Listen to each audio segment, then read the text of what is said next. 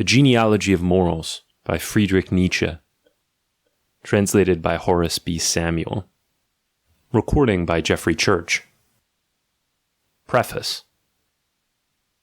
1. We are unknown, we knowers, ourselves to ourselves. This has its own good reason. We have never searched for ourselves. How should it then come to pass that we should ever find ourselves?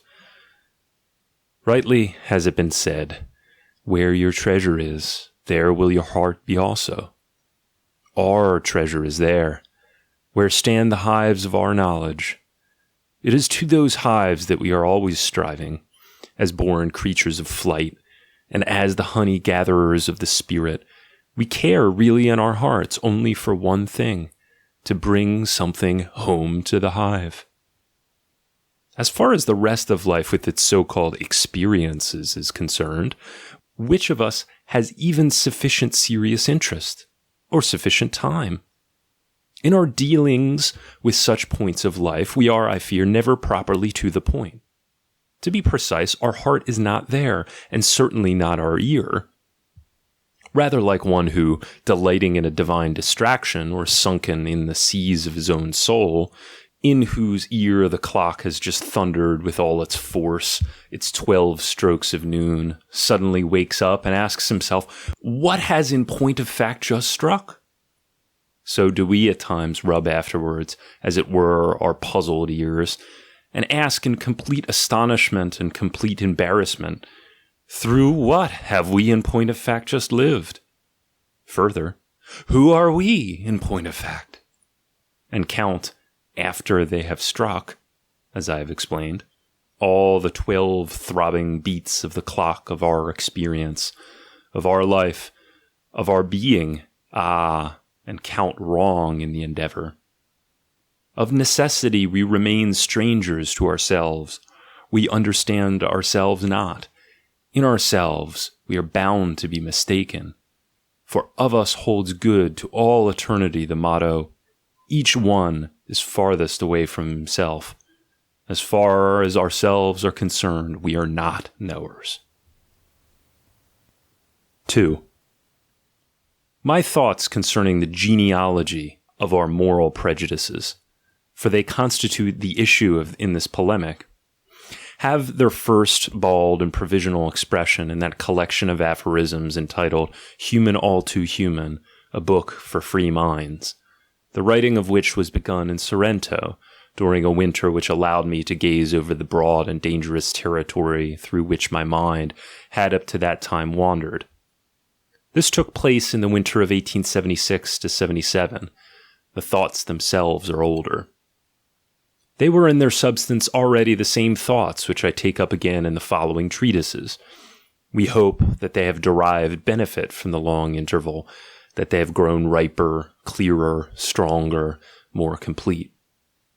The fact, however, that I still cling to them even now, that in the meanwhile they have always held faster by each other, have, in fact, grown out of their original shape and into each other, all this strengthens in my mind the joyous confidence that they must have been originally neither separate, disconnected, capricious, nor sporadic phenomena, but have sprung from a common root, from a fundamental fiat of knowledge, whose empire reached to the soul's depth, and that ever grew more definite in its voice, and more definite in its demands. That is the only state of affairs that is proper in the case of a philosopher. We have no right to be disconnected. We must neither err disconnectedly, nor strike the truth disconnectedly. Rather, with the necessity with which a tree bears its fruit, so do our thoughts, our values, our yeses and nos and ifs and whethers grow connected and interrelated, mutual witnesses of one will, one health, one kingdom, one sun. As to whether they are to your taste, these fruits of ours, but what matters that to the trees? What matters that to us, the philosophers? 3. Owing to a scrupulosity peculiar to myself, which I confess reluctantly, it concerns indeed morality. A scrupulosity which manifests itself in my life at such an early period, with so much spontaneity, with so chronic a persistence and so keen an opposition to environment, epoch, precedent, and ancestry, that I should have been almost entitled to style it my a priori. My curiosity and my suspicion felt themselves betimes bound to halt at the question of what in point of actual fact was the origin of our good and of our evil. Indeed, at the boyish age of 13, the problem of the origin of evil already haunted me. At an age when games and God divide one's heart, I devoted to that problem my first childish attempt at the literary game, my first philosophic essay, and as regards my infantile solution of the problem, well, I gave quite properly the honor to God and made him the father of evil. Did my own a priori demand that precise solution from me, that new immortal or at least amoral a priori, and that categorical imperative which was its voice? But oh, how hostile to the Kantian article and how pregnant with problems. To which since then I have given more and more attention, and indeed what is more than attention. Fortunately, I soon learned to separate theological from moral prejudices, and I gave up looking for any supernatural origin of evil. A certain amount of historical and philological education, to say nothing of an innate faculty of psychological discrimination par excellence, succeeded in transforming almost immediately my original problem into the following one. Under what conditions did man invent for himself those judgments of values, good and evil? And what intrinsic value do they possess in themselves? Have they up to the present hindered or advanced human well-being? Are they a symptom of the distress, impoverishment, and degeneration of human life? Or, conversely, is it in them that is manifested the fullness, the strength, and the will of life, its courage, its self-confidence, its future? On this point I found and hazarded in my mind the most diverse answers. I established distinctions in periods, peoples, and castes. I became a specialist in my problem. And from my answers grew new questions, new investigations, new conjectures, new probabilities. Until at last I had a land of my own and a soil of my own, a whole secret world growing and flowering, like hidden gardens of whose existence no one could have an inkling.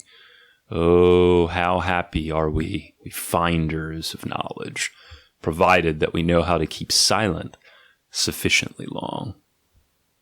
4.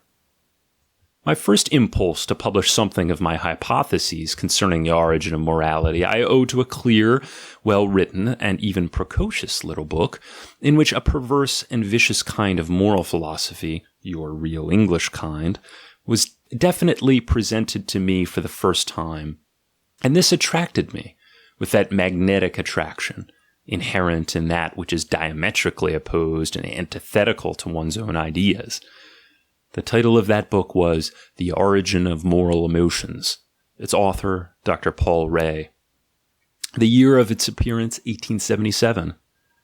I may almost say that I have never read anything in which every single dogma and conclusion has called forth from me so emphatic a negation as did that book, albeit a negation untainted by either pique or intolerance. I referred accordingly both in season and out of season in the previous works, at which I was then working to the arguments of that book, not to refute them.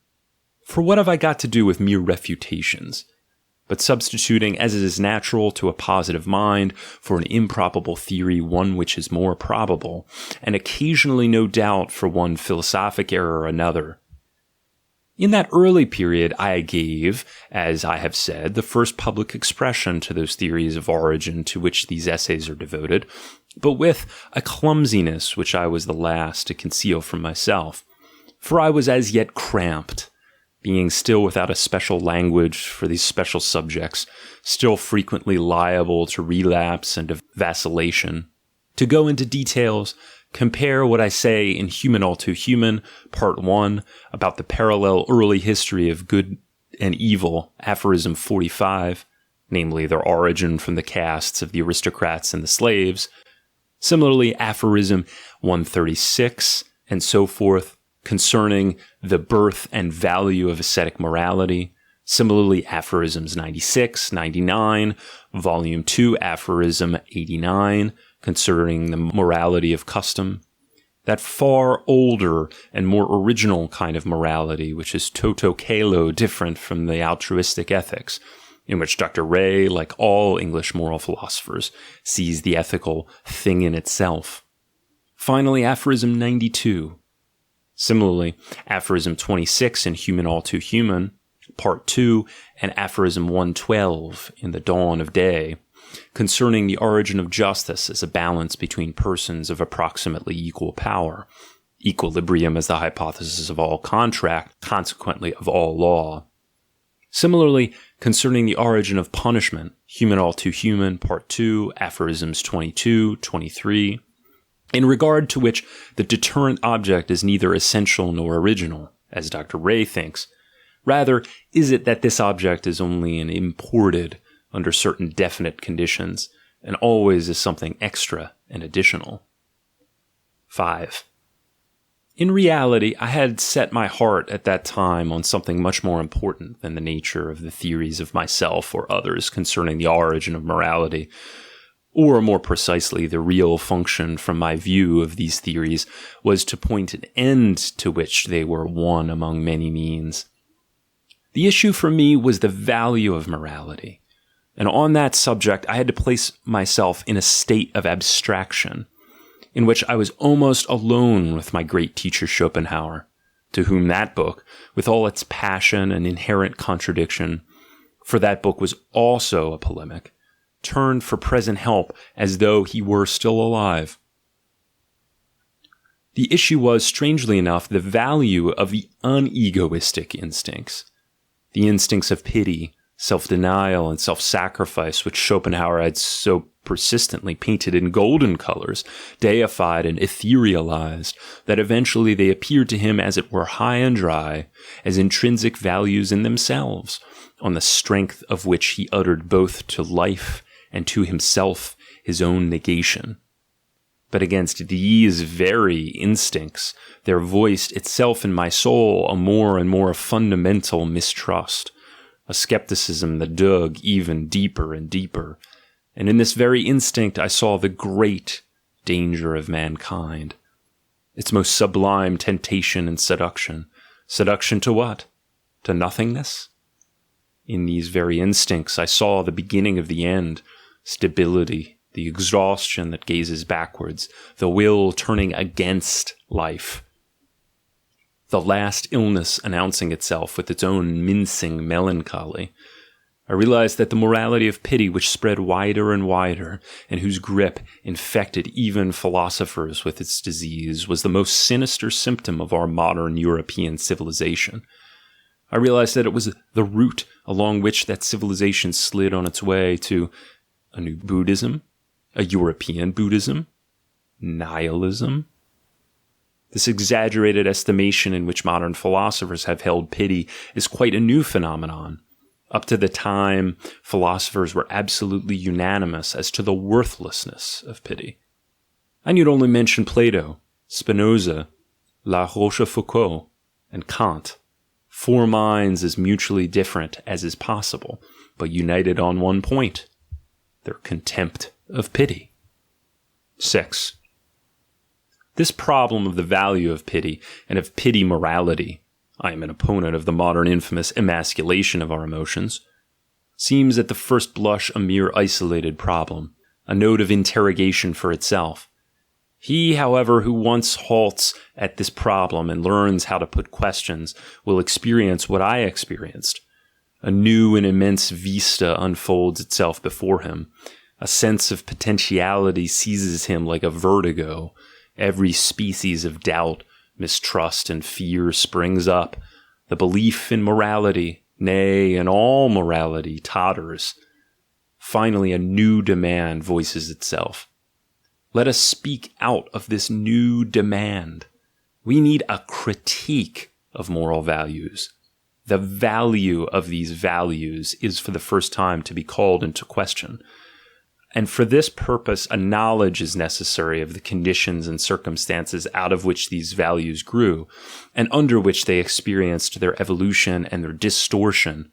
Morality as a result, as a symptom, as a mask, as Tartuffism, as disease, as a misunderstanding, but also a morality as a cause, as a remedy, as a stimulant, as a fetter, as a drug. Especially as such a knowledge has neither existed up to the present time, nor is even now generally desired. The value of these values was taken for granted as an indisputable fact, which was beyond all question. No one has up to the present exhibited the faintest doubt or hesitation in judging the good man to be of a higher value than the evil man, or a higher value with regard specifically to human progress, utility, and prosperity generally, not forgetting the future. What? Suppose the converse were the truth? What? Suppose there lurked in the good man a symptom of retrogression, such as a danger, a temptation, a poison, a narcotic, by means of which the present battened on the future? More comfortable and less risky perhaps than its opposite, but also pettier, meaner, so that morality would really be saddled with the guilt if the maximum potentiality of the power and splendor of the human species were never to be attained? So that really morality would be the danger of dangers? 7. Enough that after this vista had disclosed itself to me, I myself had reason to search for learned, bold, and industrious colleagues. I am doing it even to this very day. It means traversing with new clamorous questions, and at the same time with new eyes, the immense, distant, and completely unexplored land of morality, of a morality which has actually existed and been actually lived. And is this not practically equivalent to first discovering that land? If in this context I thought, amongst others, of the aforesaid Dr. Ray, I did so because I had no doubt that from the very nature of his questions, he would be compelled to have recourse to a truer method in order to obtain his answers. Have I deceived myself on that score?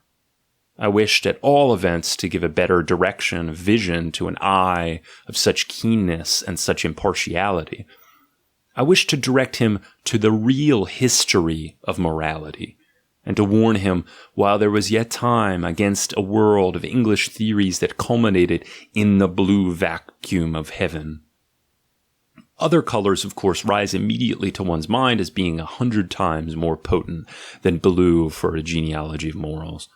For instance, gray, by which I mean authentic facts capable of definite proof and having actually existed, or, to put it shortly, the whole of that long hieroglyphic script, which is so hard to decipher, about the past history of human morals. This script was unknown to Dr. Ray, but he had read Darwin. And so in his philosophy, the Darwinian beast and that pink of modernity, the demure weakling and dilettante who bites no longer, shake hands politely in a fashion that is at least instructive, the latter exhibiting a certain facial expression of refined and good-humored indolence, tinged with a touch of pessimism and exhaustion, as if really did not pay to take all these things, I mean moral problems, so seriously.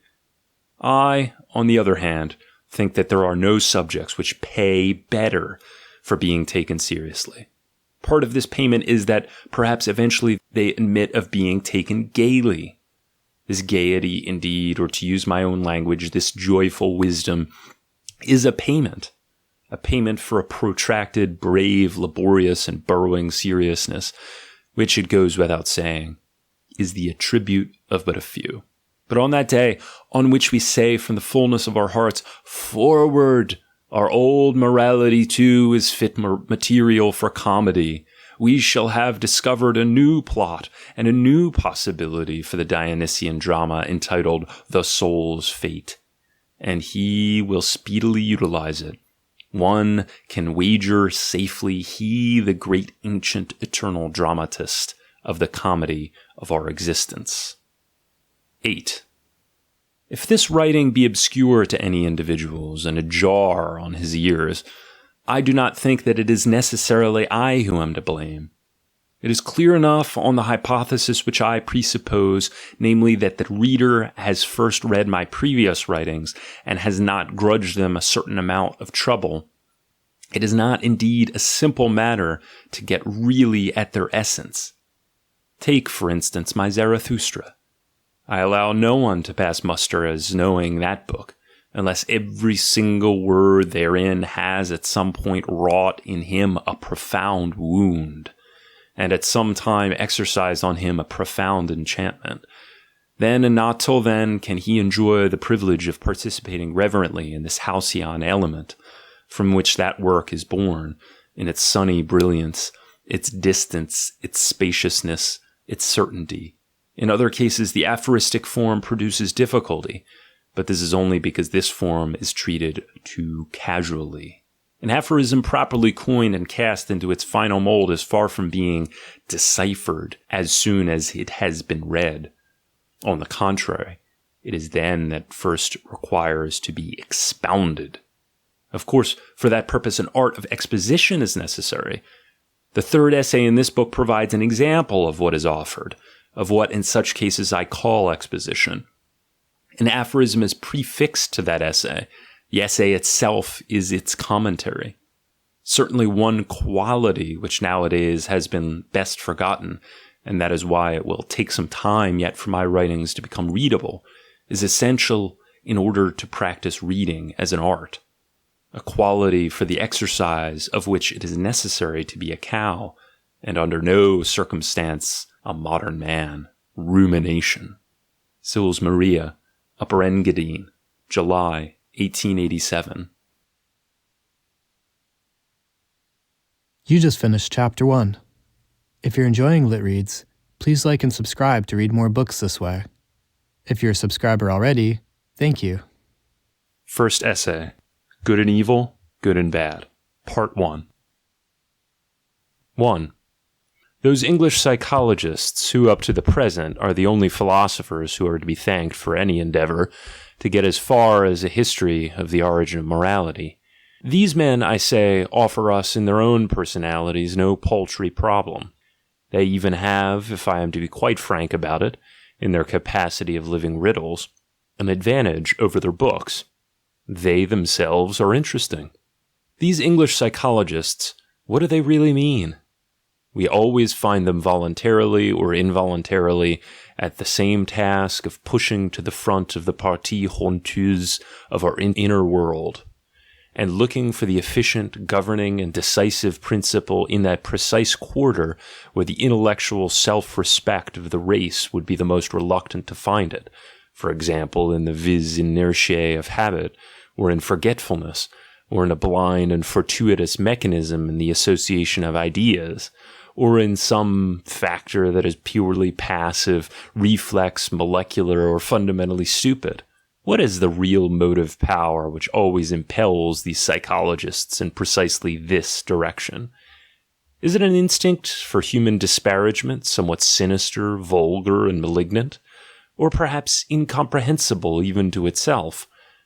Or perhaps a touch of pessimistic jealousy, the mistrust of disillusioned idealists who have become gloomy, poisoned, and bitter? Or a petty subconscious enmity and rancor against Christianity and Plato that has conceivably never crossed the threshold of consciousness? Or just a vicious taste for those elements in life which are bizarre, painfully paradoxical, mystical, and illogical? Or, as a final alternative, a dash of each of these motives, a little vulgarity, a little gloominess, a little anti-Christianity, a little craving for the necessary piquancy. But I am told that it is simply a case of old frigid and tedious frogs crawling and hopping around men and inside men, as if they were as thoroughly at home there as they would be in a swamp. I am opposed to this statement. Nay, I do not believe it.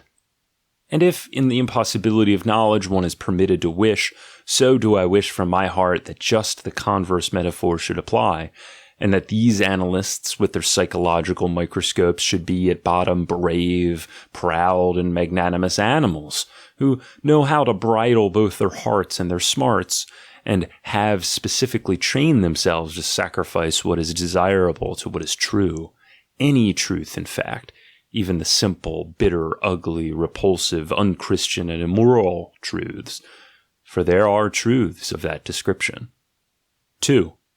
All honor, then, to the noble spirits who would fain dominate these historians of morality, but it is certainly a pity that they lack the historical sense itself, that they themselves are quite deserted by all the beneficent spirits of history.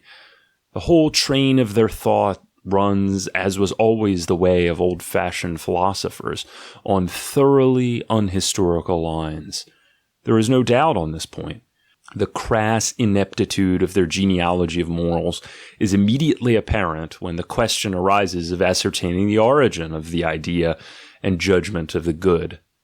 Man had originally, so speaks their decree, praised and called good altruistic acts from the standpoint of those on whom they were conferred, that is, those to whom they were useful. Subsequently, the origin of this phrase was forgotten, and altruistic acts, simply because, as a sheer matter of habit, they were praised as good, came also to be felt as good, as though they contained in themselves some intrinsic goodness. The thing is obvious. This initial derivation contains already all the typical and idiosyncratic traits of English psychologists. We have utility, forgetting, habit, and finally error, the whole assemblage forming the basis of a system of values on which the higher man has up to the present prided himself as though it were a kind of privilege of man in general. This pride must be brought low. This system of values must lose its values. Is that attained? Now, the first argument that comes ready to my hand is that the real homestead of the concept good is sought and located in the wrong place. The judgment good did not originate among those to whom goodness was shown. Much rather has it been the good themselves, that is, the aristocratic, the powerful, the high-stationed, the high-minded, who have felt that they themselves were good, and that their actions were good, that to say of the first order, in contradistinction to all the low-minded, the vulgar, and the plebeian, it was out of this pathos of distance that they first arrogated the right to create values for their own profit, and to coin the names of such values. What had they to do with utility? The standpoint of utility is as alien and as inapplicable as it could possibly be when we have to deal with so volcanic an effervescence of supreme values, creating and demarcating as they do a hierarchy within themselves. It is at this juncture that one arrives at an appreciation of the contrast to that tepid temperature, which is the presupposition on which every combination of worldly wisdom and every calculation of practical expediency is always based. And not for one occasional, not for one exceptional instance, but chronically. The pathos of nobility and distance, as I have said, the chronic and despotic esprit de corps and fundamental instinct of a higher dominant race coming into association with a meaner race, an under race. This is the origin of the antithesis of good and bad. The master's right of giving names goes so far that it is permissible to look upon language itself as the expression of the power of masters. They say, this is that, and that. They seal finally every object and every event with a sound, and thereby at the same time take possession of it. It is because of this origin that the word good is far from having any necessary connection with altruistic acts, in accordance with the superstitious belief of these moral philosophers. On the contrary, it is on the occasion of the decay of aristocratic values that the antithesis between egoistic and altruistic presses more and more heavily on the human conscience. It is, to use my own language, the herd instinct which finds in this antithesis an expression in many ways. And even then, it takes a considerable time for this instinct to become sufficiently dominant, for the valuation to be inextricably dependent on this antithesis, as is the case in contemporary Europe. For today, the prejudice is predominant, which, acting even now with all the intensity of an obsession and brain disease, holds that moral, altruistic, and désintéressé are concepts of equal value. 3. In the second place, quite apart from the fact that this hypothesis as to the genesis of value good cannot be historically upheld, it suffers from an inherent psychological contradiction. The utility of altruistic conduct has presumably been the origin of its being praised, and this origin has become forgotten. But in what conceivable way is this forgetting possible? Has perchance the utility of such conduct ceased at some given moment? The contrary is the case. This utility has rather been experienced every day at all times, and is consequently a feature that obtains a new and regular emphasis with every fresh day. It follows that, so far from vanishing from the consciousness, so far indeed from being forgotten, it must necessarily become impressed on the consciousness with ever-increasing distinctness. How much more logical is that contrary theory? It is not truer for that, which is represented, for instance, by Herbert Spencer, who places the concept good as essentially similar to the concept useful, purposive, so that in the judgments good and bad, mankind is simply summarizing and investing with a sanction its unforgotten and unforgettable experiences concerning the useful purposive and the mischievous non-purposive. According to this theory, good is the attribute of that which has previously shown itself useful, and so is able to claim to be considered valuable in the highest degree, valuable in itself. This method of explanation is also, as I have said, wrong, but at any rate, the explanation itself is coherent and psychologically tenable. 4. The guidepost which first put me on the right track was this question: what is the true etymological significance of the various symbols for the idea good, which have been coined in the various languages? I then found that they all led back to the same evolution of the same idea, that everywhere aristocrat, noble, in the social sense, is the root idea, out of which have necessarily developed good in the sense of with aristocratic soul, noble in the sense of with a soul of high caliber, with a privileged soul, a development which invariably runs parallel with that other evolution by which vulgar, plebeian, low are made to change finally into bad. The most eloquent proof of this last contention is the German word schlecht itself. This word is identical with schlecht. Compare schlechtweg and schlechterdings, which originally and as yet without any sinister innuendo simply denoted the plebeian man in contrast to the aristocratic man. It is at the sufficiently late period of the 30 Years' War that this sense becomes changed to the sense now current. From the standpoint of the genealogy of morals, this discovery seems to be substantial. The lateness of it is to be attributed to the retarding influence exercised in the modern world by democratic prejudice in the sphere of all questions of origin. This extends, as will shortly be shown, even to the province of natural science and physiology, which prima facie is the most objective. The extent of the mischief which is caused by this prejudice, once it is free of all trammels except those of its own malice, particularly to ethics and history, is shown by the notorious case of Buckle. It was in Buckle that the plebeianism of the modern spirit, which is of English origin, broke out once again from its malignant soil with all the violence of a slimy volcano, and with that salted, rampant, and vulgar eloquence with which up to the present time all volcanoes have spoken. 5. With regard to our problem, which can justly be called an intimate problem, and which elects to appeal to only a limited number of ears, it is of no small interest to ascertain that in those words and roots which denote good, we catch glimpses of that arch trait, on the strength of which the aristocrats feel themselves to be beings of a higher order than their fellows. Indeed, they call themselves in perhaps the most frequent instances simply after their superiority in power. For example, the powerful, the lords, the commanders, or after the most obvious sign of their superiority, as for example the rich, the possessors. That is the meaning of aria, and the Iranian and Slav languages correspond. But they also call themselves after some characteristic idiosyncrasy, and this is the case which now concerns us.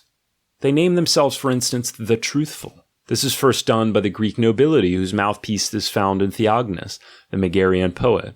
The word esthlos, which is coined for the purpose, signifies etymologically one who has reality, who is real, who is true, and then with a subjective twist, the true, as the truthful.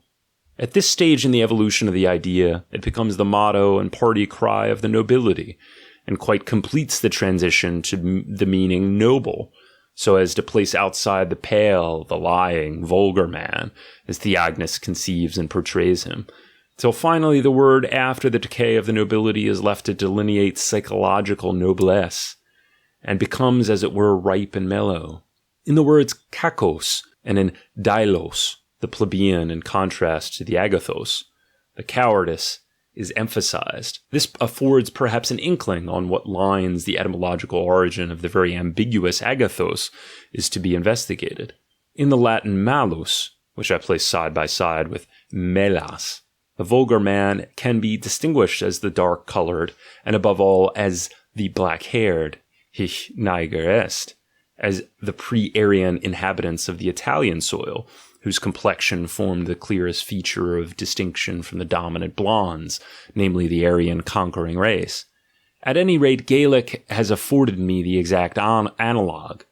Finn, for instance, in the name Fingal, the distinctive word of the nobility, finally, good, noble, clean, but originally the blonde-haired man in contrast to the dark, black-haired aboriginals.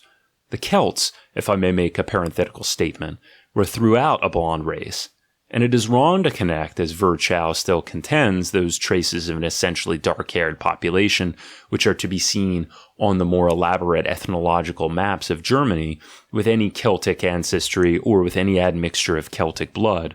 It is in this context, it is rather the pre-Aryan population of Germany which surges up to these districts. The same is true substantially of the whole of Europe. In point of fact, the subject race has finally again obtained the upper hand in complexion and the shortness of the skull, and perhaps in the intellectual and social qualities. Who can guarantee that modern democracy, still more modern anarchy, and indeed that tendency to the commune, the most primitive form of society, which is now common to all the socialists in Europe, does not in its real essence signify a monstrous reversion, and that the conquering and master race, the Aryan race, is not also becoming inferior physiologically. I believe that I can explain the Latin bonus as the warrior. My hypothesis is that I am right in deriving bonus from an older duonus, compare bellum duellum duenlum, in which the word duonu appears to be contained. Bonus, accordingly, as the man of discord, of variance, Entzweiung, duo, as the warrior. One sees what in ancient Rome the good meant for a man. Must not our actual German word gut mean the godlike, the man of godlike race, and be identical with the national name, originally the noble's name, of the Goths? The grounds for this supposition do not appertain to this work. 6. Above all, there is no exception, though there are opportunities for exceptions, to this rule, that the idea of political superiority always resolves itself into the idea of psychological superiority, in those cases where the highest caste is at the same time the priestly caste, and in accordance with its general characteristics confers on itself the privilege of a title which alludes specifically to its priestly function. It is in these cases, for instance, that clean and unclean confront each other for the first time as badges of class distinction. Here again there develops a good and a bad, in a sense which has ceased to be merely social. Moreover, care should be taken not to take these ideas of clean and unclean too seriously, too broadly, or too symbolically. All the ideas of ancient man have, on the contrary, got to be understood in their initial stages, in a sense which is, to an almost inconceivable extent, crude, coarse, physical, and narrow, and above all, essentially unsymbolical.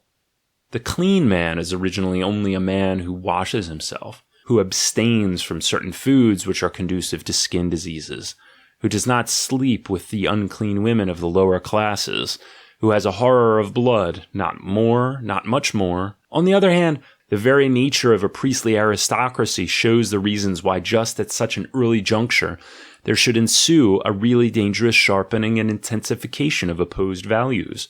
It is, in fact, through these opposed values that gulfs and are cleft in the social plane, which a veritable Achilles of free thought would shudder to cross.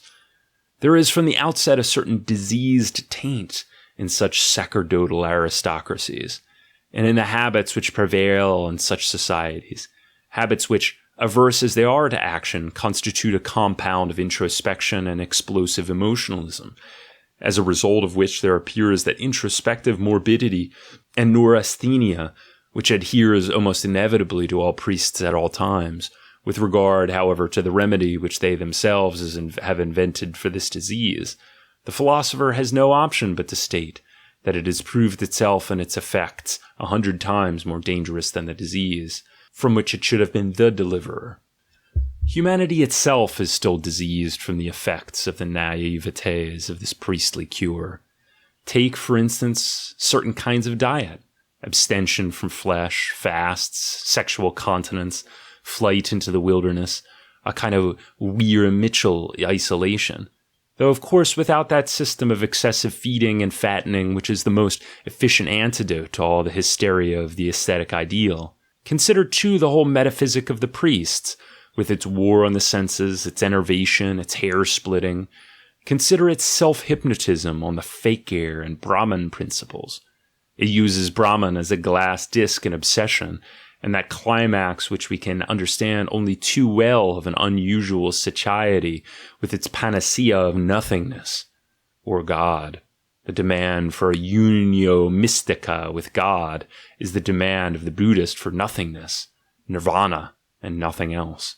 In sacerdotal societies, every element is on a more dangerous scale, not merely cures and remedies, but also pride, revenge, cunning, exultation, love, ambition, virtue, morbidity. Further, it can fairly be stated that it is on the soil of this essentially dangerous form of human society, the sacerdotal form, that man really becomes for the first time an interesting animal. That it is in this form that the soul of man has in a higher sense attained depths and become evil. And those are the two fundamental forms of a superiority which up to the present man has exhibited over every other animal. 7. The reader will have already surmised with what ease the priestly mode of valuation can branch off from the knightly aristocratic mode, and then develop into the very antithesis of the latter. Special impetus is given to this opposition by every occasion when the castes of the priests and warriors confront each other with mutual jealousy and cannot agree over the prize. The knightly aristocratic values are based on a careful cult of the physical, on a flowering, rich, and even effervescing healthiness that goes considerably beyond what is necessary for maintaining life, on war, adventure, the chase, the dance, the tourney, on everything, in fact, which is contained in strong, free, and joyous action. The priestly aristocratic mode of valuation is, we have seen, based on other hypotheses. It is bad enough for this class when it is a question of war. Yet the priests are, as is notorious, the worst enemies. Why? Because they are the weakest. Their weakness causes their hate to expand into a monstrous and sinister shape, a shape which is most crafty and most poisonous. The really great haters in the history of the world have always been priests, who are also the cleverest haters. In comparison with the cleverness of priestly revenge, every other piece of cleverness is practically negligible. Human history would be too fatuous for anything were it not for the cleverness imported into it by the weak. Take at once the most important instance. All the world's efforts against the aristocrats, the mighty, the masters, the holders of power, are negligible by comparison with what has been accomplished against those classes by the Jews. The Jews, that priestly nation which eventually realized that the one method of effecting satisfaction on its enemies and tyrants was by means of a radical transvaluation of values, which was at the same time an act of the cleverest revenge. Yet the method was only appropriate to a nation of priests, to a nation of the most jealously nursed priestly revengefulness. It was the Jews who, in opposition to the aristocratic equation good equals aristocratic equals beautiful equals happy equals loved by the gods, dared with a terrifying logic to suggest the contrary equation, and indeed to maintain with the teeth of the most profound hatred, the hatred of weakness, this contrary equation, namely, the wretched are alone the good, the poor, the weak, the lowly are alone the good, the suffering, the needy, the sick, the loathsome are the only ones who are pious, the only ones who are blessed, for them alone is salvation. But you, on the other hand, you aristocrats, you men of power, you are to all eternity the evil, the horrible, the covetous, the insatiate, the godless.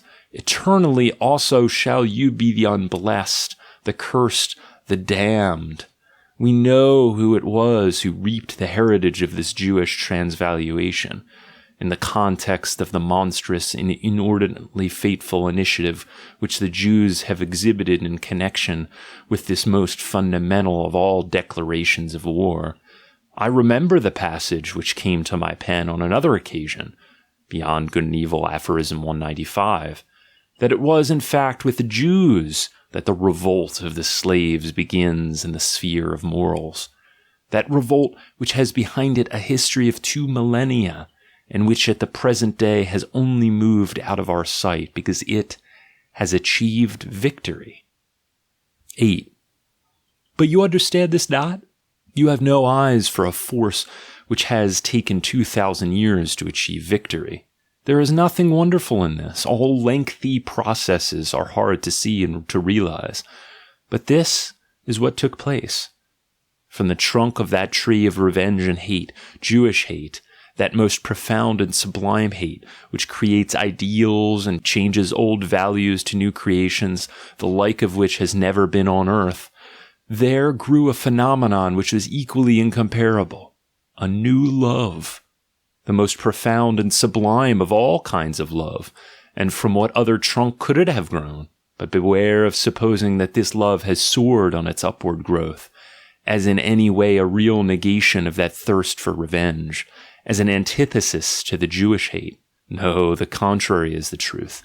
This love grew out of that hate as its crown, as its triumphant crown, circling wider and wider amid the clarity and fullness of the sun, and pursuing in the very kingdom of light and height its goal of hatred, its victory, its spoil, its strategy, with the same intensity with which the roots of that tree of hate sank into everything which was deep and evil, with increasing stability and increasing desire.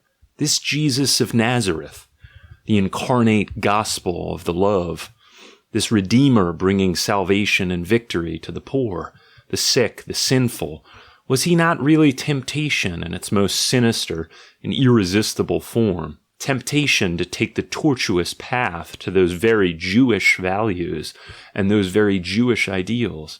Has not Israel really obtained the final goal of its sublime revenge by the tortuous paths of this Redeemer, for all that he might pose as Israel's adversary and Israel's destroyer?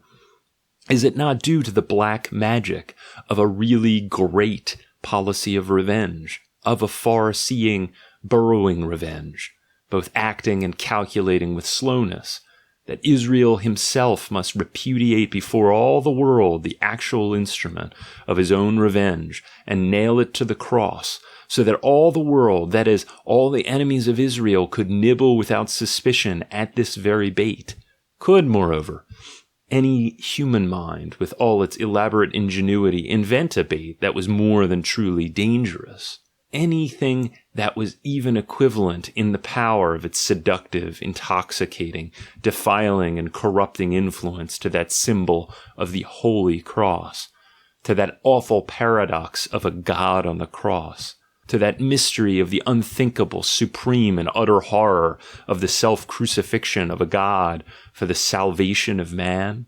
It is at least certain that sub hoc signo Israel, with its revenge and transvaluation of all values, has up to the present always triumphed again over all other ideals, over all more aristocratic ideals. 9. But why do you talk of nobler ideals?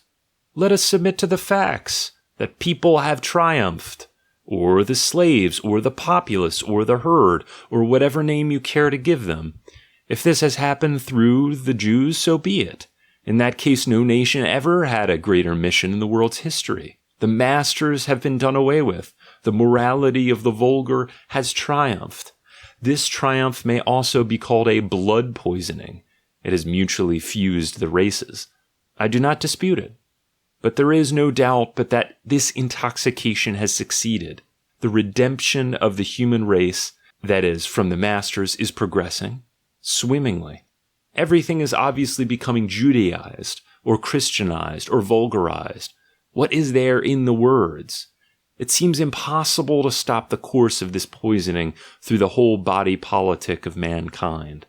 But its tempo and pace may, from the present time, be slower, more delicate, quieter, more discreet. There is time enough. In view of this context, has the church nowadays any necessary purpose? Has it, in fact, a right to live? Or could man get on without it? Queritur. It seems that it fetters and retards this tendency, instead of accelerating it. Well, even that might be its utility. The church certainly is a crude and boorish institution that is repugnant to an intelligence with any pretense of delicacy, to a really modern taste. Should it not at any rate learn to be somewhat more subtle? It alienates nowadays more than it allures. Which of us would, forsooth, be a free thinker if there were no church? It is the church which repels us, not its poison. Apart from the church, we are like the poison. This is the epilogue of a free thinker to my discourse, of an honorable animal, as he has been given abundant proof, and a democrat to boot. He had, up to that time, listened to me, and could not endure my silence, but for me, indeed, with regard to this topic, there is much on which to be silent. 10. The revolt of the slaves in morals begins in the very principle of resentment, becoming creative and giving birth to values. A resentment experienced by creatures who, deprived as they are of the proper outlet of action, are forced to find their compensation in an imaginary revenge. While every aristocratic morality springs from a triumphant affirmation of its own demands, the slave morality says no from the very outset to what is outside itself, different from itself, and not itself. And this no is its creative deed. This volte face of this valuing standpoint, this inevitable gravitation to the objective instead of back to the subjective, is typical of resentment. The slave morality requires as the condition of its existence an external and objective world. To employ physiological terminology, it requires objective stimuli to be capable of action at all. Its action is fundamentally a reaction. The contrary is the case when we come to the aristocrat's system of values. It acts and grows spontaneously. It merely seeks its antithesis in order to pronounce a more grateful and exultant yes to its own self. Its negative conception, low, vulgar, bad, is merely a pale, late-born foil in comparison with its positive and fundamental conception, saturated as it is with life and passion, of we aristocrats, we good ones, we beautiful ones, we happy ones. When the aristocratic morality goes astray and commits sacrilege on reality, this is limited to that particular sphere with which it is not sufficiently acquainted. A sphere, in fact, from the real knowledge of which it disdainfully defends itself. It misjudges, in some cases, the sphere which it despises, the sphere of the common vulgar man and the low people. On the other hand, due weight should be given to the consideration that in any case the mood of contempt, of disdain, of superciliousness, even on the supposition that it falsely portrays the object of its contempt, will always be far removed from that degree of falsity which will always characterize the attacks, in effigy, of course, of the vindictive hatred and revengefulness of the weak in onslaughts on their enemies. In point of fact, there is in contempt too strong an admixture of nonchalance, of casualness, of boredom, of impatience, even of personal exaltation, for it to be capable of distorting its victim into a real caricature or a real monstrosity. Attention again should be paid to the almost benevolent nuances, which, for instance, the Greek nobility imports into all the words by which it distinguishes the common people from itself. Note how continuously a kind of pity, care, and consideration imparts its honeyed flavor, until at last almost all the words which are applied to the vulgar man survive finally as expressions for unhappy, worthy of pity. Compare dailos, dailaios, poneros, moktheros, the latter two names really denoting the vulgar man as labor slave and beast of burden, and how conversely bad, low, unhappy have never ceased to ring in the Greek ear with a tone in which unhappy is the predominant note. This is a heritage of the old noble aristocratic morality, which remains true to itself even in contempt. Let philologists remember the sense in which oitsuros, anolebos, klemon, dousteikain, xumora used to be employed. The well-born simply felt themselves the happy. They did not have to manufacture their happiness artificially through looking at their enemies, or in cases to talk and lie themselves into happiness, as is the custom with all resentful men. And similarly, complete men as they were, exuberant with strength, and consequently necessarily energetic, they were too wise to dissociate happiness from action. Activity becomes in their minds necessarily counted as happiness.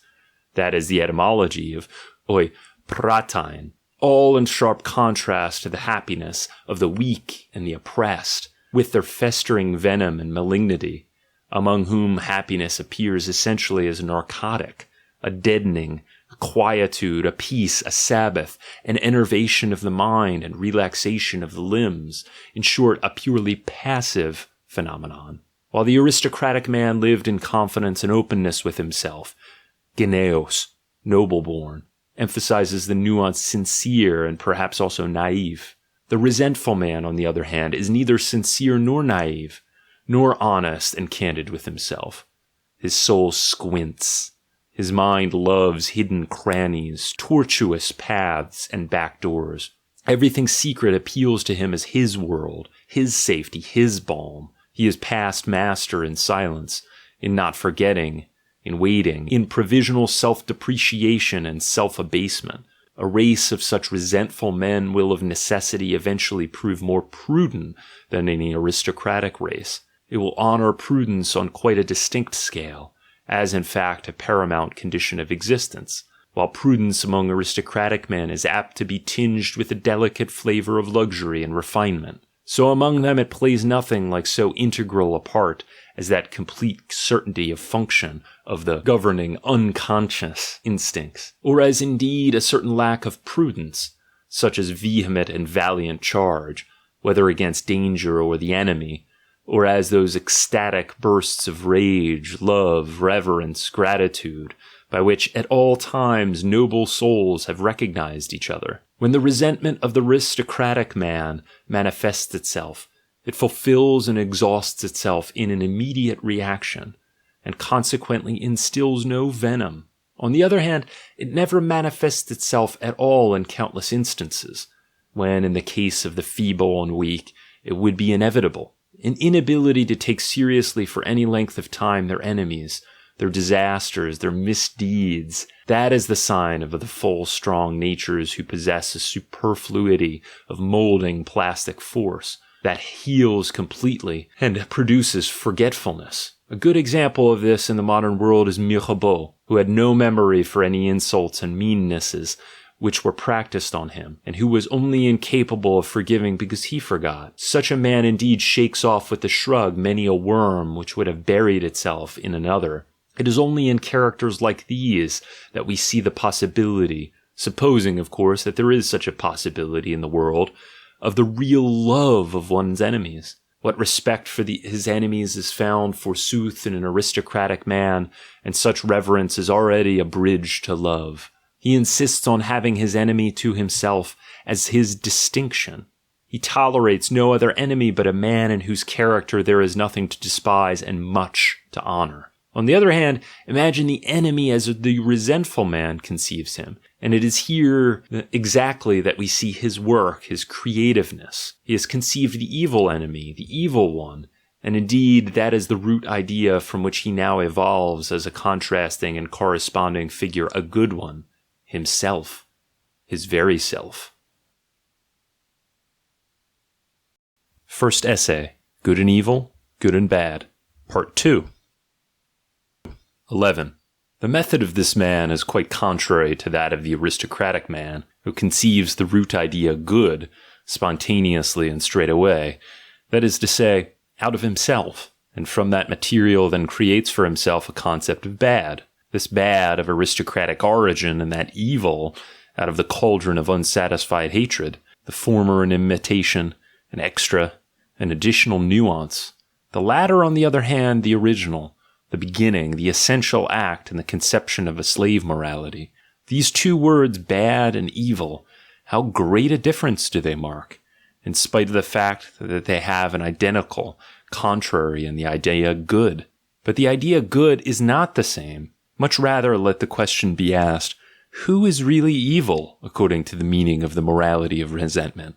In all sternness, let it be answered thus: just the good man of the other morality. Just the aristocrat, the powerful one, the one who rules, but who is distorted by the venomous eye of resentfulness into a new color, a new signification, a new appearance. This particular point we would be the last to deny. The man who learnt to know those good ones only as enemies, learnt at the same time not to know them only as evil enemies, and the same men who inter pares were kept so rigorously in bounds through convention, respect, custom, and gratitude, though much more through mutual vigilance and jealousy inter pares.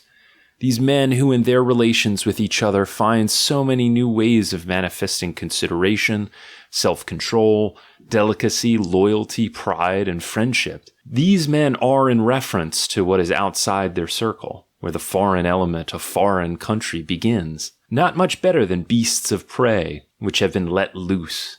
They enjoy their freedom from all social control. They feel that in the wilderness they can give vent with impunity to that tension which is produced by enclosure and imprisonment in the peace of society. They revert to the innocence of the beast of prey conscience, like jubilant monsters who perhaps come from a ghostly bout of murder, arson, rape, and torture, with bravado and a moral equanimity, as though merely some wild student's prank has been played. Perfectly convinced that the poets have now an ample theme to sing and celebrate.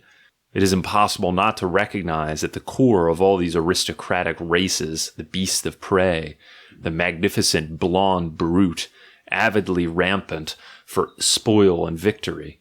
This hidden core needed an outlet from time to time. The beast must get loose again, must return into the wilderness.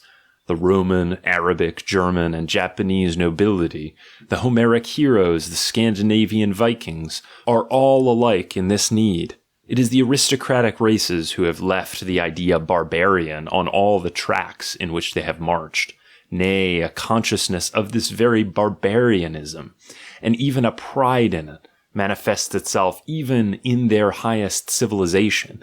For example, when Pericles says to his Athenians in that celebrated funeral oration, "Our audacity has forced a way over every land and sea, rearing everywhere imperishable memorials of itself for good and for evil."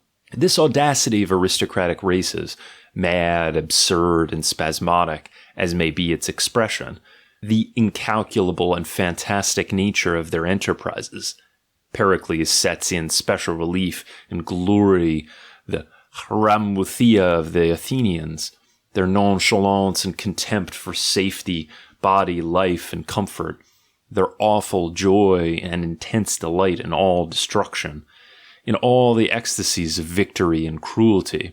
All these features become crystallized, for those who suffered thereby in the picture of the barbarian, of the evil enemy, perhaps of the Goth and of the Vandal. The profound icy mistrust which the German provokes as soon as he arrives at power, even at the present time, is always still an aftermath of that inextinguishable horror with which for whole centuries Europe has regarded the wrath of the blonde Teuton beast. Although between the old Germans and ourselves there exists scarcely a psychological, let alone a physical relationship. I have once called attention to the embarrassment of Hesiod when he conceived the series of social ages and endeavored to express them in gold, silver, and bronze. He could only dispose of the contradiction with which he was confronted by the Homeric world, an age magnificent indeed, but at the same time so awful and so violent, by making 2 ages out of one, which he henceforth placed one behind the other. First, the age of the heroes and demigods, as that world had remained in the memories of the aristocratic families, who found therein their own ancestors. Secondly, the Bronze Age, as that corresponding age appeared to the descendants of the oppressed, spoiled, ill-treated, exiled, enslaved, namely, as an age of bronze, as I have said, hard, cold, terrible, without feelings and without conscience, crushing everything and bespattering everything with blood. Granted the truth of the theory now believed to be true, that the very essence of all civilization is to train out of man the beast of prey, a tame and civilized animal, a domesticated animal, it follows indubitably that we must regard as the real tools of civilization all those instincts of reaction and resentment, by the help of which the aristocratic races, together with their ideals, were finally degraded and overpowered, though that has not yet come to be synonymous with saying that the bearers of those tools also represented the civilization. It is rather the contrary that is not only probable, nay, it is palpable today. These bearers of vindictive instincts that have to be bottled up, these descendants of all European and non-European slavery, especially of the pre-Aryan population, these peoples, I say, represent the decline of humanity. These tools of civilization are a disgrace to humanity and constitute in reality more of an argument against civilization, more of a reason why civilization should be suspected. One may be perfectly justified in being always afraid of the blonde beast that lies at the core of all aristocratic races, and in being on one's guard. But who would not 100 times prefer to be afraid when one at the same time admires, than to be immune from fear, at the cost of being perpetually obsessed with the loathsome spectacle of the distorted, the dwarfed, the stunted, the envenomed? And is that not our fate? What produces today our repulsion toward man? For we suffer from man. There is no doubt about it. It is not fear.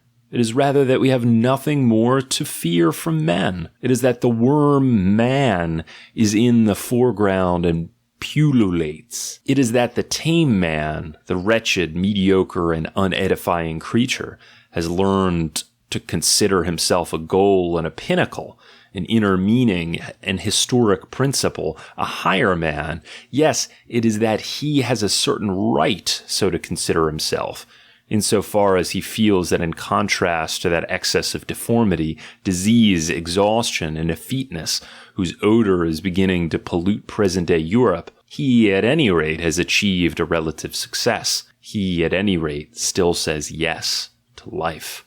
12. I cannot refrain at this juncture from uttering a sigh and one last hope. What is it precisely which I find intolerable? That which I alone cannot get rid of, which makes me choke and faint. Bad air, bad air. That something misbegotten comes near me, that I must inhale the odor of the entrails of a misbegotten soul. That accepted, what can one not endure in the way of need, privation, bad weather, sickness, toil, solitude? In point of fact, one manages to get over everything, born as one is to a burrowing and battling existence. One always returns once again to the light. One always lives again one's golden hour of victory. And then one stands as one was born, unbreakable, tense, ready for something more difficult, for something more distant, like a bow stretched but tauter by every strain. But from time to time do ye grant me, assuming that beyond good and evil there are goddesses who can grant me but one glimpse only of something perfect, fully realized, happy, mighty, triumphant, of something that still gives cause for fear, a glimpse of a man that justifies the existence of man, a glimpse of an incarnate human happiness that realizes and redeems, for the sake of which one may hold fast to the belief in man. For the position is this: in the dwarfing and leveling of the European man lurks our greatest peril, for it is this outlook which fatigues. We see today nothing which wishes to be greater. We surmise that the process is always still backwards towards something more attenuated, more inoffensive, more cunning, more comfortable, more mediocre, more indifferent, more Chinese, more Christian. Man, there is no doubt about it, grows always better. The destiny of Europe lies even in this, that in losing the fear of man, we have also lost the hope in man. Yea, the will to be man. The sight of man now fatigues. What is present-day nihilism if it is not that? We are tired of man. 13. But let us come back to it, the problem of another origin of the good as the resentful man has thought it out, demands its solution. It is not surprising that the lambs should bear a grudge against the great birds of prey, but that is no reason for blaming the great birds of prey for taking the little lambs. And when the lambs say among themselves, "Those birds of prey are evil," and he who is as far removed from being a bird of prey, who is rather its opposite, a lamb, is he not good? Then there is nothing to cavil at in the setting up of this ideal, though it may be also that the birds of prey will regard it as a little sneeringly, and perchance say that to themselves, "We bear no grudge against them, these good lambs. We even like them. Nothing is tastier than a tender lamb." To require of strength that it should not express itself as strength, that it should not be a wish to overpower, a wish to overthrow, a wish to become master, a thirst for enemies and antagonisms and triumphs, is just as absurd as to require of weakness that it should express itself as strength. A quantum of force is just such a quantum of movement, will, action. Rather, it is nothing else than just those very phenomena of moving, willing, acting, and can only appear otherwise in the misleading errors of language, and the fundamental fallacies of reason which have become petrified therein, which understands wrongly all working is conditioned by a worker, by a subject, and just exactly as the people separate the lightning from the flash, and interpret the latter as a thing done, as the working of a subject which is called lightning, so also does the popular morality separate strength from the expression of strength, as though behind the strong man there existed some indifferent neutral substratum which enjoyed a caprice and option as to whether or not it should express strength. But there is no such substratum. There is no being behind doing, working, becoming. The doer is a mere appendage to the action. The action is everything. In point of fact, the people duplicate the doing when they make the lightning lighten. That is a doing.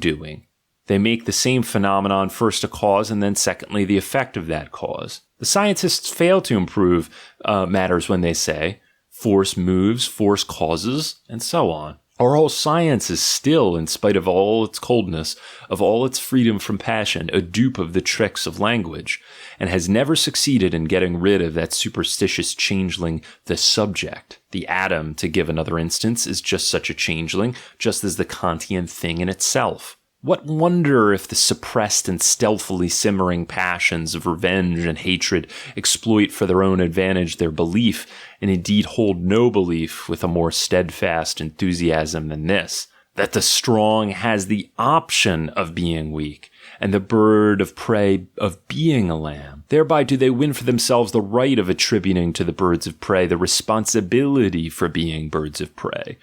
When the oppressed, downtrodden, and overpowered say to themselves with a vindictive guile of weakness, Let us be otherwise than evil, namely good.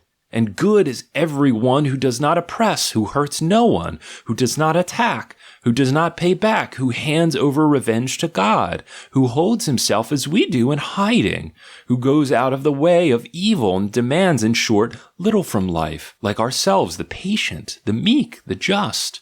Yet all this, in its cold and unprejudiced interpretation, means nothing more than, once for all, the weak are weak. It is good to do nothing for which we are not strong enough. But this dismal state of affairs, this prudence of the lowest order, which even insects possess, which in a great danger are fain to sham death so as to avoid doing too much, has, thanks to the counterfeiting and self-deception of weakness, come to masquerade in the pomp of an ascetic, mute and expectant virtue, just as though the very weakness of the weak, that is, forsooth, its being, its working, its whole unique, inevitable, inseparable reality, were a voluntary result, something wished, chosen, a deed, an act of merit. This kind of man finds the belief in a neutral, free-choosing subject necessary from an instinct of self-preservation, of self-assertion, in which every lie is fain to sanctify itself. The subject, or to use popular language, the soul, has perhaps proved itself the best dogma in the world simply because it rendered possible to the horde of mortal, weak, and oppressed individuals of every kind that most sublime specimen of self-deception, the interpretation of weakness as freedom, of being this or being that as merit. 14. Will anyone look a little right into the mystery of how ideals are manufactured in this world? Who has the courage to do it? Come. Here we have a vista opened in these grimy workshops. Wait just a moment, dear Mr. Inquisitive and Foolhardy. Your eye must first grow accustomed to this false, changing light. Yes, enough. Now speak. What is happening below down yonder? Speak out, tell what you see, man of the most dangerous curiosity, for now I am the listener. I see nothing. I hear the more. It is a cautious, spiteful, gentle whispering and muttering together in all the corners and crannies. It seems to me that they are lying. A sugary softness adheres to every sound. Weakness is turned to merit. There is no doubt about it. It is just as you say. Further.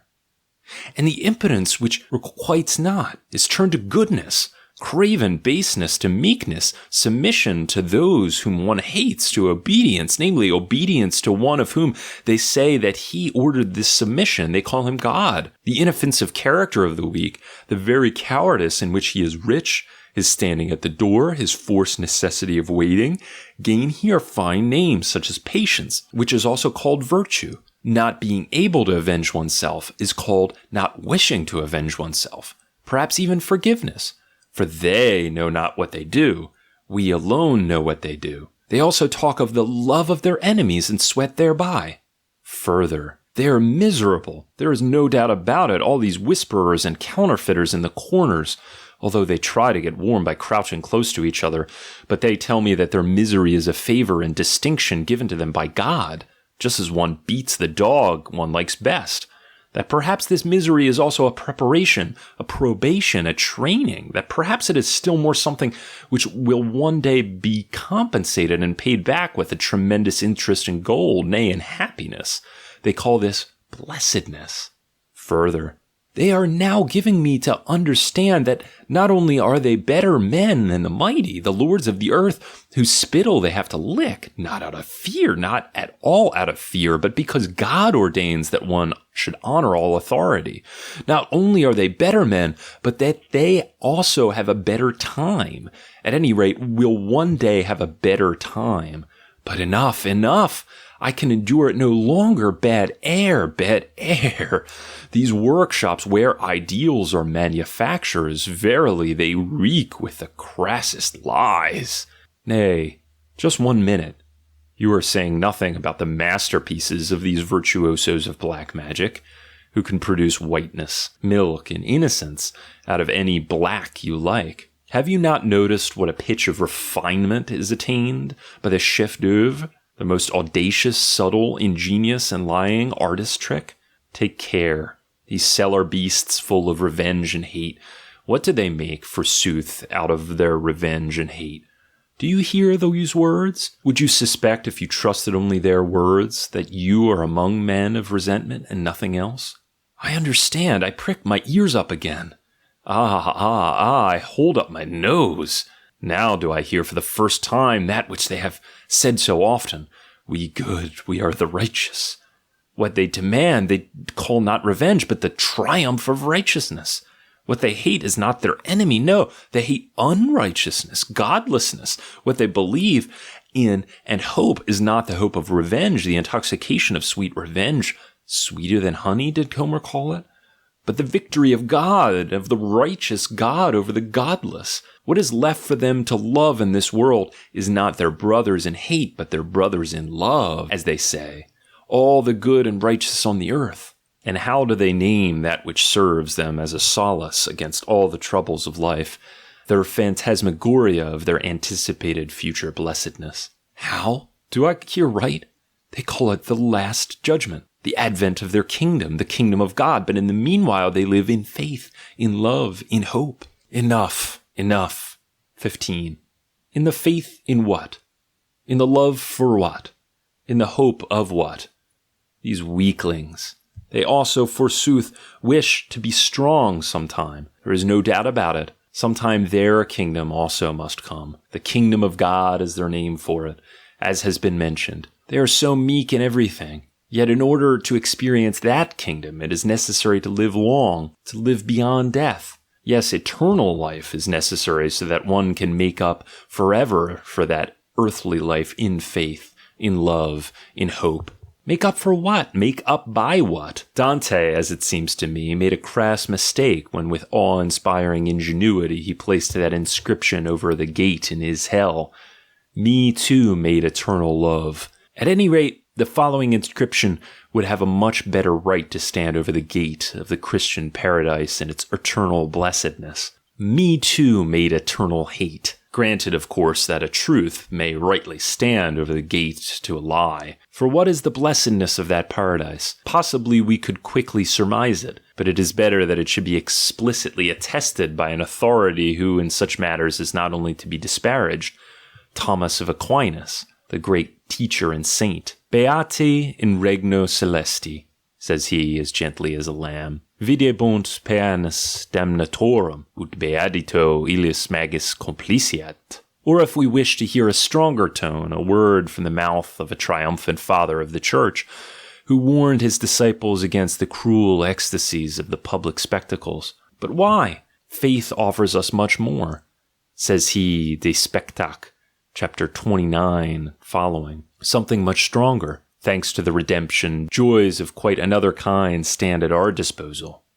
Instead of athletes, we have our martyrs. We wish for blood. Well, we have the blood of Christ. But what then awaits us on the day of his return, of his triumph? And then does he proceed, does this enraptured visionary, at enim supersunt alia spectacula, ille ultimus et perpetuus judici dies, ille nationabus inspiratus, ille derisus, cum tanta sceculi vestustas et tot ejus nativitates uno igne harientur, quae tunc spectaculi latido, quid admirere, quid ridcam, ubi gaudeam, ubi exultem spectans tot et tantos regnes qui in caelum recepti nuntiabor, cum ipso Jove et ipsis tuis testibus in immis tenebris congemenses item presides,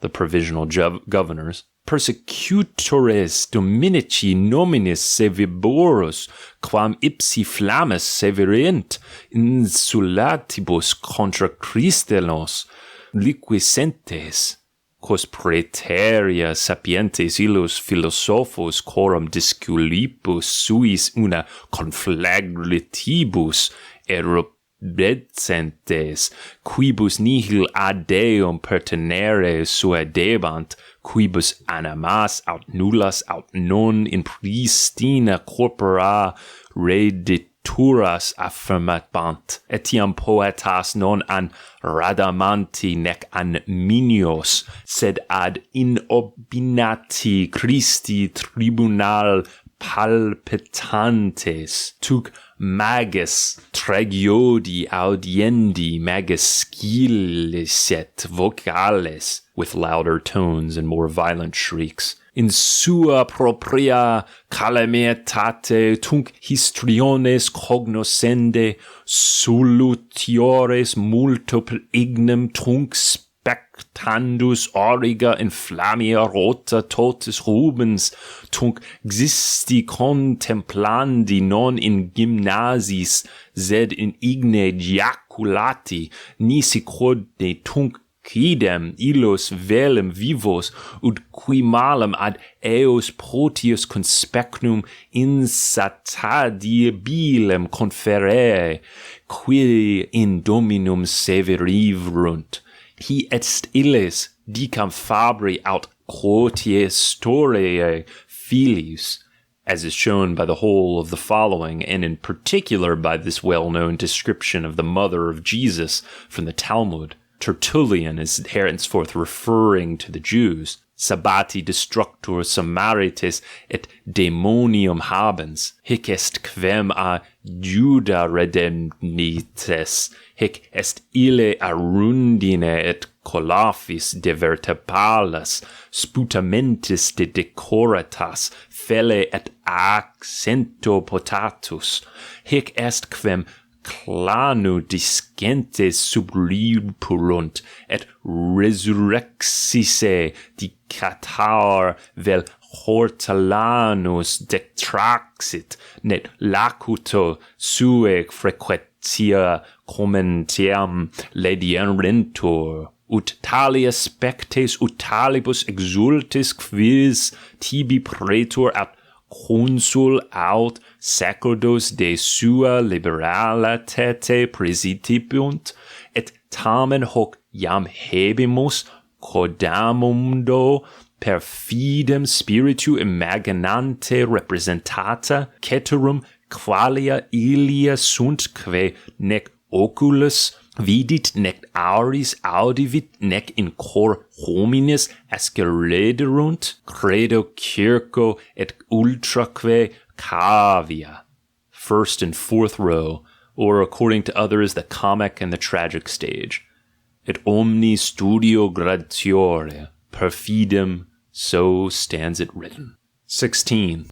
Let us come to a conclusion. The two opposing values, good and bad, good and evil, have fought a dreadful 1,000-year fight in the world. And though indubitably the second value has been for a long time in the preponderance, there are not wanting places where the fortune of the fight is still undecisive. It can almost be said that in the meanwhile the fight reaches a higher and higher level, and that in the meanwhile it has become more and more intense, and always more and more psychological, so that nowadays there is perhaps no more decisive mark of the higher nature, of the more psychological nature, than to be in that sense self-contradictory, and to be actually still a battleground for those two opposites. The symbol of this fight, written in a writing which has remained worthy of perusal throughout the course of history up to the present time, is called Rome against Judea, Judea against Rome. Hitherto there has been no greater event than that fight, the putting of that question, that deadly antagonism. Rome found in the Jew the incarnation of the unnatural, as though it were its diametrically opposed monstrosity.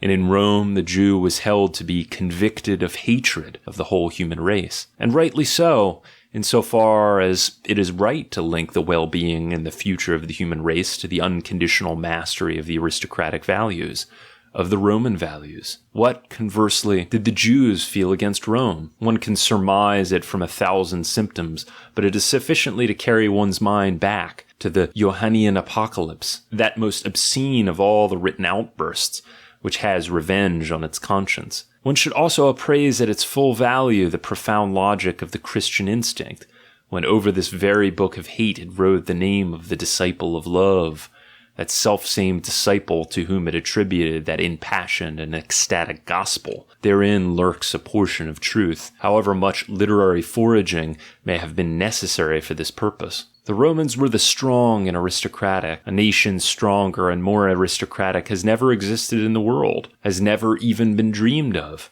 Every relic of them, every inscription enraptures, granted that one can divine what it is that writes the inscription. The Jews, conversely, were that priestly nation of resentment par excellence, possessed by a unique genius for popular morals. Just compare with the Jews the nation with analogous gifts, such as the Chinese or the Germans, so as to realize afterwards what is first rate and what is fifth rate. Which of them has been provisionally victorious, Rome or Judea? But there is not a shadow of a doubt. Just consider to whom in Rome itself nowadays you bow down, as though before the quintessence of all the highest values, and not only in Rome, but almost over half the world. Everywhere where man has been tamed or is about to be tamed, to 3 Jews, as we know, and 1 Jewess, to Jesus of Nazareth, to Peter the fisher, to Paul the tent maker, and to the mother of the aforesaid Jesus, namely Mary. This is very remarkable. Rome is undoubtedly defeated. At any rate, there took place in the Renaissance a brilliant, sinister revival of the classical ideal, of the aristocratic valuation of all things. Rome herself, like a man waking up from a trance, stirred beneath the burden of the new Judaized Rome that had been built over her, which presented the appearance of an ecumenical synagogue and was called the Church. But immediately Judea triumphed again, thanks to that fundamentally popular, German and English, moment of the revenge, which is called the Reformation, and taking also into account its inevitable corollary, the restoration of the Church, the restoration also of the ancient graveyard peace of classical Rome. Judea proved yet once more victorious over the classical ideal in the French Revolution, and in a sense which was even more crucial and even more profound. The last political aristocracy that existed in Europe, that of the French 17th and 18th centuries, broke into pieces beneath the instincts of a resentful populace. Never had the world heard a greater jubilation, a more uproarious enthusiasm. Indeed, there took place in the midst of it the most monstrous and unexpected phenomenon. The ancient ideal itself swept before the eyes and conscience of humanity with all its life and with unheard-of splendor. And in opposition to resentment's lying war cry of the prerogative of the most, in opposition to the will of the lowliness, abasement and equalization, the will to a retrogression and twilight of humanity, there rang out once again, stronger, simpler, more penetrating than ever, the terrible and enchanting counter-war cry of the prerogative of the few. Like a final signpost to the other ways, there appeared Napoleon, the most unique and violent anachronism that ever existed, and in him the incarnate problem of the aristocratic ideal in itself. Consider well what a problem it is. Napoleon, that synthesis of monster and Superman. 17. Was it therewith over? Was that greatest of all antitheses of ideals thereby relegated ad acta for all time?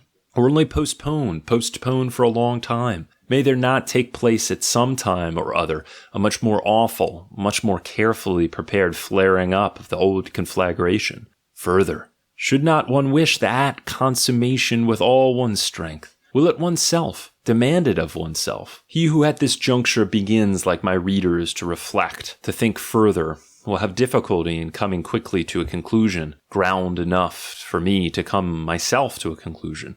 Taking it for granted that for some time past what I mean has been sufficiently clear. What I exactly mean by that dangerous motto which is inscribed on the body of my last book, beyond good and evil. At any rate, that is not the same as beyond good and bad. Note: I avail myself of the opportunity offered by this treatise to express openly and formally a wish which up to the present has only been expressed in occasional conversations with scholars, namely that some faculty of philosophy should, by means of a series of prize essays, gain the glory of having promoted the further study of the history of morals. Perhaps this book may serve to give a forcible impetus in such a direction. With regard to a possibility of this character, the following question deserves consideration. It merits quite as much the attention of philologists and historians as actual professional philosophers. What indication of the history of the evolution of morals is afforded by philology, and especially by etymological investigation? On the other hand, it is of course equally necessary to induce physiologists and doctors to be interested in these problems, of the value of the valuations which have been prevailed up to the present. In this connection, the professional philosophers may be trusted to act as the spokesmen and intermediaries in these particular instances, after, of course, they have quite succeeded in transforming the relationship between philosophy and physiology and medicine, which is originally one of coldness and suspicion, into the most friendly and fruitful reciprocity. In point of fact, all tables of values, all the thou shalts known to history and ethnology, need primarily a physiological, at any rate in preference to a psychological elucidation and interpretation. All equally require a critique from medical science. The question, what is the value of this or that table of values and morality, will be asked from the most varied standpoints. For instance, the question of valuable for what can never be analyzed with sufficient nicety. That, for instance, which would evidently have value with regard to promoting in a race the greatest possible powers of endurance, or with regard to increasing its adaptability to a specific climate, or with regard to the preservation of the greatest number, would have nothing like the same value if it were a question of evolving a stronger species. Engaging values, the good of the majority and the good of the minority are opposed standpoints. We leave it to the naivete of English biologists to regard the former standpoint as intrinsically superior. All the sciences have now to pave the way for the future task of the philosopher, this task being understood to mean that he must solve the problem of value, that he has to fix the hierarchy of values. Second essay, Guilt, Bad Conscience, and the Like. Part 1. 1. The breeding of an animal that can promise. Is not this just the very paradox of a task which nature has set itself in regard to man? Is not this the very problem of man? The fact that this problem has been to a great extent solved must appear all the more phenomenal to one who can estimate at its full value that force of forgetfulness which works in opposition to it. Forgetfulness is no mere vis inertiae, as the superficial believes. Rather, it is a power responsible for the fact that what we have lived, experienced, taken into ourselves, no more enters into consciousness during the process of digestion, and might be called psychic absorption, than all the whole manifold process by which our physical nutrition, the so-called incorporation, is carried on. The temporary shutting of the doors and windows of consciousness, the relief from the clamant alarums and excursions with which our subconscious world of servant organs works in mutual cooperation and antagonism, a little quietude, a little tabula rasa of the consciousness, so as to make room again for the new, and above all for the more noble functions and functionaries, room for government, foresight, predetermination, for our organism is on an oligarchic model. This is the utility, as I have said, of the active forgetfulness, which is a very sentinel and nurse of psychic order, repose, etiquette. And this shows at once why it is that there can exist no happiness, no gladness, no hope, no pride, no real present without forgetfulness. The man in whom this preventative apparatus is damaged and discarded is to be compared to a dyspeptic, and it is something more than a comparison. He can get rid of nothing but this very animal who finds it necessary to be forgetful, in whom, in fact, forgetfulness represents a force and a form of robust health, has reared for himself an opposition power, a memory, with whose help forgetfulness is, in certain instances, kept in check, in the cases, namely, where promises have to be made, so that it is by no means a mere passive inability to get rid of a once indented impression, not merely the indigestion occasioned by a once pledged word, which one cannot dispose of, but an active refusal to get rid of it, a continuing and a wish to continue what had once been willed, an actual memory of the will, so that between the original I will, I shall do, and the actual discharge of the will, its act, we can easily interpose a world of new strange phenomena, circumstances, veritable volitions, without snapping of this long chain of the will. But what is the underlying hypothesis of all this? How thoroughly, in order to be able to regulate the future in this way, must man have first learned to distinguish between necessitated and accidental phenomena, to think causally, to see the distant as present and to anticipate it, to fix with certainty what is the end and what is the means to that end, above all to reckon, to have power to calculate. How thoroughly must man have first become calculable, disciplined, necessitated even for himself and his own conception of himself, that, like a man entering a promise, he could guarantee himself as a future. 2. This is simply the long history of the origin of responsibility. That task of breeding an animal which can make promises includes, as we have already grasped, as its condition and preliminary, the more immediate task of first making man to a certain extent necessitated, uniform, like among his like, regular and consequently calculable.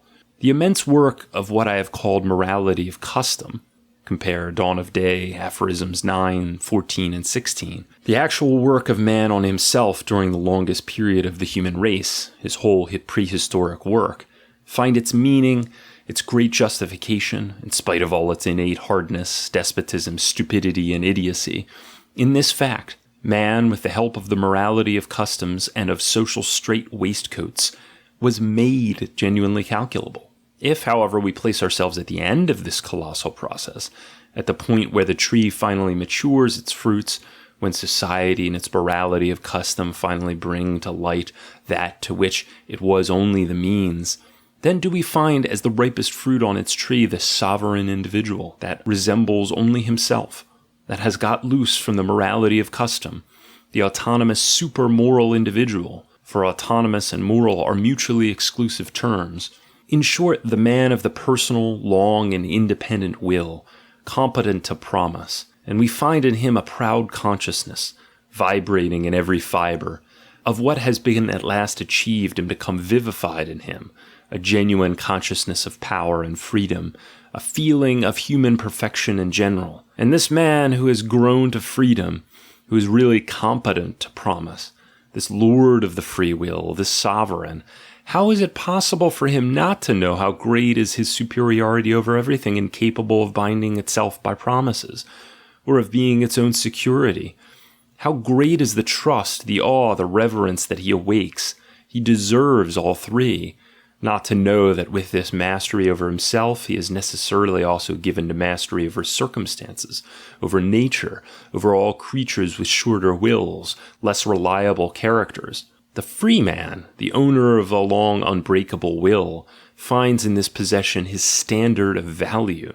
Looking out from himself upon the others he honors, or he despises, and just as necessarily as he honors his peers, the strong and the reliable, those who can bind themselves by promises, that is, every one who promises like a sovereign, with difficulty, rarely and slowly, who is sparing with his trusts, but confers honor by the very fact of trusting, who gives his word as something that can be relied on, because he knows himself strong enough to keep it even in the teeth of disasters, even in the teeth of fate. So, with equal necessity, will he have the heel of his foot ready for the lean and empty jackasses, who promise when they have no business to do so, and his rod of chastisement ready for the liar, who already breaks his word at the very minute when it is on his lips. The proud knowledge of the extraordinary privilege of responsibility, the consciousness of this rare freedom, of this power over himself and over fate, has sunk right down to his innermost depths, and has become an instinct, a dominating instinct. What name will he give to it, to this dominating instinct, if he needs to have a word for it? But there is no doubt about it. The sovereign man calls it his conscience. 3. His conscience? One apprehends at once that the idea conscience, which is here seen in its supreme manifestation, supreme in fact to almost the point of strangeness, should already have behind it a long history and evolution. The ability to guarantee oneself with all due pride, and also at the same time to say yes to oneself. That is, as has been said, a ripe fruit, but also a late fruit.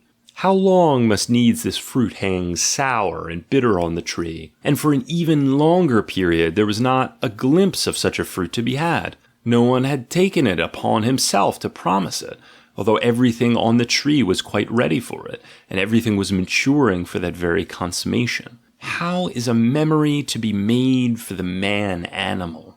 How is an impression to be so deeply fixed upon this ephemeral understanding, half dense and half silly, upon this incarnate forgetfulness, that it will be permanently present? As one may imagine, this primeval problem was not solved by exactly gentle answers and gentle means. Perhaps there is nothing more awful and more sinister in the early history of man than his system of mnemonics. Something is burnt in so as to remain in his memory. Only that which never stops hurting remains in his memory. This is an axiom of the oldest, unfortunately also the longest, psychology in the world. It might even be said that wherever solemnity, seriousness, mystery, and gloomy colors are now found in the life of the men and the nations of the world, there is some survival of that horror which was once the universal concomitant of all promises, pledges, and obligations.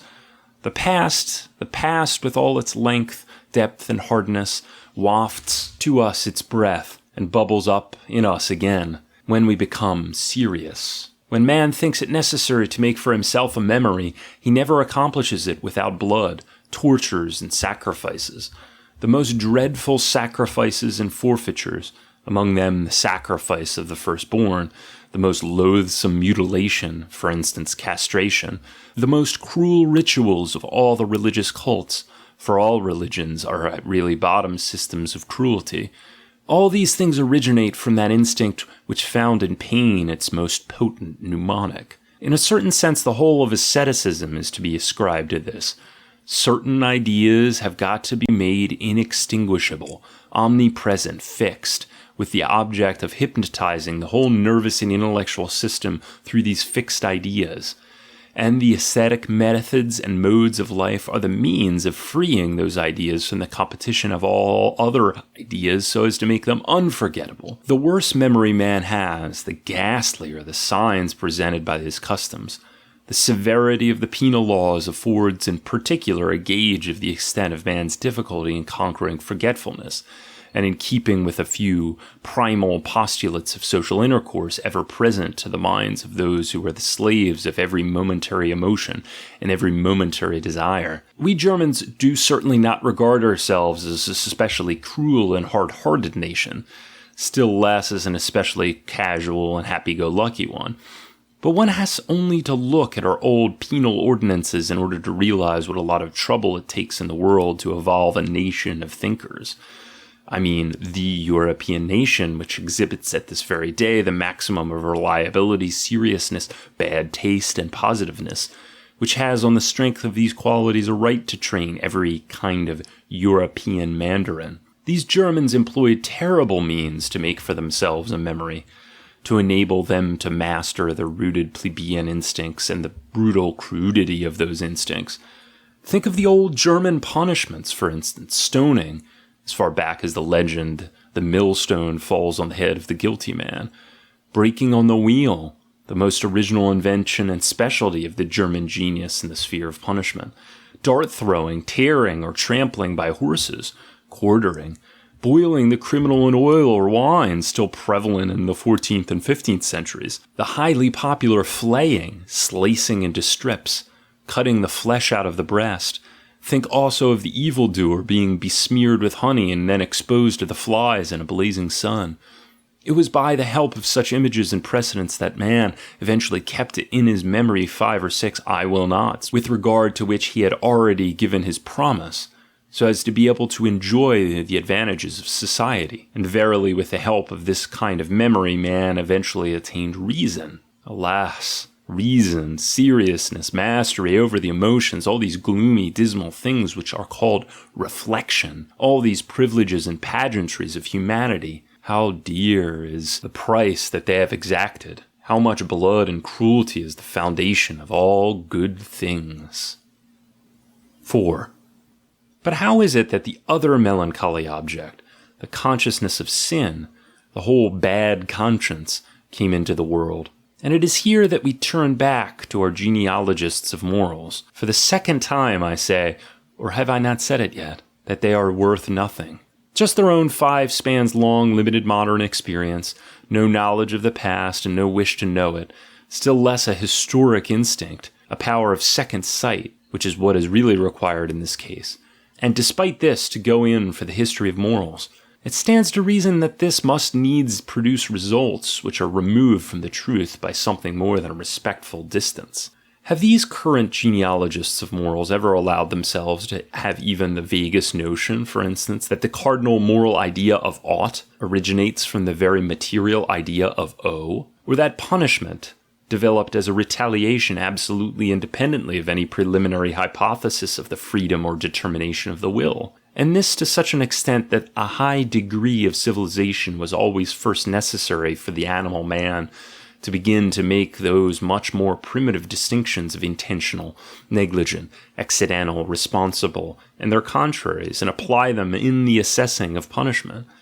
That idea, the wrongdoer deserves punishment because he might have acted otherwise, in spite of the fact that it is nowadays so cheap, obvious, natural, and inevitable that it has had to serve as an illustration of the way in which the sentiment of justice appeared on earth, is in point of fact an exceedingly late and even refined form of human judgment and inference. The placing of this idea back at the beginning of the world is simply a clumsy violation of the principles of primitive psychology. Throughout the longest period of human history, punishment was never based on the responsibility of the evildoer for his action, and was consequently not based on the hypothesis that only the guilty should be punished. On the contrary, punishment was inflicted in those days for the same reason that parents punish their children even nowadays, out of anger at an injury that they have suffered, an anger which vents itself mechanically on the author of the injury. But this anger is kept in bounds and modified through the idea that every injury has somewhere or other its equivalent price, and can really be paid off, even though it be by means of pain to the author. Whence it is that this ancient, deep-rooted, and now perhaps ineradicable idea has drawn its strength, this idea of an equivalency between injury and pain. I've already revealed its origin in the contractual relationship between creditor and ower, that is as old as the existence of legal rights at all, and in its turn points back to the primary forms of purchase, sale, barter, and trade. 5. The realization of these contractual relations excites, of course, as would be already expected from our previous observations, a great deal of suspicion and opposition towards the primitive society which made or sanctioned them. In this society, promises will be made. In this society, the object is to provide the promiser with a memory. In this society, so we may suspect, there would be full scope for hardness, cruelty, and pain.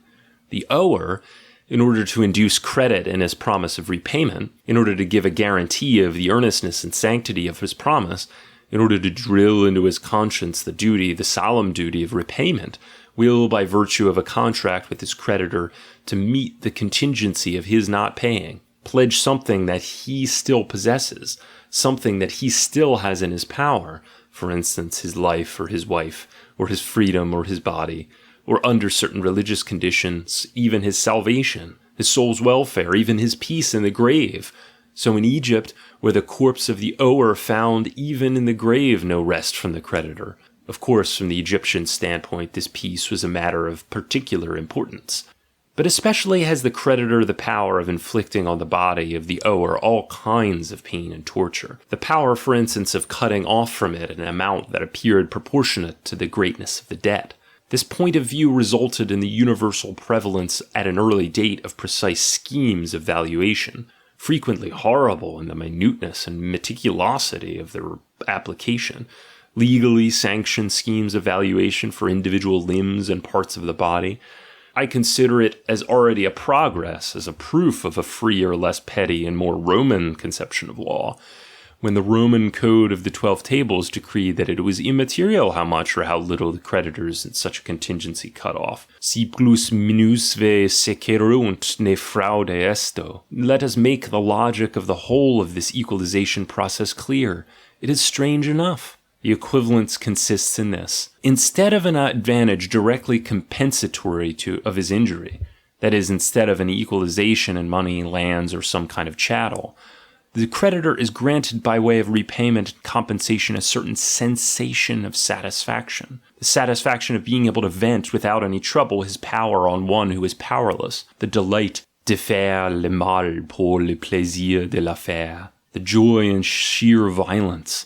And this joy will be relished in proportion to the lowness and humbleness of the creditor in the social scale, and is quite apt to have the effect of the most delicious dainty, and even seem the foretaste of a higher social position. Thanks to the punishment of the ower, the creditor participates in the rights of the masters. At last he too, for once in a way, attains the edifying consciousness of being able to despise an ill-treated creature as an inferior, or at any rate of seeing him being despised and ill-treated, in case the actual power of punishment, the administration of punishment, has already become transferred to the authorities. The compensation consequently consists in a claim on cruelty and a right to draw thereon. 6.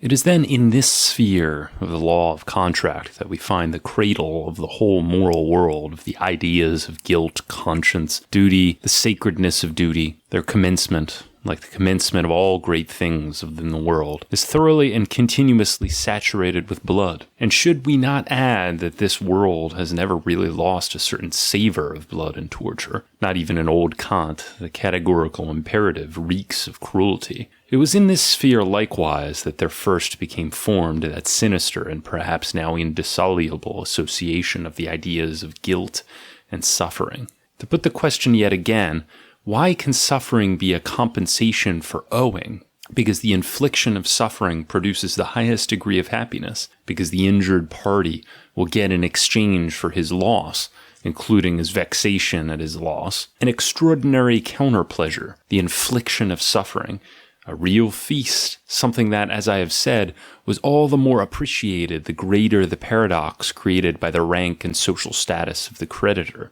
These observations are purely conjectural, for apart from the painful nature of the task, it is hard to plumb such profound depths. The clumsy introduction of the idea of revenge as a connecting link simply hides and obscures the view instead of rendering it clearer. Revenge itself simply leads back again to the identical problem: how can the infliction of suffering be a satisfaction? In my opinion, it is repugnant to the delicacy, and still more to the hypocrisy of tame domestic animals, that is, modern men, that is, ourselves, to realize with all their energy the extent to which cruelty constituted the great joy and delight of ancient man, was an ingredient which seasoned nearly all his pleasures, and conversely the extent of the naivete and innocence with which he manifested his need for cruelty, when he actually made as a matter of principle disinterested malice, or to use Spinoza's expression, the sympathia malevolens, into a normal characteristic of man,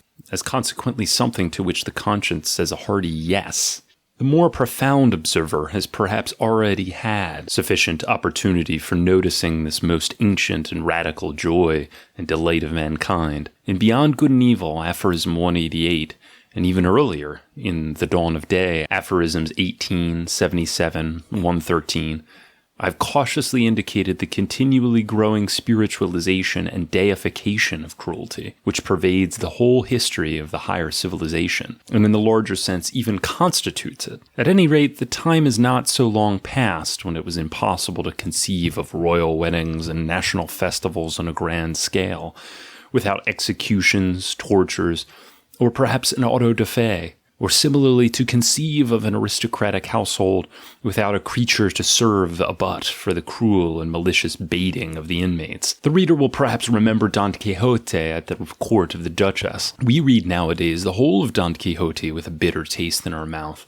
almost with a sensation of torture, a fact which would appear very strange and very incomprehensible to the author and his contemporaries. They read it with the best conscience in the world as the gayest of books. They almost died with laughing at it. The sight of suffering does one good. The infliction of suffering does one more good. That is a hard maxim, but nonetheless a fundamental maxim, old, powerful, and human all too human. One, moreover, to which perhaps even the apes as well would subscribe. For it is said that in inventing bizarre cruelties, they are giving abundant proof to their future humanity, to which, as it were, they are playing the prelude. Without cruelty, no feast.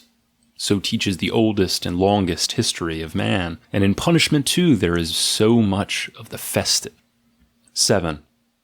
Entertaining as I do these thoughts, I am, let me say in parentheses, fundamentally opposed to helping our pessimists to new water for the discordant and groaning mills of their disgust with life. On the contrary, it should be shown specifically that, at the time when mankind was not yet ashamed of its cruelty, life in the world was brighter than it is nowadays when there are pessimists.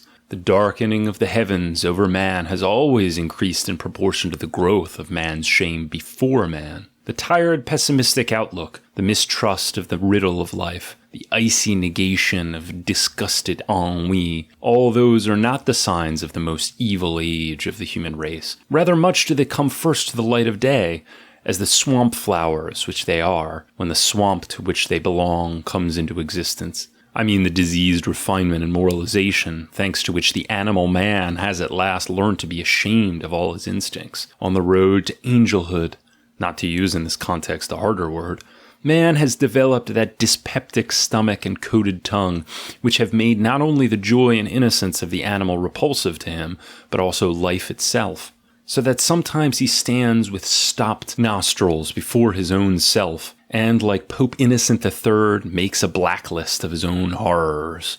Unclean generation, loathsome nutrition when in the maternal body, badness of the matter out of which man develops, awful stench, secretion of saliva, urine, and excrement. Nowadays, when suffering is always trotted out as the first argument against existence, as its most sinister query, it is well to remember the times when men judged on converse principles because they could not dispense with the infliction of suffering, and saw therein a magic of the first order, a veritable bait of seduction to life. Perhaps in those days this is to solace the weaklings. Pain did not hurt so much as it does nowadays. Any physician who has treated Negroes, granted that these are taken as representative of the prehistoric man, suffering from severe internal inflammations which would bring a European, even though he had the soundest constitution, almost to despair, would be in a position to come to this conclusion. Pain has not the same effect with Negroes. The curve of human sensibilities to pain seems indeed to sink in an extraordinary and almost sudden fashion, as soon as one has passed the upper 10,000 or 10 millions of over-civilized humanity. And I personally have no doubt that by comparison with one painful night passed by one single hysterical chit of a cultured woman, the suffering of all the animals taken together who have been put to the question of the knife, so as to give scientific answers, are simply negligible. We may perhaps be allowed to admit the possibility of the craving for cruelty not necessarily having become really extinct. It only requires, in view of the fact that pain hurts more nowadays, a certain sublimation and subtilization. It must especially be translated into the imaginative and psychic plane, and be adorned with such smug euphemisms that even the most fastidious and hypocritical conscience can never grow suspicious of their real nature. Tragic pity is one of these euphemisms. Another is les nostalgies de la croix. What really raises one's indignation against suffering is not suffering intrinsically, but the senselessness of suffering. Such a senselessness, however, existed neither in Christianity, which interpreted suffering into a whole mysterious salvation apparatus, nor in the beliefs of the naive ancient man, who only knew how to find a meaning in suffering from the standpoint of the spectator, or the inflictor of the suffering. In order to get the secret undiscovered and unwitnessed suffering out of the world, it was almost compulsory to invent gods and a hierarchy of intermediate beings. In short, something which wanders even among secret places, sees even in the dark, and makes a point of never missing an interesting and painful spectacle. It was with the help of such inventions that life got to learn the tour de force, which has become part of its stock in trade, the tour de force of self-justification, of the justification of evil. Nowadays, this would perhaps require other auxiliary devices. For instance, life is a riddle, life is a problem of knowledge. Every evil is justified in the sight of which a god finds edification. So rang the logic of primitive sentiment. And indeed, was it only of a primitive? The gods conceived as friends of spectacles of cruelty.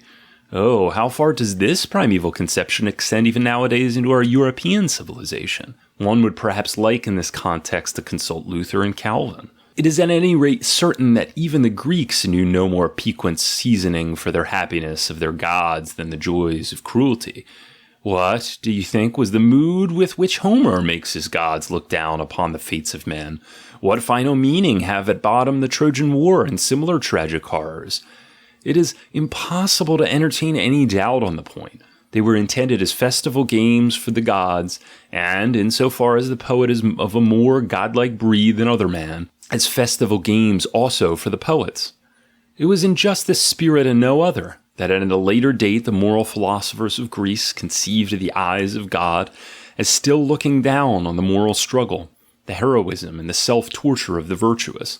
The Heracles of duty was on a stage and was conscious of the fact. Virtue without witnesses was something quite unthinkable for this nation of actors.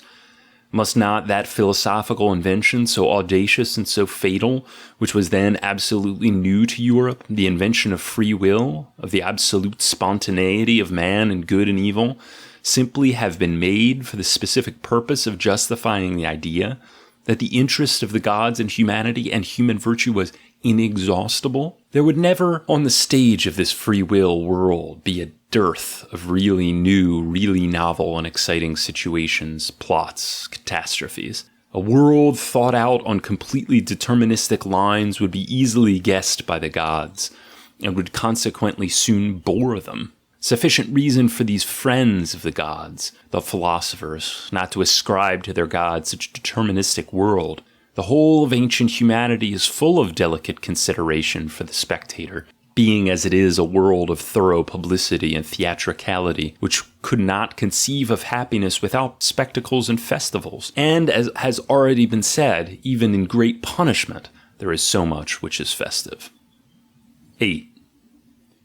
The feeling of ought, of personal obligation, to take up again the train of our inquiry, has had, as we saw, its origin in the oldest and most original personal relationship that there is. The relationship between buyer and seller, creditor and owner. Here it was that individual confronted individual, and that individual matched himself against individual. There has not yet been found a grade of civilization so low as not to manifest some trace of this relationship. Making prices, assessing values, thinking out equivalents, exchanging. All this preoccupied the primal thoughts of man to such an extent that in a certain sense it constituted thinking itself. It was here that was trained the oldest form of sagacity. It was here in this sphere that we can perhaps trace the first commencement of man's pride, of his feeling of superiority over other animals.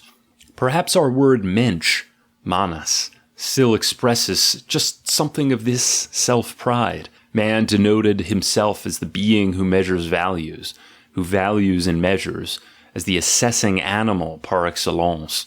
Sale and purchase, together with their psychological concomitants, are older than the origins of any form of social organization and union. It is rather from the most rudimentary form of individual right that the budding consciousness of exchange, commerce, debt, right, obligation, compensation was first transferred to the rudest and most elementary of the social complexes, in their relation to similar complexes. The habit of comparing force with force, together with that of measuring, of calculating. His eye was now focused to this perspective, and with that ponderous consistency of characteristic of ancient thought, which, though set in motion with difficulty, yet proceeds inflexibly along the line on which it has started, man soon arrived at the great generalization: everything has its price, all can be paid for. The oldest and most naive moral canon of justice, the beginning of all kindness, of all equity, of all goodwill, of all objectivity in the world. Justice in this initial phase is the goodwill among people of about equal power to come to terms with each other, to come to an understanding again by means of a settlement, and with regard to the less powerful, to compel them to agree among themselves to a settlement. 9. Measured always by the standard of antiquity, this antiquity, moreover, is present or again possible at all periods. The community stands to its members in that important and radical relationship of creditors to his owners. Man lives in a community. Man enjoys the advantages of community. And what advantages? We occasionally underestimate them nowadays. Man lives protected, spared in peace and trust, secure from certain injuries and enmities, to which the man outside the community, the peaceless man, is exposed. A German understands the original meaning of elend, secure because he has entered into pledges and obligations to the community in respect of these very injuries and enmities. What happens when this is not the case? The community, the defrauded creditor, will get itself paid as well as it can. One can reckon on that. In this case, the question of the direct damage done by the offender is quite subsidiary. Quite apart from this, the criminal is above all a breaker of word and covenant to the whole, and regards all the advantages and amenities of the communal life in which up to that time he had participated. The criminal is an ower who not only fails to repay the advances and advantages that has been given to him, but even sets out to attack his creditor. Consequently, he is in the future not only, as is fair, deprived of all these advantages and amenities, he is in addition reminded of the importance of those advantages. The wrath of the injured creditor, of the community, puts him back into the wild and outlawed status from which he has previously protected. The community repudiates him, and now every kind of enmity can vent itself on him. Punishment is in this stage of civilization simply the copy, the mimic, of the normal treatment of the hated, disdained, and conquered enemy, who is not only deprived of every right and protection, but of every mercy. So we have the martial law and triumphant festival of the Vevictus in all its mercilessness and cruelty. This shows why war itself, counting the sacrificial cult of war, has pronounced all the forms under which punishment has manifested itself in history. 10. As it grows more powerful, the community tends to take offenses of the individual less seriously, because they are now regarded as being much less revolutionary and dangerous to the corporate existence. The evildoer is no more outlawed and put outside the pale. The common wrath can no longer vent itself upon him with its old license. On the contrary, from this very time it is against this wrath, and particularly against the wrath of those directly injured, that the evildoer is carefully shielded and protected by the community. As, in fact, the penal law develops, the following characteristics become more and more clearly marked. Compromise with the wrath of those directly affected by the misdeed, a consequent endeavor to localize the matter and to prevent a further, or indeed a general spread of the disturbance. Attempts to find equivalents and to settle the whole matter, compositio. Above all, the will which manifests itself with increasing definiteness, to treat every offense as in a certain degree capable of being paid off, and consequently at any rate up to a certain point to isolate the offender from his act. As the power and the self-consciousness of a community increases, so proportionately does the penal law become mitigated. Conversely, every weakening and jeopardizing of the community revives the harshest forms of that law. The creditor has always grown more humane proportionately as he has grown more rich. Finally, the amount of injury he can endure without really suffering becomes the criterion of his wealth. It is possible to conceive of a society blessed with so great a consciousness of its own power as to indulge in the most aristocratic luxury of letting its wrongdoers go scot-free. What do my parasites matter to me, might society say. Let them live and flourish. I am strong enough for it. The justice which began with the maxim, everything can be paid off, everything must be paid off, ends with the connivance at the escape of those who cannot pay to escape. It ends like every good thing on earth by destroying itself. This self-destruction of justice, we know the pretty name it calls itself, grace. It remains, as is obvious, the privilege of the strongest, better still, their super law. 11. A deprecatory word here against the attempts that have lately been made to find the origin of justice on quite another basis, namely on that of resentment. Let me whisper a word in the ear of the psychologists if they would fain study revenge itself at close quarters. This plant blooms its prettiest at present among anarchists and anti-Semites, a hidden flower, as it has ever been, like a violet, though, forsooth, with another perfume. And as like must necessarily emanate from like, it will not be a matter for surprise that it is just in such circles that we see the birth of endeavors. It is their old birthplace.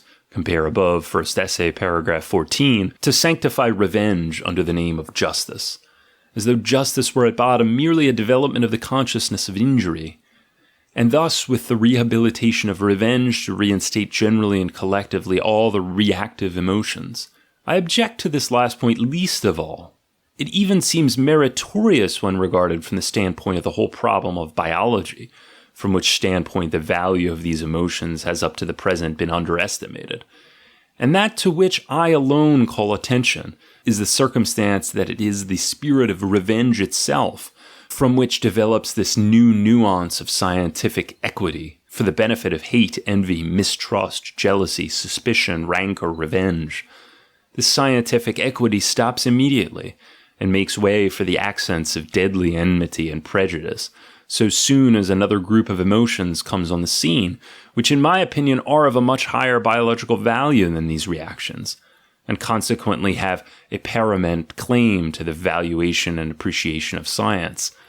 I mean the really active emotions, such as personal and material ambition, and so forth, enduring, value of life, course of philosophy, and passim. So much against this tendency in general, but as for the particular maxim of Düring's, that the home of justice is to be found in the sphere of the reactive feelings, our love of truth compels us drastically to invert his own proposition and to oppose to him this other maxim. The last sphere conquered by the spirit of justice is the sphere of the feeling of reaction. When it really comes about that the just man remains just even as regards his injurer, and not merely cold, moderate, reserved, indifferent, being just is always a positive state, when, in spite of the strong provocation of personal insult, contempt, and calumny, the lofty and clear objectivity of the just and judging eye, whose glance is as profound as it is gentle, is untroubled, why then we have a piece of perfection, a past master of the world, something, in fact, which it would not be wise to expect, and which should not, at any rate, be too easily believed. Speaking generally, there is no doubt but that even the justest individual only requires a little dose of hostility, malice, or innuendo to drive the blood into his brain and the fairness from it. The active man, the attacking, aggressive man, is always 100 degrees nearer to justice than the man who merely reacts. He certainly has no need to adopt the tactics necessary in the case of the reacting man of making false and biased valuations of his object. It is, in point of fact, for this reason that the aggressive man has at all times enjoyed the stronger, bolder, more aristocratic, and also freer outlook, the better conscience. On the other hand, we already surmise who it really is that has on his conscience the invention of the bad conscience. The resentful man. Finally, let man look at himself in history.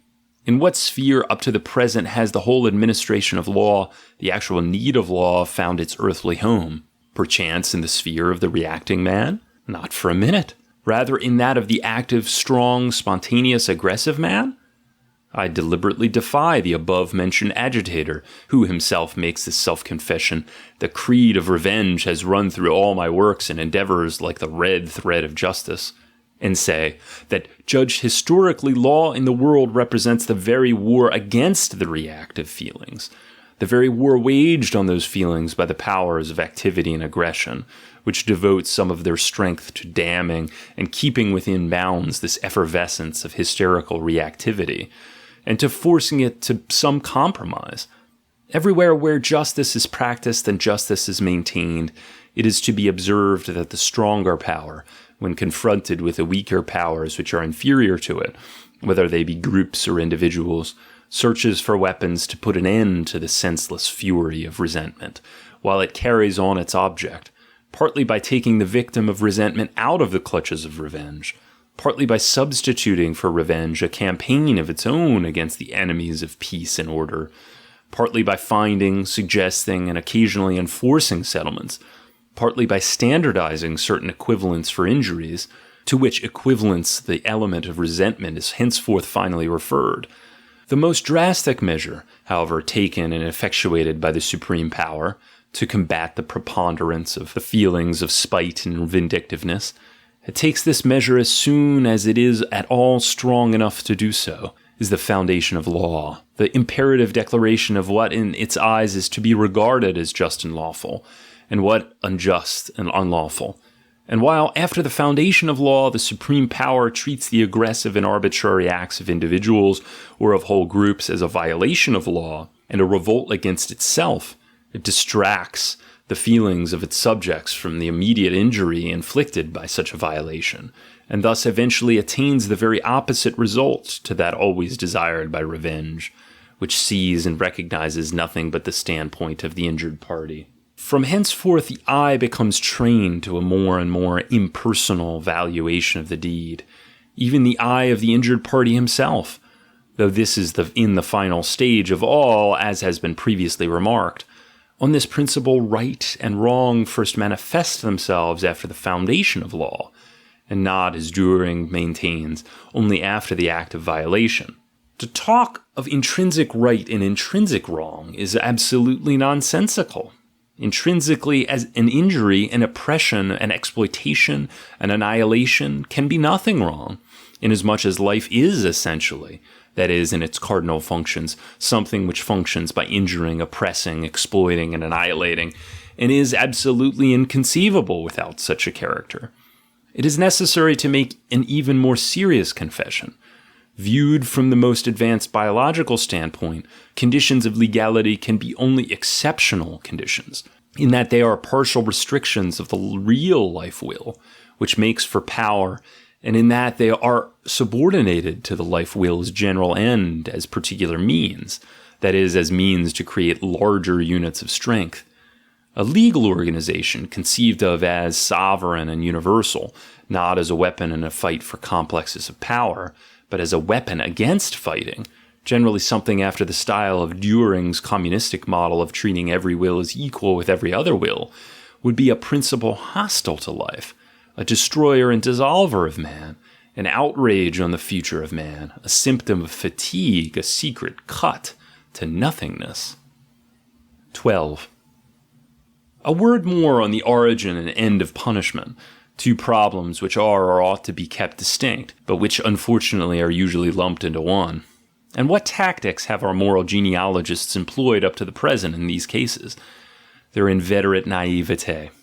They find out some end in the punishment, for instance, revenge and deterrence, and then in all their innocence set this end at the beginning as the causa fiendi of the punishment, and they have done the trick.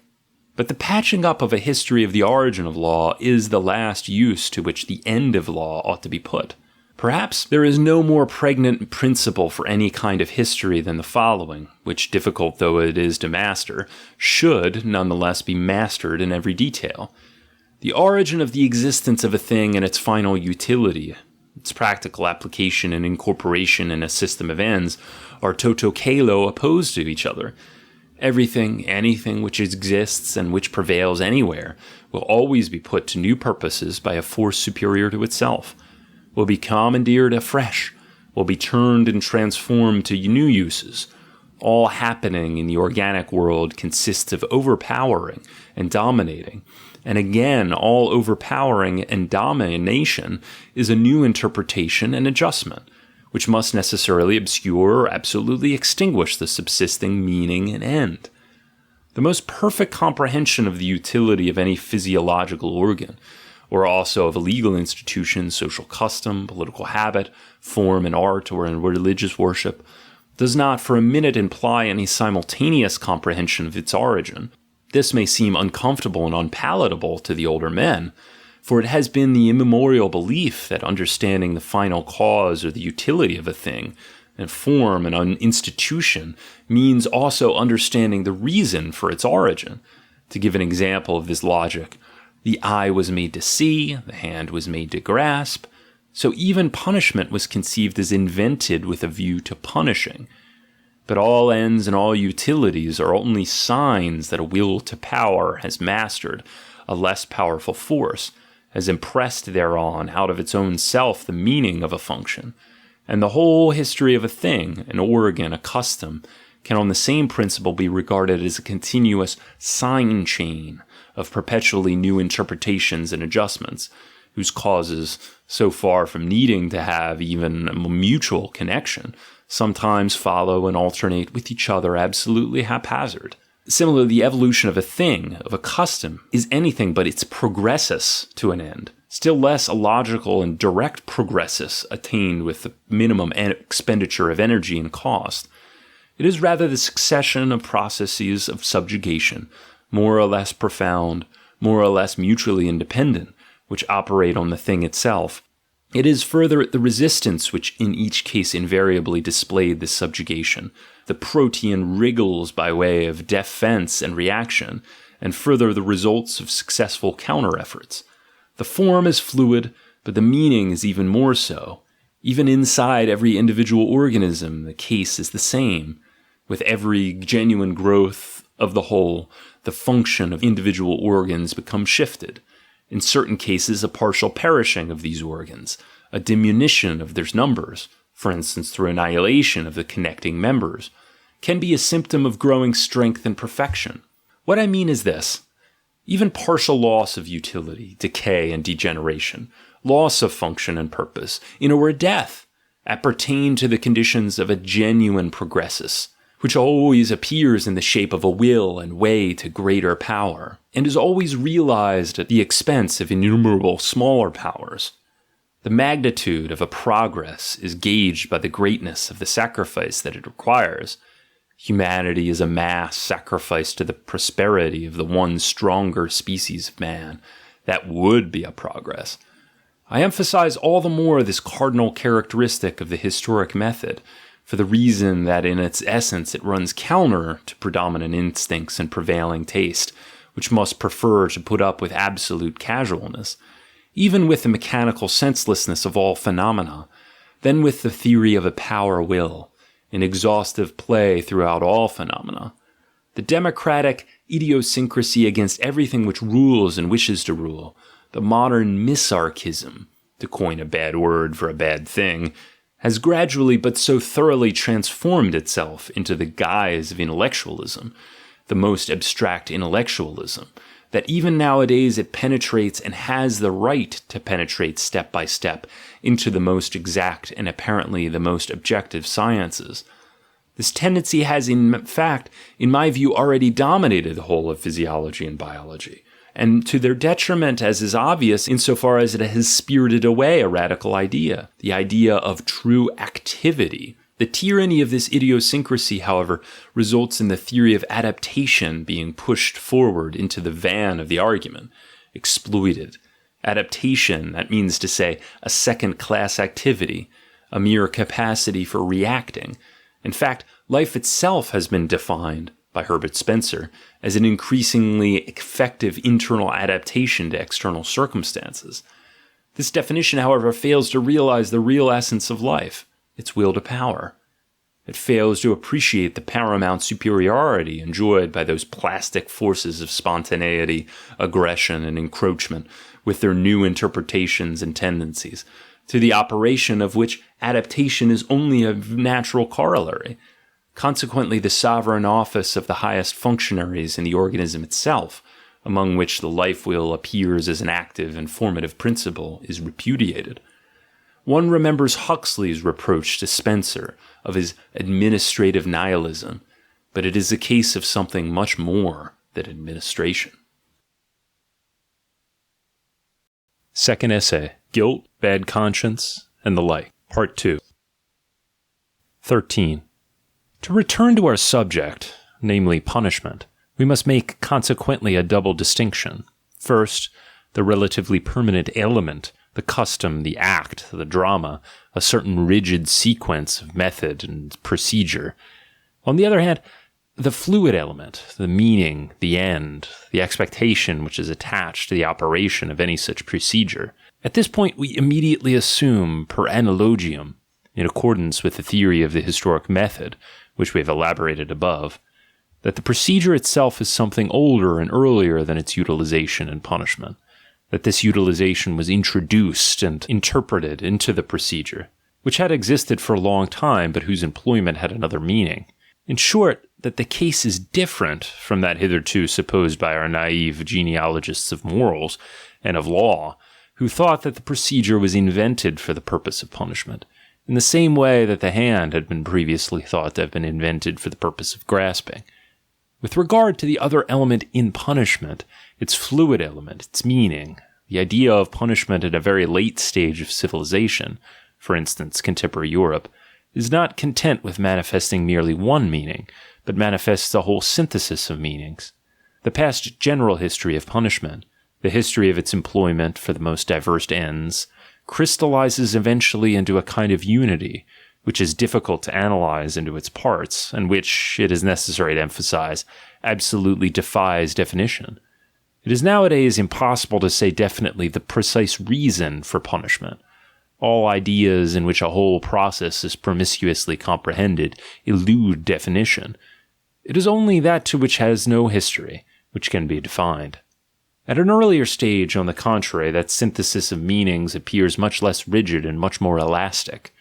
We can realize how in each individual case the elements of the synthesis change their value and their position, so that now one element and now another stands out and predominates over the others. Nay, in certain cases one element, perhaps the end of deterrence, seems to eliminate all the rest. At any rate, so as to give some idea of the uncertain, supplementary, and accidental nature of the meaning of punishment and of the manner in which one identical procedure can be employed and adapted for the most diametrically opposed objects, I will, at this point, give a scheme that has suggested itself to me, a scheme itself based on a comparatively small and accidental material. Punishment as rendering the criminal harmless and incapable of further injury. Punishment as compensation for the injury sustained by the injured party in any form whatsoever, including the form of sentimental compensation. Punishment as an isolation of that which disturbs the equilibrium, so as to prevent the further spreading of that disturbance. Punishment as a means of inspiring fear of those who determine and execute the punishment. Punishment as a kind of compensation for the advantages which the wrongdoer has up to that time enjoyed, for example, when he is utilized as a slave in the mines. Punishment as the elimination of an element of decay, sometimes of a whole branch according to Chinese laws, consequently as a means to the purification of the race, or the preservation of a social type. Punishment as a festival, as the violent oppression and humiliation of an enemy that has at long last been subdued. Punishment as a mnemonic, whether for him who suffers the punishment, the so-called correction, or for the witness of its administration. Punishment as the payment of a fee stipulated for by the power which protects the evil doer from the excesses of revenge. Punishment as a compromise with the natural phenomenon of revenge, insofar as revenge is still maintained and claimed as a privilege by the stronger races. Punishment as a declaration and measure of war against an enemy of peace, of law, of order, of authority, who is fought by society with the weapons which war provides, as a spirit dangerous to the community, as a breaker of the contract on which the community is based, as a rebel, a traitor, and a breaker of the peace. 14.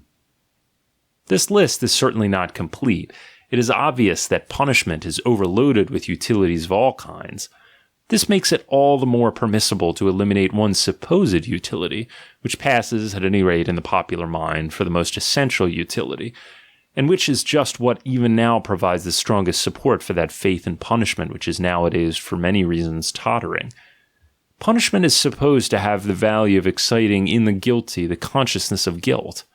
In punishment is sought the proper instrumentum of that psychic reaction which has become known as bad conscience, remorse. But this theory is, even from the point of view of the present, a violation of reality and psychology. And how much more so is the case when we have to deal with the longest period of man's history, his primitive history. Genuine remorse is certainly extremely rare among wrongdoers and the victims of punishment. Prisons and houses of correction are not the soil on which this worm of remorse pullulates for choice. This is the unanimous opinion of all conscientious observers, who in many cases arrive at such a judgment with enough reluctance and against their own personal wishes. Speaking generally, punishment hardens and numbs. It produces concentration. It sharpens the consciousness of alienation. It strengthens the power of resistance. When it happens that it breaks the man's energy and brings about a piteous prostration and abjectness, such a result is certainly even less salutary than the average effect of punishment, which is characterized by a harsh and sinister doggedness. The thought of those prehistoric millennia brings us to the unhesitating conclusion that it was simply through punishment that the evolution of the consciousness of guilt was most forcibly retarded. At any rate, in the victims of the punishing power. In particular, let us not underestimate the extent to which, by the very sight of the judicial and executive procedure, the wrongdoer is himself prevented from feeling that his deed, the character of his act, is intrinsically reprehensible. For he sees clearly the same kind of acts practiced in the service of justice, and then called good, and practiced with good conscience. Acts such as espionage, trickery, bribery, trapping, the whole intriguing and insidious art of the policeman informer. The whole system, in fact, manifested in the different kinds of punishment, a system not excused by passion, but based on principle, of robbing, oppressing, insulting, imprisoning, racking, murdering.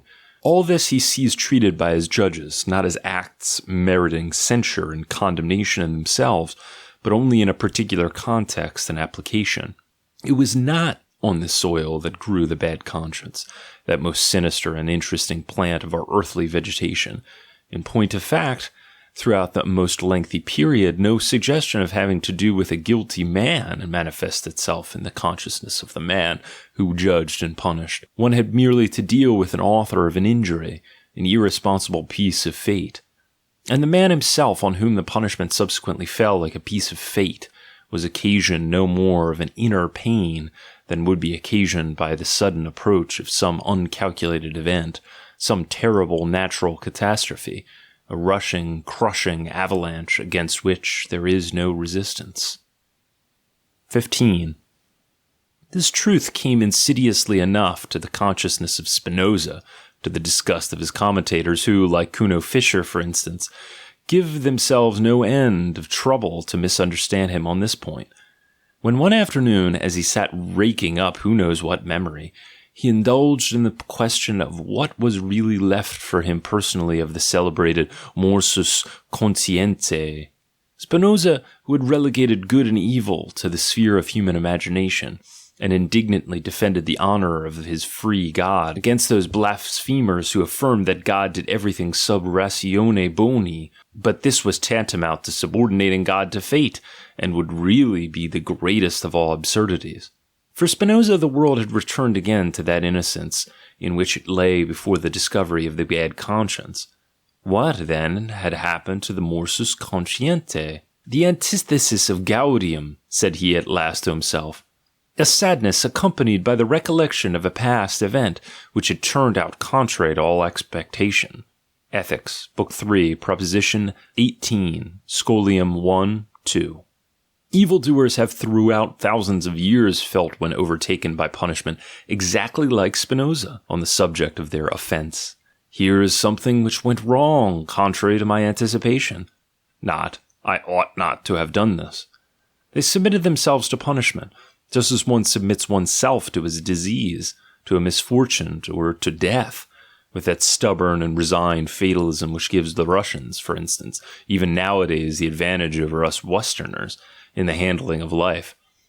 If after that period there was a critique of action, the criterion was prudence, the real effect of punishment is unquestionably chiefly to be found in a sharpening of the sense of prudence, in a lengthening of the memory, in a will to adopt more of a policy of caution, suspicion, and secrecy, in the recognition that there are many things which are unquestionably beyond one's capacity, in a kind of improvement in self-criticism. The broad effects which can be obtained by punishment in man and beast are the increase of fear, the sharpening of the sense of cunning, the mastery of the desires. So it is that punishment tames man, but does not make him better. It would be more correct even to go so far as to assert the contrary. Injury makes a man cunning, says a popular proverb. So far as it makes him cunning, it makes him also bad. Fortunately, it often enough makes him stupid. 16. At this juncture, I cannot avoid trying to give a tentative and provisional expression to my own hypothesis concerning the origin of the bad conscience. It is difficult to make it fully appreciated, and it requires continuous meditation, attention, and digestion. I regard the bad conscience as the serious illness which man was bound to contract under the stress of the most radical change which he had ever experienced. That change when he found himself finally imprisoned within the pale of society and of peace. Just like the plight of the water animals, when they were compelled either to become land animals or to perish, so was the plight of these half-animals, perfectly adapted as they were to the savage life of war, prowling and adventure. Suddenly all their instincts were rendered worthless and switched off. Henceforward they had to walk on their feet, carry themselves, whereas heretofore they had been carried into the water. A terrible heaviness oppressed them. They found themselves clumsy in obeying the simplest directions. Confronted with this new and unknown world, they had no longer their old guides, the regulative instincts that had led them unconsciously to safety.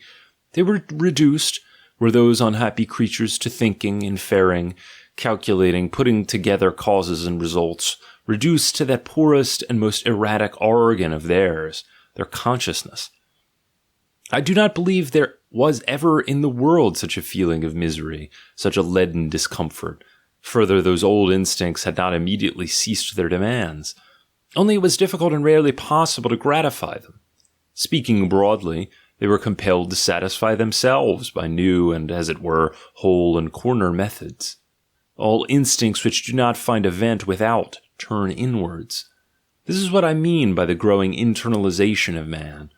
Consequently, we have the first growth in man of what subsequently was called his soul. The whole inner world, originally as thin as if it had been stretched between two layers of skin, burst apart and expanded proportionately, and obtained depth, breadth, and height. When man's external outlet became obstructed, these terrible bulwarks with which the social organization protected itself against the old instincts of freedom, punishments belong preeminently to these bulwarks, brought it about that all those instincts of wild, free, prowling man became turned backwards against man himself. Enmity, cruelty, the delight in persecution, and surprises, change, destruction, the turning all these instincts against their own possessors, this is the origin of the bad conscience. It was man who, lacking external enemies and obstacles, and imprisoned as he was in the oppressive narrowness and monotony of custom, in his own impatience, lacerated, persecuted, gnawed, frightened, and ill-treated himself. It was this animal in the cage of the tamer which beat itself against the bars of its cage. It was this being who, pining and yearning for that desert home of which it had been deprived, was compelled to create out of itself an adventure, a torture chamber, a hazardous and perilous desert. It was this fool, this homesick and desperate prisoner, who invented the bad conscience. But thereby he introduced that most grave and sinister illness, from which mankind has not yet recovered, the suffering of man from the disease called man, as the result of a violent breaking from his animal past, the result, as it were, of a spasmodic plunge into a new environment and new conditions of existence, the result of a declaration of war against the old instincts, which up to that time had been the staple of his power, his joy, his formidableness. Let us immediately add that this fact of an animal ego turning against itself, taking part against itself, produced in the world so novel, profound, unheard of, problematic, inconsistent, and pregnant a phenomenon, that the aspect of the world was radically altered thereby. In sooth, only divine spectators could have appreciated the drama that then began, and whose end baffles conjecture as yet. A drama too subtle, too wonderful, too paradoxical to warrant its undergoing a nonsensical and unheeded performance on some random grotesque planet. Henceforth man is to be counted as one of the most unexpected and sensational lucky shots in the game of the big baby of Heraclitus. Whether he be called Zeus or Chance, he awakens on his behalf the interest, excitement, hope, almost the confidence of his being the harbinger and forerunner of something, of man being no end, but only a stage, an interlude, a bridge, a great promise. 17.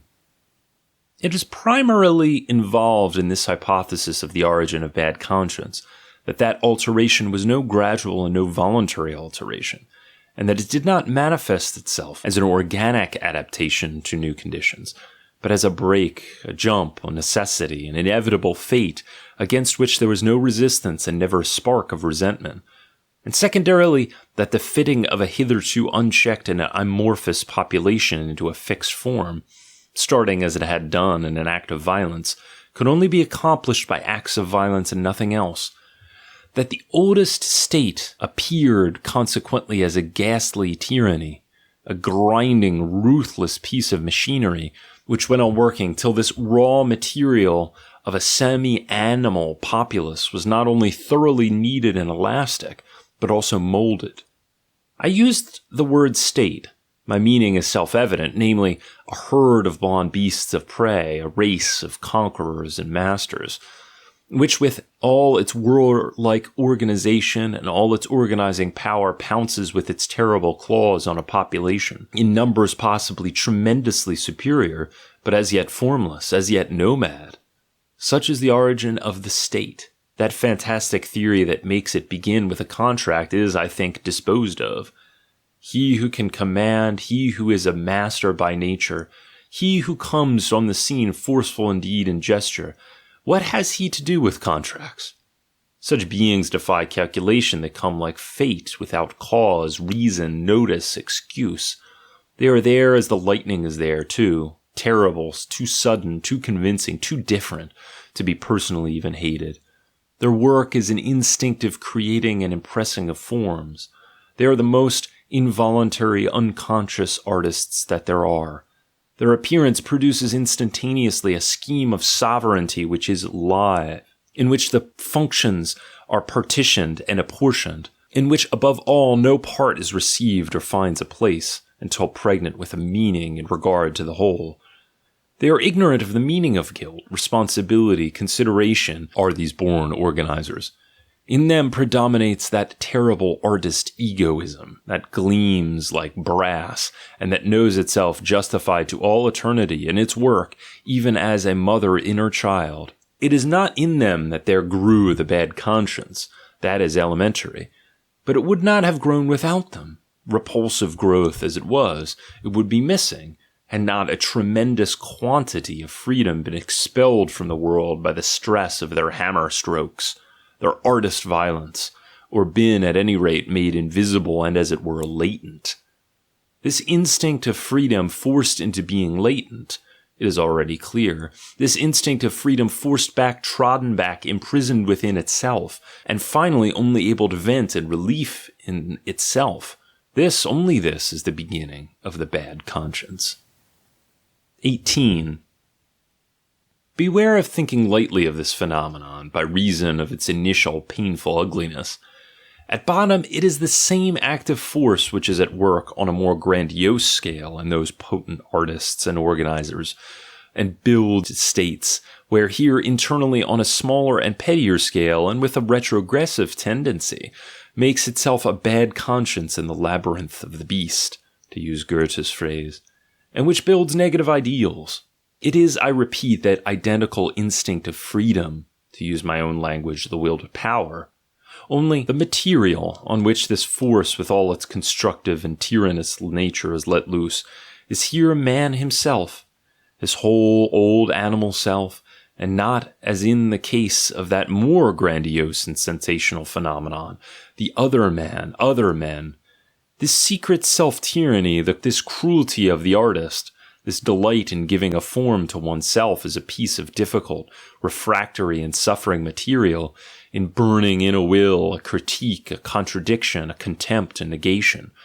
This sinister and ghastly labor of love on the part of a soul, whose will is cloven in two within itself, which makes itself suffer from delight in the infliction of suffering. This wholly active bad conscience, as finally, as one already anticipates, true fountainhead as it is of idealism and imagination, produced an abundance of novel and amazing beauty and affirmation, and perhaps has really been the first to give birth to beauty at all. What would beauty be, forsooth, if its contradiction had not first been presented to consciousness, if the ugly had not first said to himself, I am ugly? At any rate, after this hint, the problem of how far idealism and beauty can be traced in such opposite ideals as selflessness, self-denial, self-sacrifice, becomes less problematical. And indubitably, in future, we shall certainly know the real and original character of the delight experienced by the selfless, the self-denying, the self-sacrificing. This delight is a phase of cruelty, so much provisionally for the origin of altruism as a moral value, and the marking out the ground from which this value has grown. It is only the bad conscience, only the will for self-abuse, that provides the necessary conditions for the existence of altruism as a value. 19. Undoubtedly, the bad conscience is an illness, but an illness as pregnancy is an illness. If we search out the conditions under which this illness reaches its most terrible and sublime zenith, we shall see what really first brought about its entry into the world. But to do this, we must take a long breath, and we must first of all go back once again to an earlier point of view. The relation at civil law of the ower to his creditor, which has already been discussed in detail, has been interpreted once again, and indeed in a manner which historically is exceedingly remarkable and suspicious, into a relationship which is perhaps more incomprehensible to us moderns than to any other era, that is, into the relationship of the existing generation of its ancestors. Within the original tribal association, we are talking of primitive times, each living generation recognizes a legal obligation towards the earlier generation, and particularly towards the earliest, which founded the family. And this is something much more than a mere sentimental obligation, the existence of which during the longest period of man's history is by no means indisputable. There prevails in them the conviction that it is only thanks to sacrifices and efforts of their ancestors that the race persists at all, and that this has to be paid back to them by sacrifices and services. Thus is recognized the owing of a debt, which accumulates continually by reason of these ancestors never ceasing in their subsequent life as potent spirits to secure by their power new privileges and advantages to the race. Gratis, perchance? But there is no gratis for that raw and mean-souled age. What return can be made? Sacrifice, at first nourishment in its crudest sense, festivals, temples, tributes of veneration, above all, obedience.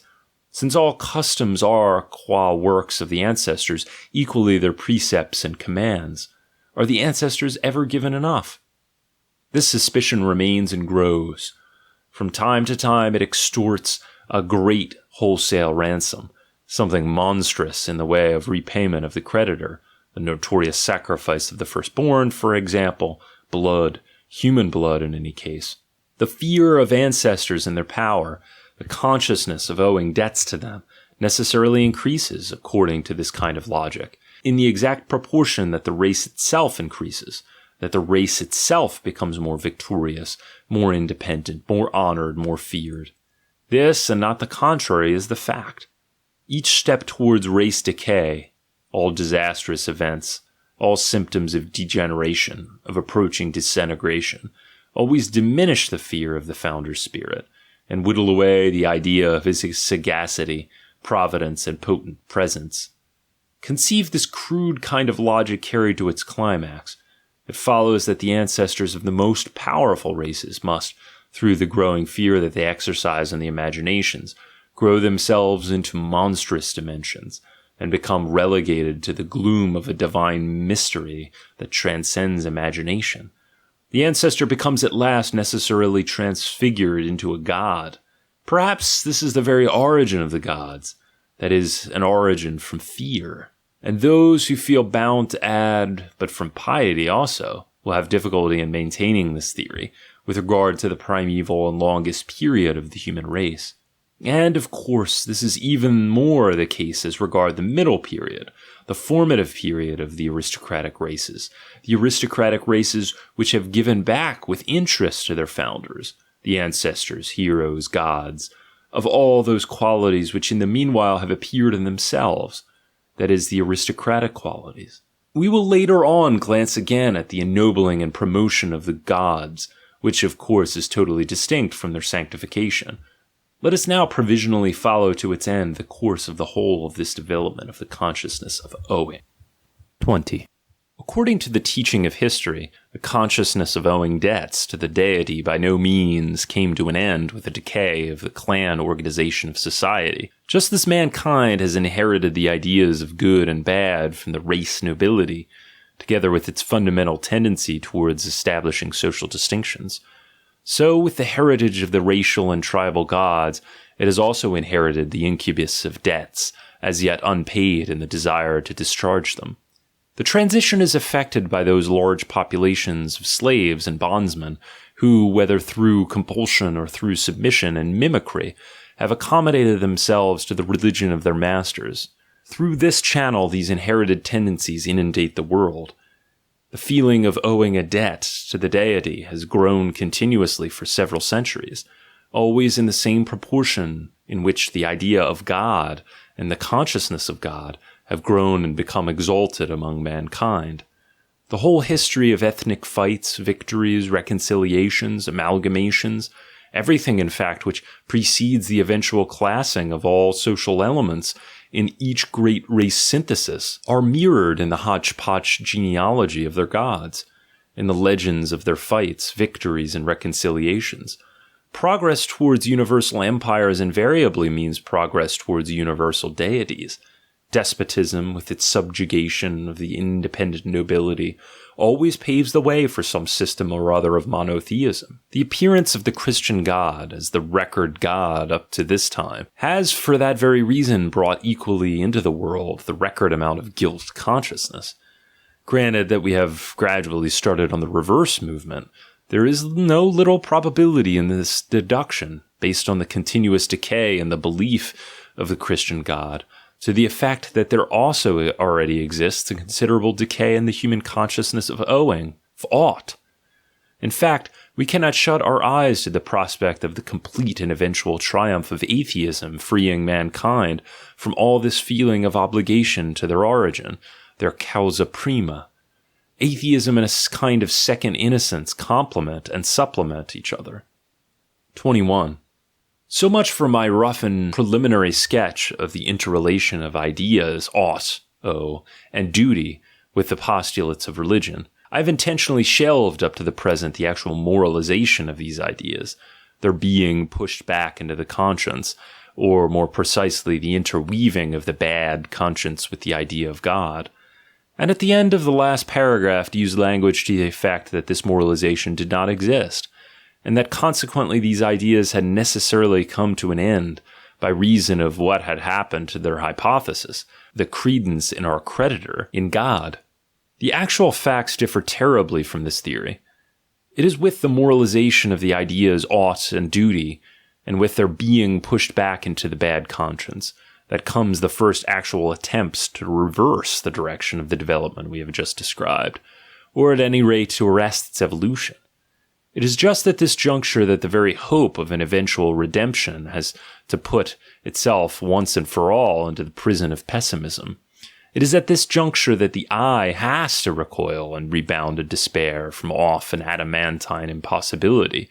It is at this juncture that the ideas guilt and duty have to turn backwards. Turn backwards against whom? There is no doubt about it, primarily against the ower, in whom the bad conscience now establishes itself, eats, extends, and grows like a polypus throughout its length and breadth, all with such virulence that at last, with the impossibility of paying the debt, there becomes conceived the idea of the impossibility of paying the penalty, the thought of its inexpiability, the idea of eternal punishment. Finally, too, it turns against the creditor, whether found in the causa prima of man, the origin of the human race, its sire, who henceforth becomes burdened with a curse, Adam, original sin, determination of the will, or in nature from whose womb man springs, and on whom the responsibility for the principle of evil is now cast, diabolization of nature. or in existence generally, on this logic an absolute white elephant with which mankind has landed, the nihilistic flight from life, the demand for nothingness, or for the opposite of existence, for some other existence, Buddhism and the like, till suddenly we stand before that paradoxical and awful expedient through which a tortured humanity has found a temporary alleviation, that stroke of genius called Christianity, God personally immolating himself for the debt of man, God paying himself personally out of a pound of his own flesh, God is the one being who can deliver man from what man had become unable to deliver himself, the creditor playing scapegoat for his debtor, from love, can you believe it? From love of his debtor. 22. The reader will already have conjectured what took place on the stage and behind the scenes of this drama. That will for self-torture, that inverted cruelty of the animal man, who, turned subjective and scared into introspection, encaged as he was in the state as part of his taming process, invented the bad conscience so as to hurt himself after the natural outlet for this will to hurt became blocked. In other words, this man of the bad conscience exploited the religious hypothesis so as to carry his martyrdom to the ghastliest pitch of agonized intensity. Owing something to God, this thought becomes his instrument of torture. He apprehends in God the most extreme antithesis he can find to his own characteristic and ineradicable animal instincts. He himself gives a new interpretation to these animal instincts as being against what he owes to God, as enmity, rebellion, and revolt against the Lord, or the Father, the Sire, the beginning of the world. He places himself between the horns of the dilemma, God and devil. Every negation which he is inclined to utter to himself, to the nature, naturalness, and reality of his being, he whips into an ejaculation of yes, uttering it as something existing, living, efficient, as being God, as the holiness of God, the judgment of God, as the hangmanship of God, as transcendence, as eternity, as unending torment, as hell, as infinity of punishment and guilt. This is a kind of madness of the will in the sphere of psychological cruelty which is absolutely unparalleled. Man's will to find himself guilty and blameworthy to the point of inexpiability, his will to think of himself as punished, without the punishment ever being able to balance the guilt, his will to infect and to poison the fundamental basis of the universe with the problem of punishment and guilt, in order to cut off once and for all any escape out of his labyrinth of fixed ideas, his will for rearing an ideal, that of the holy God, face to face, with which he can have tangible proof of his own unworthiness. Alas for this mad, melancholy beast man! What fantasies invade it, what paroxysms of perversity, hysterical senselessness, and mental bestiality break out immediately, at the very slightest check on its being the beast of action. All this is excessively interesting, but at the same time tainted with a black, gloomy, enervating melancholy, so that a forcible veto must be invoked against looking too long into these abysses. Here is disease, indubitably, the most ghastly diseases that has as yet played havoc among men, and he who can still hear, but man turns now deaf ears to such sounds. How in this night of torment and nonsense there has rung out the cry of love, the cry of the most passionate ecstasy, of redemption in love. He turns away gripped as by an invincible horror. In man there is so much that is ghastly. Too long has the world been a madhouse. 23. Let this suffice once for all concerning the origin of the holy God. The fact that in itself the conception of gods is not bound to lead necessarily to this degradation of the imagination, a temporary representation of whose vagaries we felt bound to give. The fact that there exists nobler methods of utilizing the inventions of gods than in the self-crucifixion and self-degradation of man, in which the last 2,000 years of Europe have been past masters. These facts can fortunately be still perceived from every glance that we cast at the Grecian gods, these mirrors of noble and grandiose men, in which the animal in man felt itself defiled, and did not devour itself in subjective frenzy. These Greeks long utilized their gods as simple buffers against the bad conscience, so that they could continue to enjoy their freedom of soul. This, of course, is diametrically opposed to Christianity's theory of its God. They went very far on this principle, did these splendid and lion-hearted children. And there is no lesser authority than that of the Homeric Zeus for making them realize occasionally that they are taking life too casually. "Wonderful," he says on one occasion. It had to do with the case of Aegisthus, a very bad case indeed. "Wonderful how they grumble, the mortals against the immortals. Only from us, they presume, comes evil. But in their folly fashion they, spite of fate, the doom of their own disaster." Yet the reader will note and observe that this Olympian spectator and judge is far from being angry with them and thinking evil of them as on this score. "How foolish they are," so thinks he of the misdeeds of mortals, and folly, impudence, a little brain disturbance, and nothing more, are what the Greeks, even of their strongest, bravest period, have admitted to be the ground of much that is evil and fatal. Folly, not sin, do you understand? But even this brain disturbance was a problem. Come, how is it even possible? How could it have really got into brains like ours, the brains of men of aristocratic ancestry, of men of fortune, of men of good natural endowments, of men of the best society, of men of nobility and virtue? This was the question that for century on century the aristocratic Greek put to himself when confronted with every, to him incomprehensible, outrage and sacrilege with which one of his peers had polluted himself. "It must be that a god had infatuated him," he would say, then at last, nodding his head. This solution is typical of the Greeks. Accordingly, the gods in those times subserved the functions of justifying man to a certain extent, even in evil. In those days, they took upon themselves not the punishment, but, what is more noble, the guilt. 24. I conclude with 3 queries, as you will see. Is an ideal actually set up here, or is one pulled down? I am perhaps asked. But have ye sufficiently asked yourselves how dear a payment has the setting up of every ideal in the world exacted? To achieve that consummation, how much truth must always be traduced and misunderstood? How many lies must be sanctified? How much conscience has got to be disturbed? How many pounds of God have got to be sacrificed every time? To enable a sanctuary to be set up, a sanctuary has got to be destroyed. That is a law.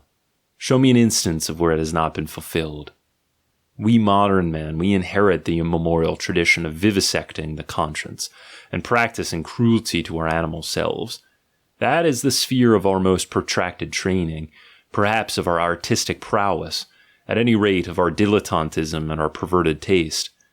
Man has for too long regarded his natural proclivities with an evil eye, so that eventually they have become, in his system, affiliated with a bad conscience. A converse endeavor would be intrinsically feasible, but who is strong enough to attempt it? Namely, to affiliate to the bad conscience all those unnatural proclivities, all those transcendental aspirations, contrary to sense, instinct, nature, and animalism. In short, all past and present ideals, which are all ideals opposed to life, and traducing the world. To whom is one to turn nowadays with such hopes and pretensions? It is just the good men that we should thus bring about our ears. And in addition, as stands to reason, the indolent, the hedgers, the vain, the hysterical, the tired. What is more offensive or more thoroughly calculated to alienate than giving any hint of the exalted severity with which we treat ourselves?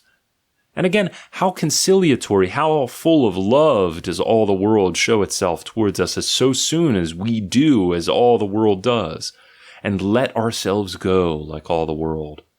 For such a consummation we need spirits of different caliber than seems really feasible in this age, spirits rendered potent through wars and victories, to whom conquest, adventure, danger, even pain have become a need.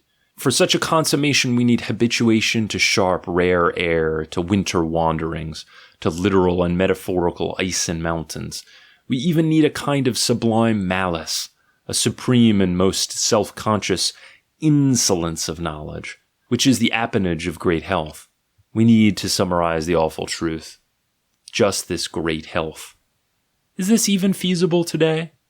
But someday, in a stronger age than this rotting and introspective present, must he in sooth come to us, even the Redeemer of great love and scorn, the creative spirit rebounding by the impetus of his own force back again, away from every transcendental plane and dimension, he whose solitude is misunderstood of the people. And though it were a flight from reality, and while actually it is only his diving, burrowing, and penetrating into reality, so that when he comes up again into the light, he can at once bring about by these means the redemption of this reality, its redemption from the curse which the old ideal has laid upon it. This man of the future, who in this wise will redeem us from the old ideal, as he will from that ideal's necessary corollary of great nausea, will to nothingness, and nihilism. This toxin of noon and of the great verdict, which renders the will again free, who gives back to the world its goal and to man his hope, this antichrist and anti-nihilist, this conqueror of God and of nothingness, he must one day come. 25. But what am I talking of? Enough, enough. At this juncture, I have only one proper course, silence. Otherwise I trespass on a domain open alone to one who is younger than I, one stronger, more future than I, open alone to Zarathustra. Zarathustra the godless. Third essay. What is the meaning of ascetic ideals? Part 1. Careless, mocking, forceful, so does wisdom wish us. She is a woman, and never loves anyone but a warrior. Thus spake Zarathustra. 1. What is the meaning of ascetic ideals? In artists, nothing or too much. In philosophers and scholars, a kind of flair and instinct for the conditions most favorable to advanced intellectualism. In women, at best an additional seductive fascination, a little morbidezza on the fine piece of flesh, the angelhood of a fat, pretty animal. In physiological failures and whiners, in the majority of mortals, an attempt to pose as too good for this world, a holy form of debauchery, their chief weapon in the battle with lingering pain and ennui. In priests, the actual priestly faith, their best engine of power, and also the supreme authority for power. In saints, finally, a pretext for hibernation, their novissima gloriae cupido, their peace in nothingness, God, their form of madness. But in the very fact that the ascetic ideal has meant so much to man lies expressed the fundamental feature of man's will, his horror vacui. He needs a goal, and he will sooner will nothingness than not will at all. Am I not understood? Have I not been understood? Certainly not, sir. Well, let us begin at the beginning. 2. What is the meaning of ascetic ideals? Or to take an individual case in regard to which I have often been consulted, what is the meaning, for example, of an artist like Richard Wagner paying homage to chastity in his old age? He had always done so, of course, in a certain sense, but it was not till quite the end that he did so in an ascetic sense. What is the meaning of this change of attitude, this radical revolution in his attitude? For that was what it was. Wagner veered thereby straight round into his own opposite. What is the meaning of an artist veering round into his own opposite? At this point, granted that we do not mind stopping a little over this question, we immediately call to mind the best, strongest, gayest, and boldest period that there perhaps ever was in Wagner's life. That was the period when he was genuinely and deeply occupied by the idea of Luther's wedding. Who knows what chance is responsible for our now having the Meister singers instead of this wedding music, and how much in the latter is perhaps just an echo of the former. But there is no doubt but that theme would have dealt with the praise of chastity. And certainly it would have also have dealt with the praise of sensuality, and even so it would seem quite in order, and even so it would have been equally Wagnerian. For there is no necessary antithesis between chastity and sensuality. Every good marriage, every authentic, heartfelt love transcends this antithesis. Wagner would, it seems to me, have done well to have brought this pleasing reality home once again to his Germans, by means of a bold and graceful Luther comedy, for there were and are among the Germans many revilers of sensuality, and perhaps Luther's greatest merit lies just in the fact of his having had the courage of his sensuality. It used to be called, prettily enough, evangelistic freedom. But even in those cases where that antithesis between chastity and sensuality does exist, there has fortunately been for some time no necessity for it to be in any way a tragic antithesis. This should at any rate be the case with all beings who are sound in mind and body, who are far from reckoning their delicate balance between animal and angel, as being on the face of it one of the principles opposed to existence. The most subtle and brilliant spirits, such as Goethe, such as Hafitz, have ever seen in this a further charm of life. Such conflicts actually allure one to life. On the other hand, it is only too clear that when once these ruined swine are reduced to worshipping chastity, and there are such swine, they only see and worship in it the antithesis to themselves, the antithesis to ruined swine. Oh, what a tragic grunting and eagerness. You can just think of it. They worship that painful and superfluous contrast, which Richard Wagner in his latter days undoubtedly wished to set to music, and to place on the stage. For what purpose, forsooth, as we may reasonably ask? What did the swine matter to him? What do they matter to us? 3. At this point, it is impossible to beg the further question of what he really had to do with that manly, so unmanly, country bumpkin, that poor devil and natural Parsifal, whom he eventually made a Catholic by such fraudulent devices. What? Was this Parsifal really meant seriously?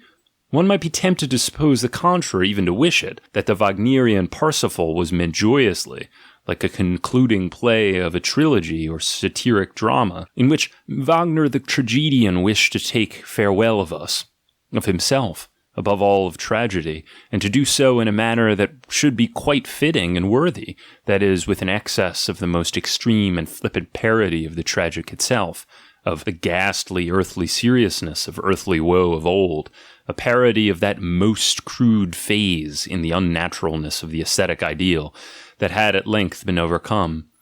That, as I have said, would have been quite worthy of a great tragedian, who, like every artist, first attains the supreme pinnacle of his greatness when he can look down into himself and his art, when he can laugh at himself.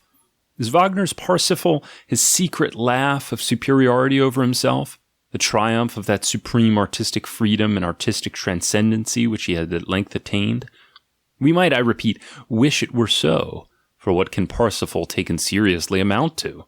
Is it really necessary to see in it, according to an expression once used against me, the product of an insane hate of knowledge, mind, and flesh? A curse on flesh and spirit in one breath of hate? An apostasy and reversion to the morbid Christian and obscurantist ideals?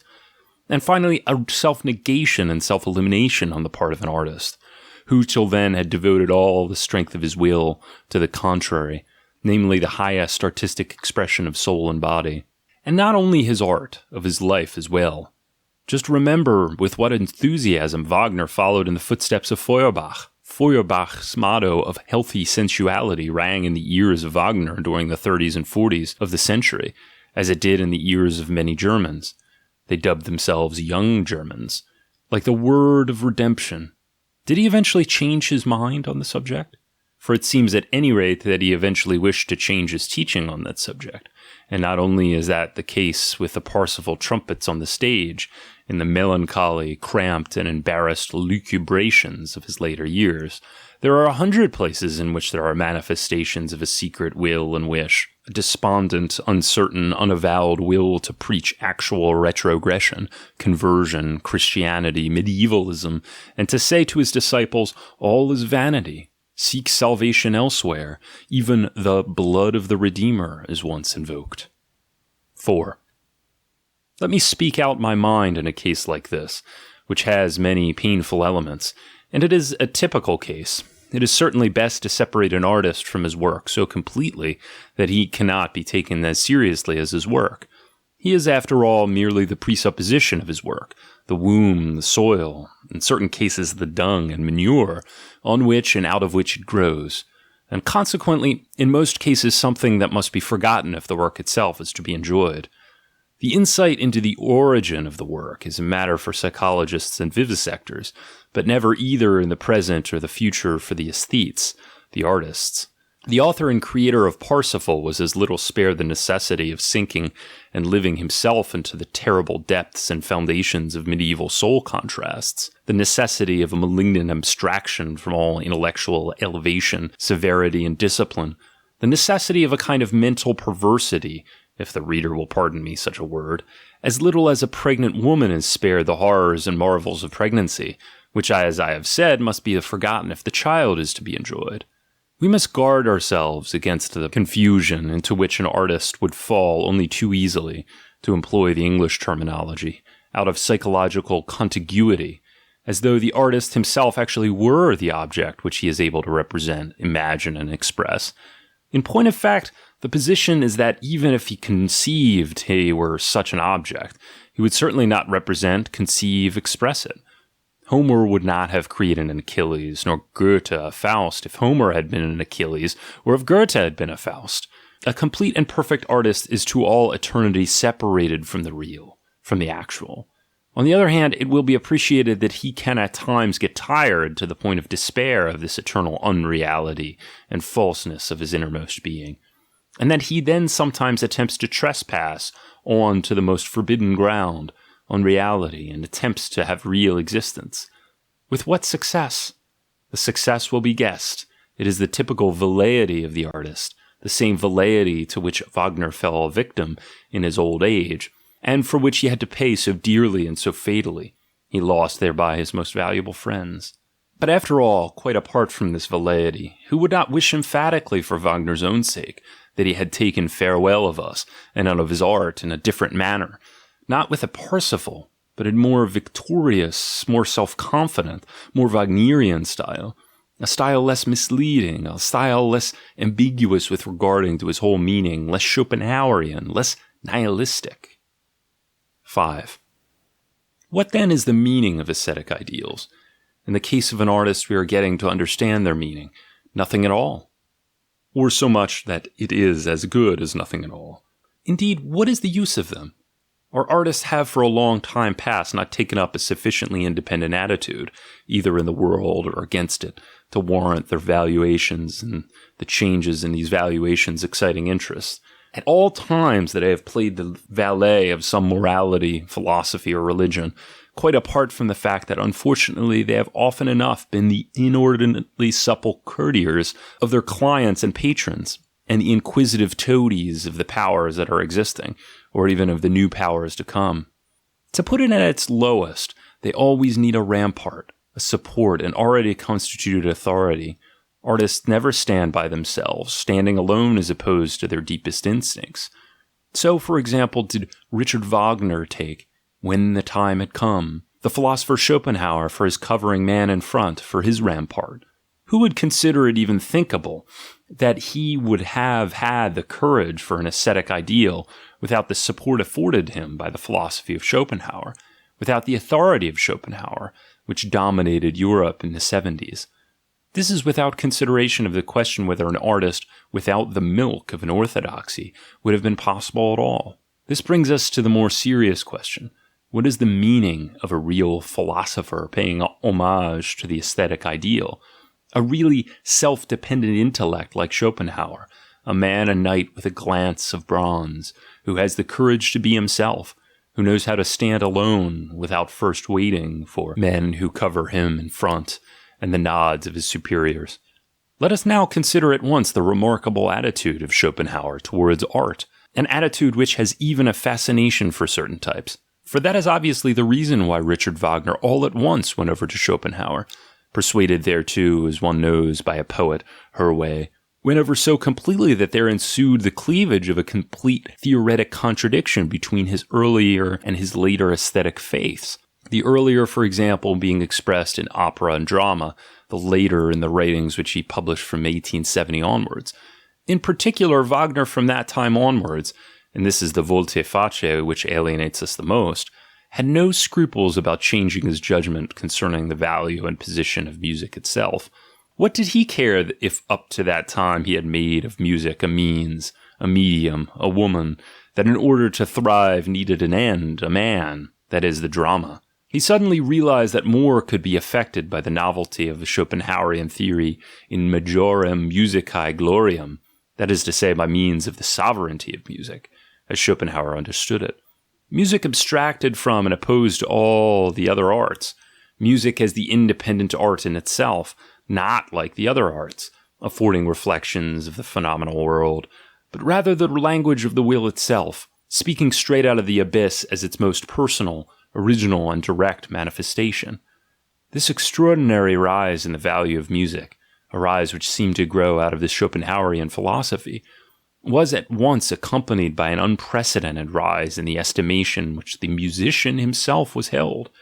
He became now an oracle, a priest, nay, more than a priest, a kind of mouthpiece for the intrinsic essence of things, a telephone from the other world. From henceforward, he talked not only music, did this ventriloquist of God, he talked metaphysics. What wonder that one day he eventually talked ascetic ideals. 6. Schopenhauer has made use of the Kantian treatment of the aesthetic problem, though he certainly did not regard it with Kantian eyes.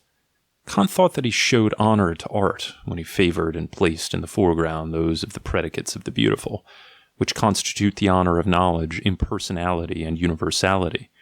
This is not the place to discuss whether this was not a complete mistake. All that I wish to emphasize is that Kant, just like other philosophers, instead of envisaging the aesthetic problem from the standpoint of the experiences of the artist, the creator, has only considered art and beauty from the standpoint of the spectator, and has thereby imperceptibly imported the spectator himself into the idea of the beautiful. But if only the philosophers of the beautiful had sufficient knowledge of this spectator, knowledge of him as a great fact of personality, as a great experience, as a wealth of strong and most individual events, desires, surprises, and raptures in the sphere of beauty. But as I feared, the contrary was always the case. And so we get from our philosophers, from the very beginning, definitions on which the lack of a subtler personal experience squats like a fat worm of crass error, as it does on Kant's famous definition of the beautiful. That is beautiful, says Kant, which pleases without interesting. Without interesting. Compare this definition with this other one made by a real spectator and artist, by Stendhal, who once called the beautiful une promesse de bonheur. Here, at any rate, the one point which Kant makes prominent in the aesthetic position is repudiated and eliminated, le désintéressement. Who is right, Kant or Stendhal? When, forsooth, our aesthetes never get tired of throwing into the scales in Kant's favor the fact that under the magic of beauty, men can look even naked female statues without interest, we can certainly laugh a little at their expense. In regard to this ticklish point, the experiences of artists are more interesting. And at any rate, Pygmalion was not necessarily an unaesthetic man. Let us think all the better of the innocence of our aesthetes, reflected as it is in such arguments. Let us, for instance, count to Kant's honor the country parson naivete of his doctrine concerning the peculiar character of the sense of touch. And here we come back to Schopenhauer, who stood in much closer neighborhood to the arts than did Kant, and yet never escaped outside of the pale of that Kantian definition. How was that? The circumstance is marvelous enough. He interprets the expression without interest in the most personal fashion, out of an experience which must, in his case, have been part and parcel of his regular routine. On few subjects does Schopenhauer speak with such certainty as on the working of aesthetic contemplation. He says of it that it simply counteracts sexual interest, like Lulupin and Camphor. He never gets tired of glorifying this escape from the life-will as the great advantage and utility of aesthetic state. In fact, one is tempted to ask if his fundamental conception of will and idea, the thought that there can only exist freedom from the will by means of idea, did not originate in a generalization from the sexual experience. In all questions concerning the Schopenhauerian philosophy, one should, by the by, never lose sight of the consideration that it is the conception of a youth of 26, so that it participates not only in what is peculiar to Schopenhauer's life, but in what is peculiar to that special period in his life. Let us listen, for instance, to one of the most expressive among the countless passages which he has written in honor of the aesthetic state. World as Will and Idea, Book 1, page 231. Let us listen to the tone, the suffering, the happiness, the gratitude with which such words are uttered. This is the painless state which Epicurus praised as the highest good, and as the state of the gods. We are during that moment freed from the vile pressure of the will. We celebrate the Sabbath of the will's hard labor. The wheel of Ixion stands still. What vehemence of language! What images of anguish and protracted revulsion! How almost pathological is that temporal antithesis between that moment and everything else. The wheel of Ixion, the horrid labor of the will, the vile pressure of the will. But granted that Schopenhauer was 100 times right for himself personally, how does that help our insight into the nature of the beautiful? Schopenhauer has described one effect of the beautiful, the calming of the will. But is this effect really normal? As has been mentioned, Stendhal, an equally sensual but more happily constituted nature than Schopenhauer, gives prominence to another effect of the beautiful. The beautiful promises happiness. To him it is just the excitement of the will, the interest, by the beauty that seems the essential fact. And does not Schopenhauer ultimately lay himself open to that objection?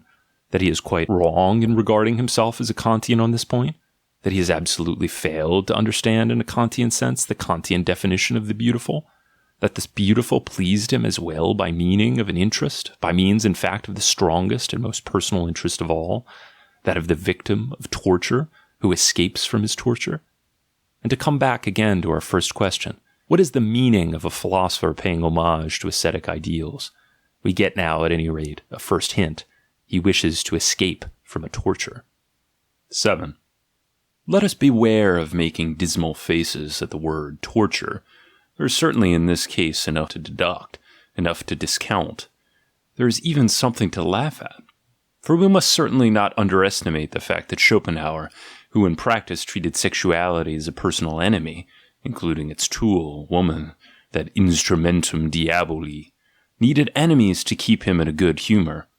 That he loved grim, bitter, blackish-green words, that he raged for the sake of raging, out of passion, that he would have grown ill, would have become a pessimist, for he was not a pessimist, however much he wished to be, without his enemies, without Hegel, woman, sensuality, and the whole will for existence, keeping on. Without them, Schopenhauer would not have kept on. That is a safe wager. He would have run away. But his enemies held him fast. His enemies always enticed him back again to his existence.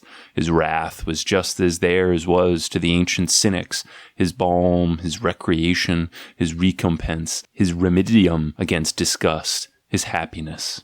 So much with regard to what is most personal in the case of Schopenhauer. On the other hand, there is still much which is typical in him, and only now we have come back to our problem. It is an accepted and indisputable fact, so long as there are philosophers in the world, and wherever philosophers have existed, from India to England, to take the opposite poles of philosophic ability, that there exists a real irritation and rancor on the part of philosophers towards sensuality. Schopenhauer is merely the most eloquent, and if one has the ear for it, also the most fascinating and enchanting outburst. There similarly exists a real philosophic bias and affection for the whole ascetic ideal. There should be no illusions on this score. Both these feelings, as has been said, belong to the type. If a philosopher lacks both of them, then he is, you may be certain of it, never anything but a pseudo. What does that mean? For this state of affairs must first be interpreted. In itself, it stands there stupid to all eternity, like any thing in itself. Every animal, including la bête philosophe, strives instinctively after an optimum of favorable conditions, under which he can let his whole strength have his play, and achieves his maximum consciousness of power with equal instinctiveness, and with a fine perceptive flair which is superior to any reason. Every animal shudders mortally at every kind of disturbance and hindrance which obstructs or could obstruct his way to that optimum. It is not his way to happiness of which I am talking, but his way to power, to action, the most powerful action, and in point of fact, in many cases, his way to unhappiness. Similarly, the philosopher shudders mortally at marriage, together with all that could persuade him to it. Marriage is a fatal hindrance on the way to the optimum. Up to the present, what great philosophers have been married? Heraclitus, Plato, Descartes, Spinoza, Leibniz, Kant, Schopenhauer. They were not married. And further, one cannot imagine them as married. A married philosopher belongs to comedy. That is my rule. As for that exception of a Socrates, the malicious Socrates married himself, it seems. Ironic, just to prove this very rule. Every philosopher would say, as Buddha said, when the birth of a son was announced to him, Rahula has been born to me, a fetter has been forged for me. Rahula means here a little demon. There must come an hour of reflection to every free spirit, granted that he had previously an hour of thoughtlessness, just as one came once to the same Buddha. Narrowly cramped, he reflected, is the life of the house. It is the place of uncleanness. Freedom is found in leaving the house. Because he thought like this, he left the house. So many bridges to independence are shown in the ascetic ideal, that the philosopher cannot refrain from exultation and clapping of hands when he hears the history of all those resolute ones, who on one day uttered a nay to all servitude and went into some desert, even granting that they were only strong asses and the absolute opposite of strong minds. What then does the ascetic ideal mean in a philosopher? This is my answer. It will have been guessed long ago. When he sees this ideal, the philosopher smiles because he sees therein an optimum of the conditions of the highest and boldest intellectuality. He does not deny existence. He rather affirms thereby his existence and only his existence, and this perhaps to the point of not being far off the blasphemous wish, pereat mundus, fiat philosophia, fiat philosophus, fiam. 8. These philosophers, you see, are by no means uncorrupted witnesses and judges of the value of the ascetic ideal. They think of themselves, what is the saint to them. They think of that which to them personally is most indispensable, of freedom from compulsion, disturbance, noise, freedom from business, duties, cares, of a clean hand, of the dance, spring, and flight of thoughts, of good air, rare, clean, free, dry as is the air on the heights, in which every animal creature becomes more intellectual and gains wings. They think of peace in every cellar, all the hounds neatly chained, no baying of enmity and uncouth rancor, no remorse of wounded ambition, quiet and submissive internal organs, busy as mills but unnoticed, the heart alien, transcendent, future, posthumous. To summarize, they mean by the ascetic ideal the joyous asceticism of a deified and newly fledged animal, sweeping over life rather than resting. We know what are the three great catchwords of the ascetic ideal: poverty, humility, chastity. And now just look closely at the life of all the great fruitful inventive spirits. You will always find again and again these three qualities up to a certain extent. Not for a minute, as is self-evident, as though perchance they were part of their virtues. What has this type of man to do with virtues? But as the most essential and natural conditions of their best existence, their finest fruitfulness. In this connection, it is quite possible that their predominant intellectualism had first to curb an unruly and irritable pride, or an insolent sensualism, or that it had all its work cut out to maintain its wish for the desert against perhaps an inclination to luxury and dilettantism, or similarly against an extravagant liberality of heart and hand. But their intellect did affect all this, simply because it was the dominant instinct, which carried through its orders in the case of all the other instincts. It affects it still. If it ceased to do so, it would simply not be dominant. But there is not one iota of virtue in all this. Further, the desert of which I just spoke, in which the strong, independent, and well-equipped spirits retreat into their hermitage. Oh, how different is it from the cultured classes' dream of a desert. In certain cases, in fact, the cultured classes themselves are the desert, and it is certain that all the actors of the intellect would not endure this desert for a minute. It is nothing like romantic and Syrian enough for them, nothing like enough of a stage desert. Here as well there are plenty of asses, but at this point the resemblance ceases. But a desert nowadays is something like this.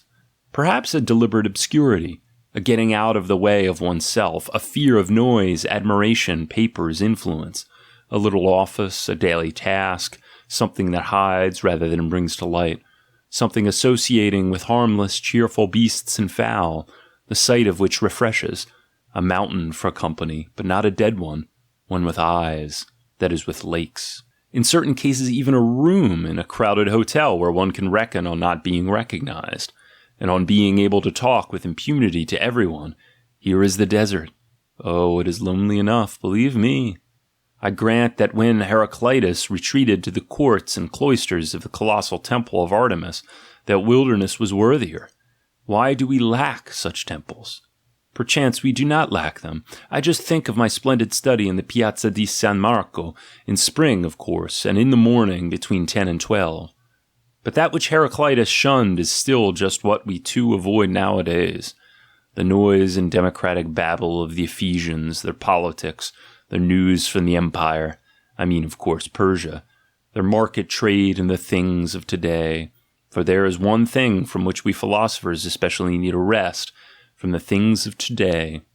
We honor the silent, the cold, the noble, the far, the past, everything, in fact, at the sight of which the soul is not bound to brace itself up and defend itself, something with which one can speak without speaking aloud.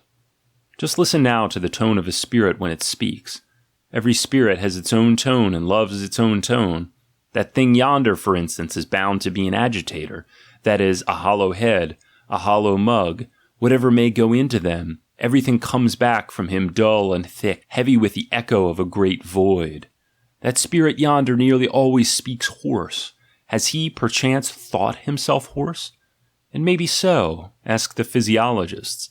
But he who thinks in words thinks as a speaker and not as a thinker. It shows that he does not think of objects or think objectively, but only of his relations with objects. That, in point of fact, he only thinks of himself and his audience. This third one, it speaks aggressively. He comes too near our body. His breath blows on us. We shut our mouth involuntarily, although he speaks to us through a book. The tone of his style supplies the reason. He has no time. He has small faith in himself. He finds expression now or never. But a spirit who is sure of himself speaks softly. He seeks secrecy. He lets himself be awaited. A philosopher is recognized by the fact that he shuns three brilliant and noisy things, fame, princes, and women, which is not to say that they do not come to him. He shuns every glaring light, therefore he shuns his time and its daylight. Therein he is as a shadow. The deeper sinks the sun, the greater grows the shadow. As for his humility, he endures, as he endures darkness, a certain dependence and obscurity. Further, he is afraid of the shock of lightning. He shudders at the insecurity of a tree which is too isolated and too exposed, on which every storm vents its temper, every temper its storm. His maternal instincts, his secret love for that which grows in him, guides him into states where he is relieved from the necessity of taking care of himself, in the same way in which the mother instinct in woman has thoroughly maintained up to the present woman's dependent position. After all, they demand little enough, do these philosophers. Their favorite motto is, "He who possesses is possessed." All this is not, as I must say again and again, to be attributed to a virtue, to a meritorious wish for moderation and simplicity, but because their supreme Lord so demands of them, demands wisely and inexorably, their Lord who is eager only for one thing, for which alone he musters, and for which alone he hoards everything: time, strength, love, interest. This kind of man likes not to be disturbed by enmity. He likes not to be disturbed by friendship. It is a type which forgets or despises easily. It strikes him as bad form to play the martyr, to suffer for truth. He leaves all that to the ambitious and to the stage heroes of the intellect, and to all those, in fact, who have time enough for such luxuries. They themselves, the philosophers, have something to do for truth. They make a sparing use of big words.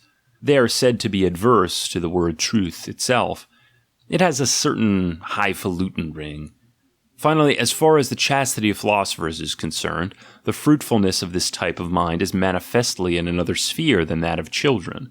Perchance in some other sphere, too, they have the survival of their name, their literal immortality.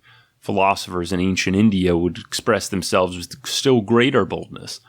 Of what use is posterity to him whose soul is the world? In this attitude, there is not a trace of chastity, by reason of any ascetic scruple or hatred of the flesh, any more than it is chastity for an athlete or a jockey to abstain from women.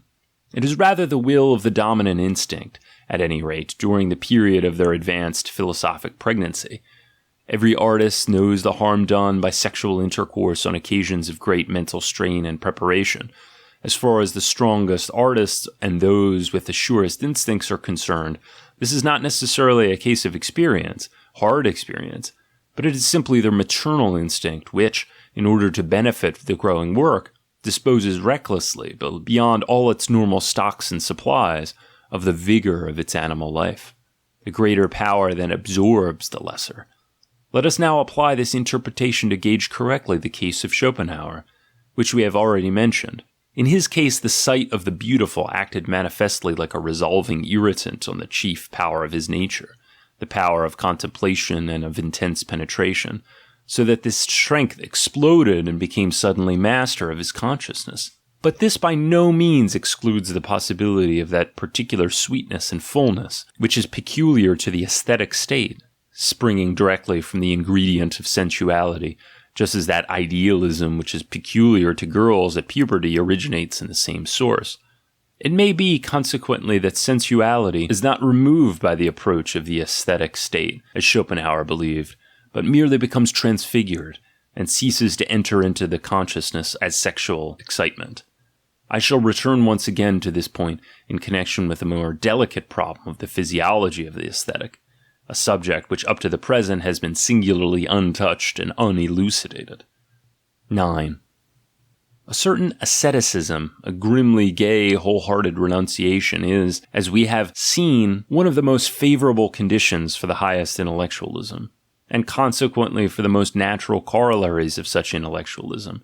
We shall therefore be proof against any surprise that the philosophers in particular are always treating the ascetic ideal with a certain amount of predilection.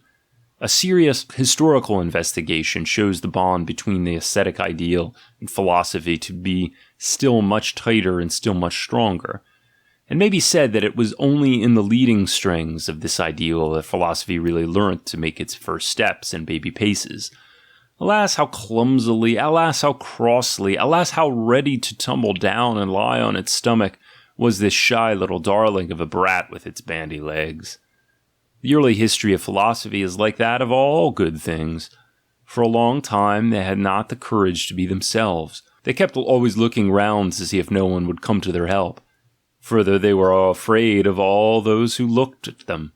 Just enumerate in order the particular tendencies and virtues of the philosopher: his tendency to doubt, his tendency to deny, his tendency to wait, to be effectic, his tendency to analyze, search, explore, dare, his tendency to compare and to equalize, his will to be neutral and objective, his will for everything which is sine ira et studio.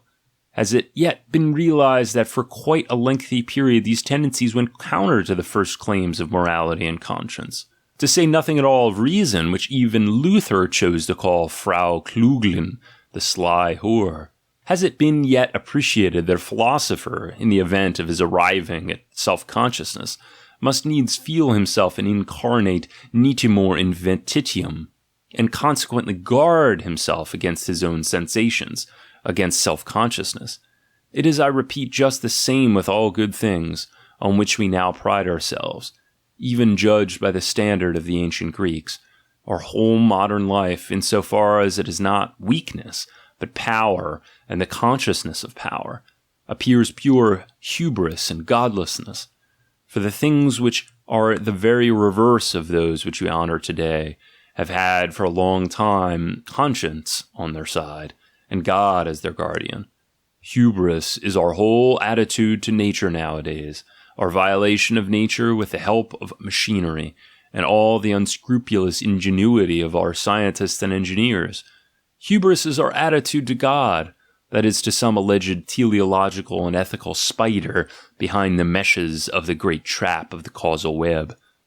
Like Charles the Bold in his war with Louis XI, we may say, Je combats l'universel acharné.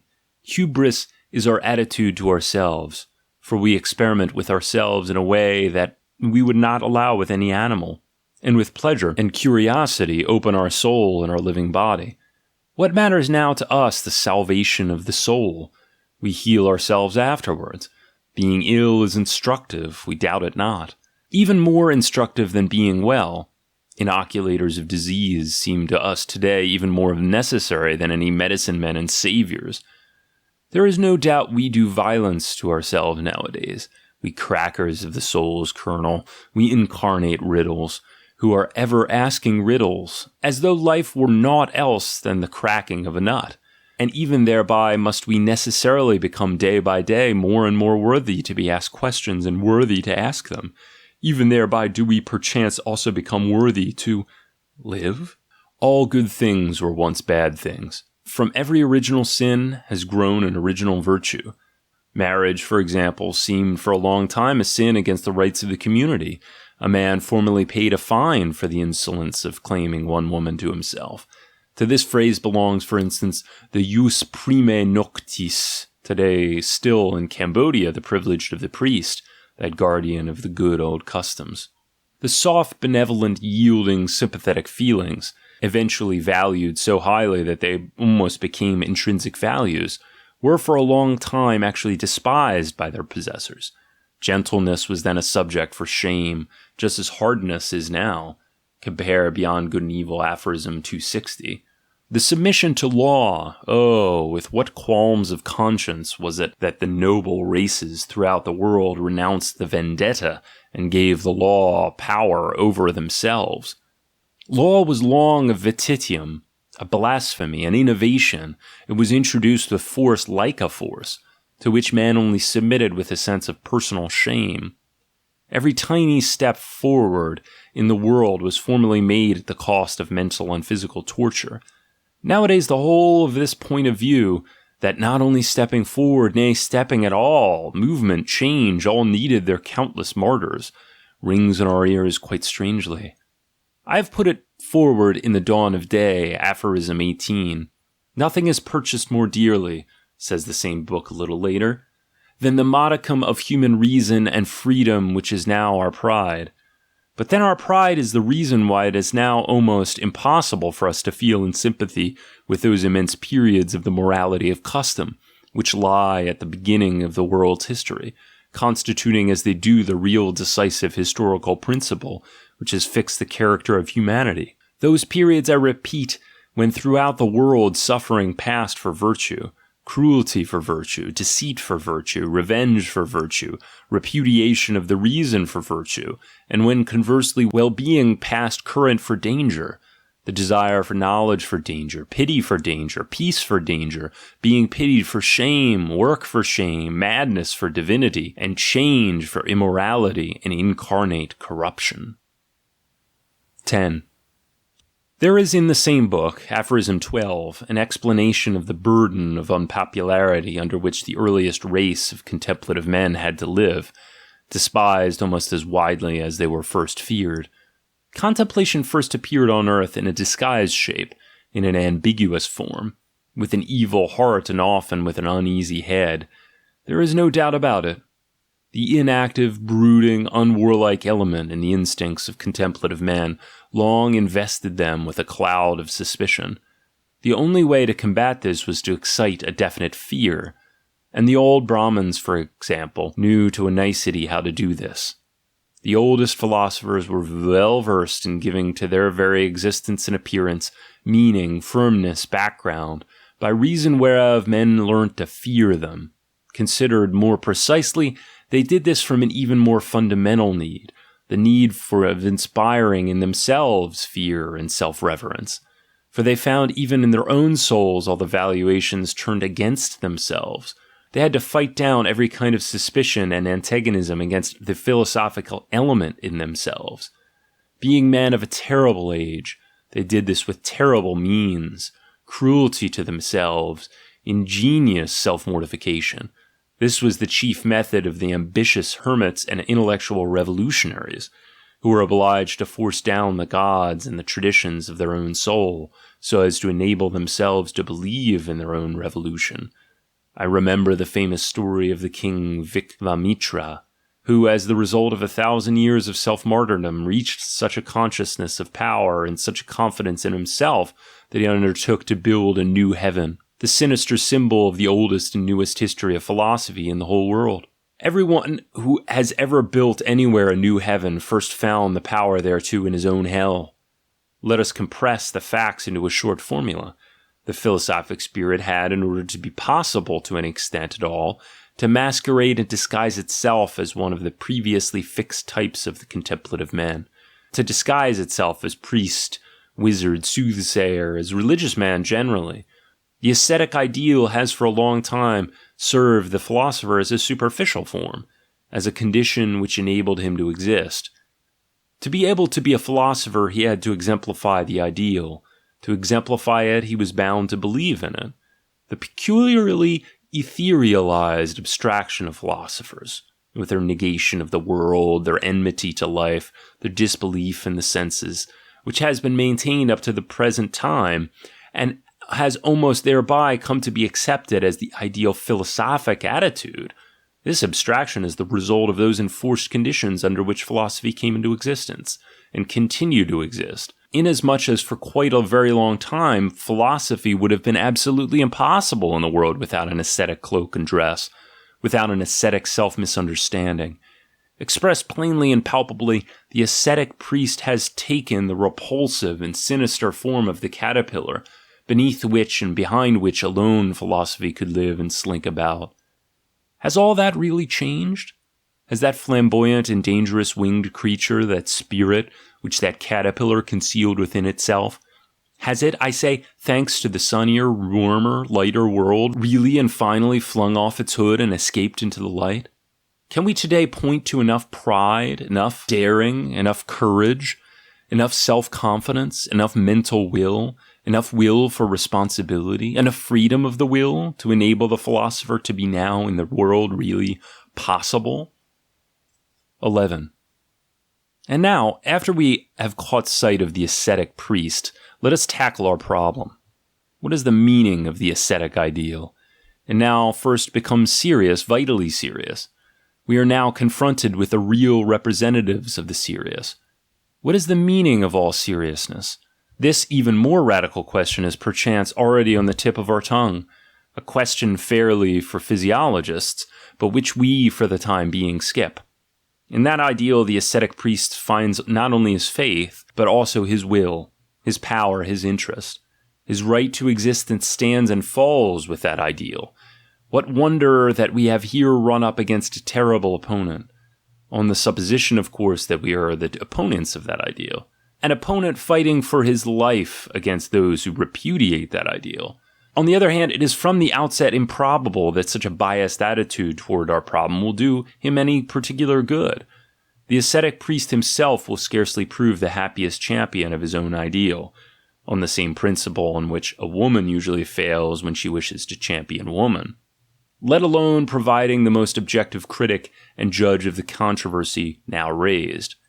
We shall therefore, so much as already obvious, rather have actually to help him to defend himself properly against ourselves than we shall have to fear being too well beaten by him. The ideal which is the subject of this dispute is the value of our life from the standpoint of the ascetic priests. This life, then, together with a whole of which it is part, nature, the world, the whole sphere of becoming and passing away, is placed by them in relation to an existence of quite another character, which it excludes and to which it is opposed, unless it deny its own self. In this case, the case of an ascetic life, life is taken as a bridge to another existence. The ascetic treats life as a maze in which one must walk backwards till one comes to the place where it starts. Or he treats it as an error which one may, nay must, refute by action. For he demands that he should be followed. He enforces where he can his valuation of existence. What does this mean? Such a monstrous valuation is not an exceptional case, or a curiosity recorded in human history. It was one of the most general and persistent facts that there are. The reading from the vantage of a distant star and of the capital letters of our earthly life would perchance lead to the conclusion that the Earth was the especially ascetic planet, a den of discontented, arrogant, and repulsive creatures who never got rid of a deep disgust of themselves, of the world, of all life, and did themselves as much hurt as possible out of the pleasure in hurting, presumably their one and only pleasure. Let us consider how regularly, how universally, how practically, at every single period the ascetic priest puts in his appearance. He belongs to no particular race. He thrives everywhere. He grows out of all classes. Not that he perhaps bred this valuation by heredity and propagated it. The contrary is the case. It must be a necessity of the first order which makes this species hostile, as it is to life. Always grow again and always thrive again. Life itself must certainly have an interest in the continuance of such a type of self-contradiction. For an ascetic life is a self-contradiction. Here rules resentment without parallel, the resentment of an insatiate instinct and ambition that would be master, not over some element in life, but over life itself, over life's deepest, strongest, innermost conditions. Here is an attempt made to utilize power to damn the sources of power.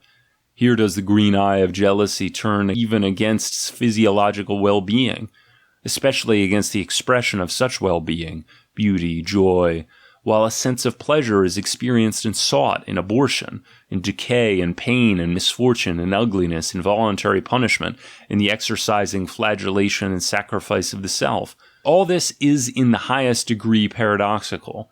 We are here confronted with a rift that wills itself to be a rift, which enjoys itself in the very suffering, and even becomes more and more certain of itself, more and more triumphant in proportion as its own presupposition, physiological vitality decreases. The triumph just is the supreme agony. Under this extravagant emblem did the ascetic ideal fight from of old. In this mystery of seduction, in this picture of rapture and torture, it recognized its brightest light, its salvation, its final victory. Crux, nux, lux. It has all these three in one. Third essay. What is the meaning of ascetic ideals? Part 2. 12. Granted that such an incarnate will for contradiction and unnaturalness is induced to philosophize, on what will it vent its pet caprice? On that which has been felt with the greatest certainty to be true, to be real, it will look for error in those very places where the life instinct fixes truth with the greatest positiveness. It will, for instance, after the example of the ascetics of the Vedanta philosophy, reduce matter to an illusion, and similarly treat pain, multiplicity, the whole logical contrast of subject and object, errors, nothing but errors. To renounce the belief in one's own ego, to deny to oneself one's own reality, what a triumph! And here already we have a much higher kind of triumph, which is not merely a triumph over the senses, over the palpable, but an infliction of violence and cruelty on reason, and this ecstasy culminates in the ascetic self-contempt, the ascetic scorn of one's own reason making this decree.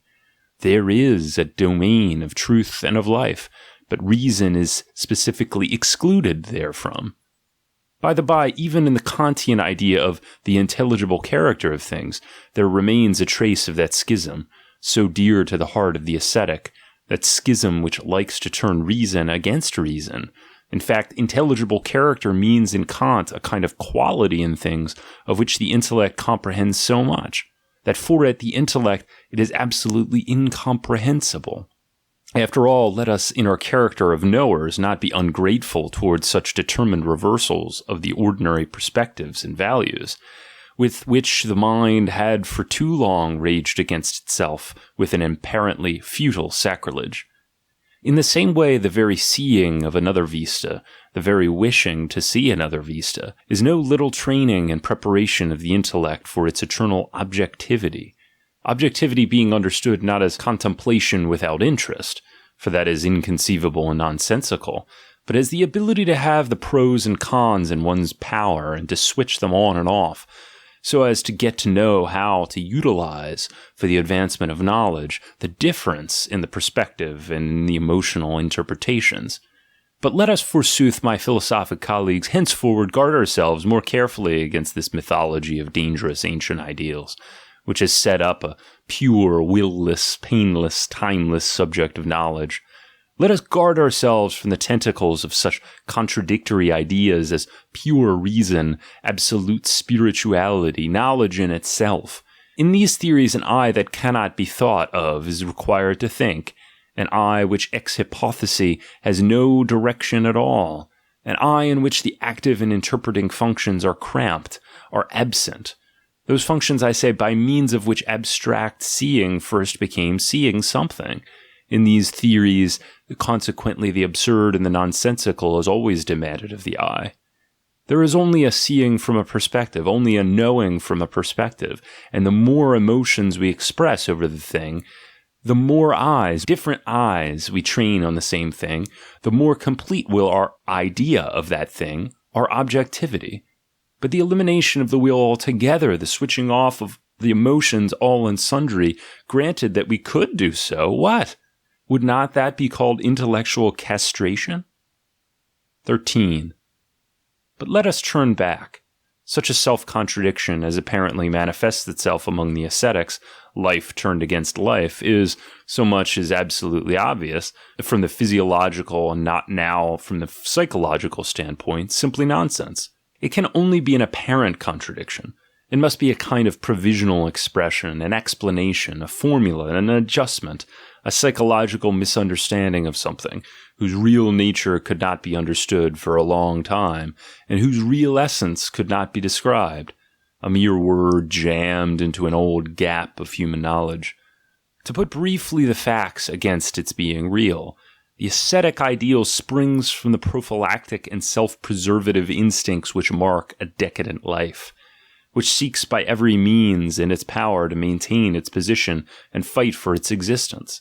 It points to a partial physiological depression and exhaustion, against which the most profound and intact life instincts fight ceaselessly with new weapons and discoveries.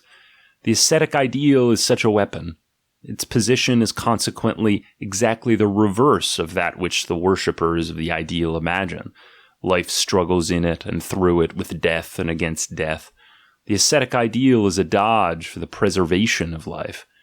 An important fact is brought out in the extent to which, as history teaches, this ideal could rule and exercise power over man, especially in all those places where the civilization and taming of man was completed. That fact is the diseased state of man up to the present, at any rate, of the man who has been tamed, the physiological struggle of man with death, more precisely with the disgust with life, with exhaustion, with the wish for the end. The ascetic priest is the incarnate wish for an existence of another kind, an existence on another plane.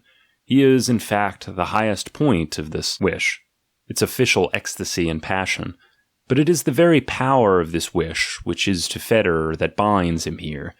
It is just that which makes him into a tool that must labor to create more favorable conditions for earthly existence.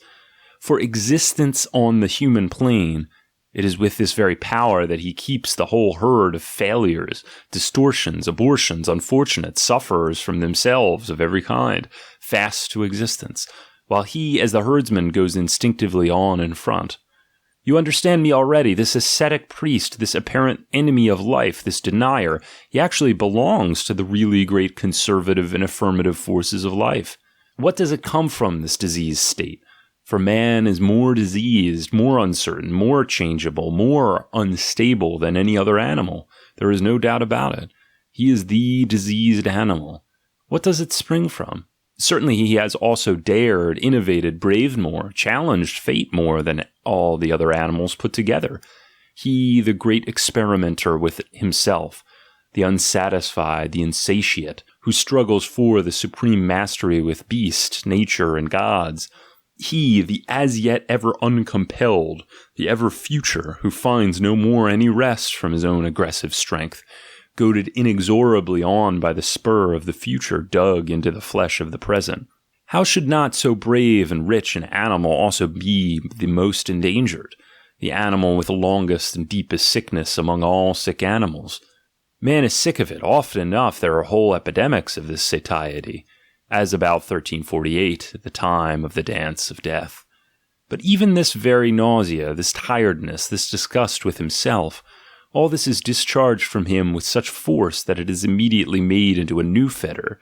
His neigh, which he utters to life, brings to light, as though by magic an abundance of graceful yeas. Even when he wounds himself, this master of destruction, of self-destruction, it is subsequently the wound itself that forces him to live. 14. The more normal is this sickliness in man, and we cannot dispute this normality. The higher honor should be paid to the rare cases of psychical and physical powerfulness, the windfalls of humanity, and the more strictly should the sound be guarded from the worst of air, the air of the sick room. Is that done? The sick are the greatest danger for the healthy. It is not for the strongest that harm comes from the strong, but from the weakest. Is that known? Broadly considered, it is not for a minute the fear of man whose diminution should be wished for this fear forces the strong, to be at times terrible. It preserves in its integrity the sound type of man. What is to be feared? What does work with a fatality found in no other fate? Is not the great fear of, but the great nausea with man. And equally so the great pity for man. Supposing that both these things were one day to espouse each other, then inevitably the maximum of monstrousness would immediately come into the world. The last will of man, his will for nothingness, nihilism. And in sooth, the way is well paved thereto. He who not only has his nose to smell, but also has his eyes and ears, he sniffs about wherever he goes today an air something like that of a madhouse, the air of a hospital. I am speaking, as stands to reason, of the cultured areas of mankind, of every kind of Europe that there is, in fact, in the world. The sick are the great danger of man, not the evil, not the beasts of prey. They who are from the outset botched, oppressed, broken, those are they, the weakest are they, who most undermine the life beneath the feet of man, who instill the most dangerous venom and skepticism into our trust of life, in man and ourselves. Where shall we escape from it? From that covert look, from which we carry away a deep sadness, from that averted look of him who is misborn from the beginning, that look which betrays what such a man says to himself, that look which is a groan. Would that I were something else, so groans this look, but there is no hope. I am what I am. How could I get away from myself? And verily, I am sick of myself.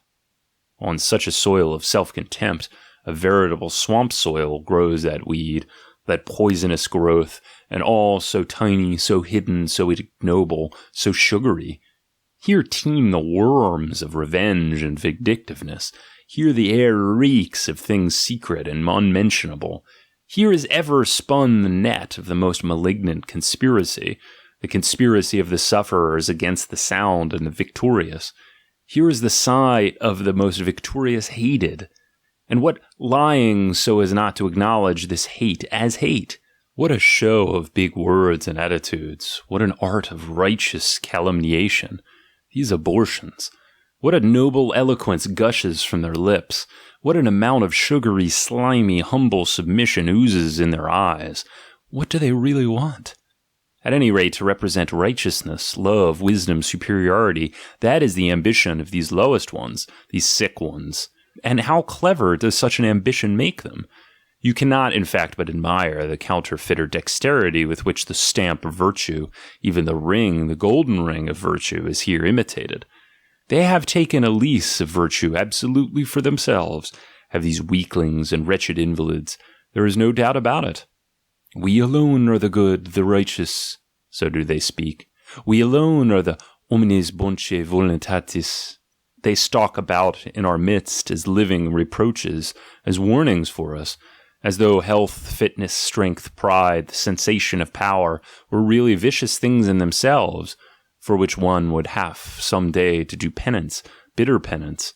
Oh, how they themselves are ready in their hearts to exact penance, how they thirst after being hangmen.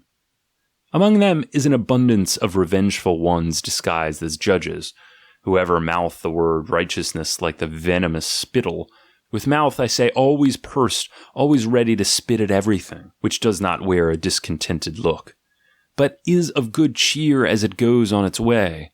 Among them again is that most loathsome species of the vain, the lying abortions, who make a point of representing beautiful souls, and perchance of bringing to the market as purity of heart the distorted sensualism swathed in verses and other bandages, the species of self-comforters and masturbators of their own souls, the sick man's will to represent some form or other of superiority, his instinct for crooked paths which lead to a tyranny over the healthy. Where can it not be found, this will to power of the very weakest? The sick woman especially. No one surpasses her in refinements for ruling, oppressing, tyrannizing. The sick woman, moreover, spares nothing living, nothing dead. She grubs up again the most buried things. The Bogos say, woman is a hyena. Look into the background of every family, of every body, of every community.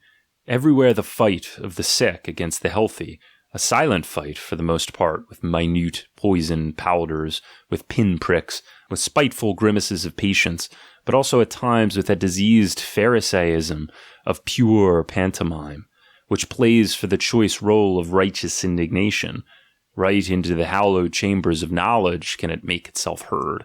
Can this hoarse yelping of sick hounds, this rabid lying and frenzy of such noble Pharisees, I remind readers, who have ears once more of that Berlin apostle of revenge, Jugend Düring, who makes most disreputable and revolting use in all present-day Germany of moral refuse.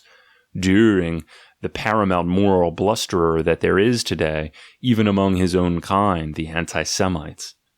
They are all men of resentment, are these physiological distortions and worm-riddled objects, a whole quivering kingdom of burrowed revenge, indefatigable and insatiable in its outbursts against the happy, and equally so in disguises for revenge and pretexts for revenge. When will they really reach their final, fondest, most sublime triumph of revenge? At that time, doubtless, when they succeed in pushing their own misery, in fact all misery, into the consciousness of the happy, so that the latter begin one day to be ashamed of their happiness, and perchance say to themselves when they meet, "It is a shame to be happy. There is too much misery." But there cannot possibly be a greater and more fatal misunderstanding than that of the happy, the fit, the strong in body and soul, beginning in this way to doubt their right to happiness. Away with this perverse world, away with this shameful soddenness of sentiment, preventing the sick making the healthy sick, for that is what such a soddenness comes to. This ought to be our supreme object in the world. But for this it is above all essential that the healthy should remain separated from the sick, that they should even guard themselves from the look of the sick, that they should not even associate with the sick, or may it perchance be their mission to be nurses or doctors.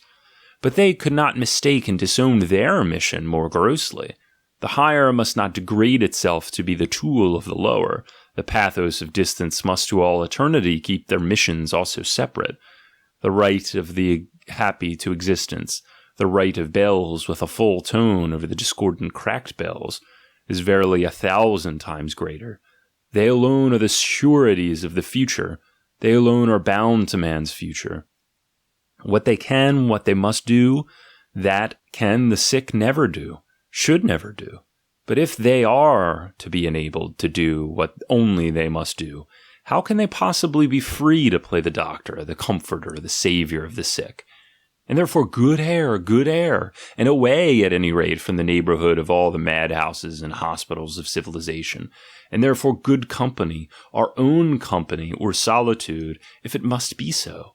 But away at any rate from the evil fumes of internal corruption and the secret worm-eaten state of the sick, that forsooth, my friends, we may defend ourselves, at any rate for still a time, against the two worst plagues that could have been reserved for us, against the great nausea with man, against the great pity for man. 15. If you have understood in all their depths, and I demand that you should grasp them profoundly and understand them profoundly, the reasons for the impossibility of its being the business of the healthy to nurse the sick, to make the sick healthy, it follows that you have grasped this further necessity, the necessity of doctors and nurses who themselves are sick. And now we have and hold with both our hands the essence of the ascetic priest. The ascetic priest must be accepted by us as the predestined savior, herdsman, and champion of the sick herd. Thereby do we first understand his awful historic mission. The lordship over sufferers is his kingdom. To that point his instinct, in that he finds his own special art, his master skill, his kind of happiness. He must himself be sick. He must be kith and kin to the sick and the abortions so as to understand them, so as to arrive at an understanding with them. But he must also be strong, even more master of himself than of others, impregnable, forsooth, in his will for power, so as to acquire the trust and the awe of the weak, so that he can be their hold, bulwark, prop, compulsion, overseer, tyrant, god. He has to protect them, protect his herds. Against whom? Against the healthy, doubtless also against the envy towards the healthy. He must be the natural adversary and scorner of every rough, stormy, rainless, hard, violent, predatory health and power. The priest is the first form of the most delicate animal that scorns more easily than it hates. He will not be spared the waging of war with the beasts of prey, a war of guile, of spirit, rather than of force, as is self-evident. He will in certain cases find it necessary to conjure up out of himself, or at any rate to represent practically a new type of the beast of prey, a new animal monstrosity in which the polar bear, the supple, cold, crouching panther, and, not least important, the fox, are joined together in a trinity as fascinating as it is fearsome. If necessity exacts it, then will he come on the scene with bearish seriousness, venerable, wise, cold, full of treacherous superiority, as the herald and mouthpiece of mysterious powers, sometimes going among even the other kinds of beasts of prey, determined as he is to sow on their soil, wherever he can, suffering, discord, self-contradiction, and only too sure of his art, always to be lord of sufferers at all times. He brings with him doubtless salve and balsam, but before he can play the physician he must first wound. So, while he soothes the pain with which the wound makes, he at the same time poisons the wound. Well versed is he in this above all things, is this wizard and wild beast and tamer, in whose vicinity everything healthy must needs become ill, and everything ill must needs become tame. He protects in sooth his sick herd well enough, does this strange herdsman. He protects them against themselves, against the sparks, even in the center of the herd, of wickedness, knavery, malice, and all the other ills that the plaguey and the sick are heir to. He fights with cunning, hardness, and stealth against anarchy and against the ever-imminent break-up inside the herd, where resentment, that most dangerous blasting stuff and explosive, ever accumulates and accumulates. Getting rid of this blasting stuff in such a way that it does not blow up the herd and the herdsman, that is his real feat, his supreme utility. If you wish to comprise in the shortest formula the value of the priestly life, it would be correct to say the priest is the diverter of the course of resentment. Every sufferer, in fact, searches instinctively for a cause of his suffering. To put it more exactly, a doer. To put it still more precisely, a sentient, responsible doer. In brief, something living on which, either actually or in effigy, he can on any pretext vent his emotions. For the venting of emotions is the sufferer's greatest attempt at alleviation, that is to say, stupefaction, his mechanically desired narcotic against pain of any kind. It is in this phenomenon alone that is found, according to my judgment, the real physiological cause of resentment, revenge, and their family is to be found, that is, in a demand for the deadening of pain through emotion. This cause is generally, but in my view very erroneously, looked for in the defensive parry of a bare protective principle of reaction, of a reflex movement in the case of any sudden hurt and danger, after the manner that a decapitated frog still moves in order to get away from a corrosive acid. But the difference is fundamental.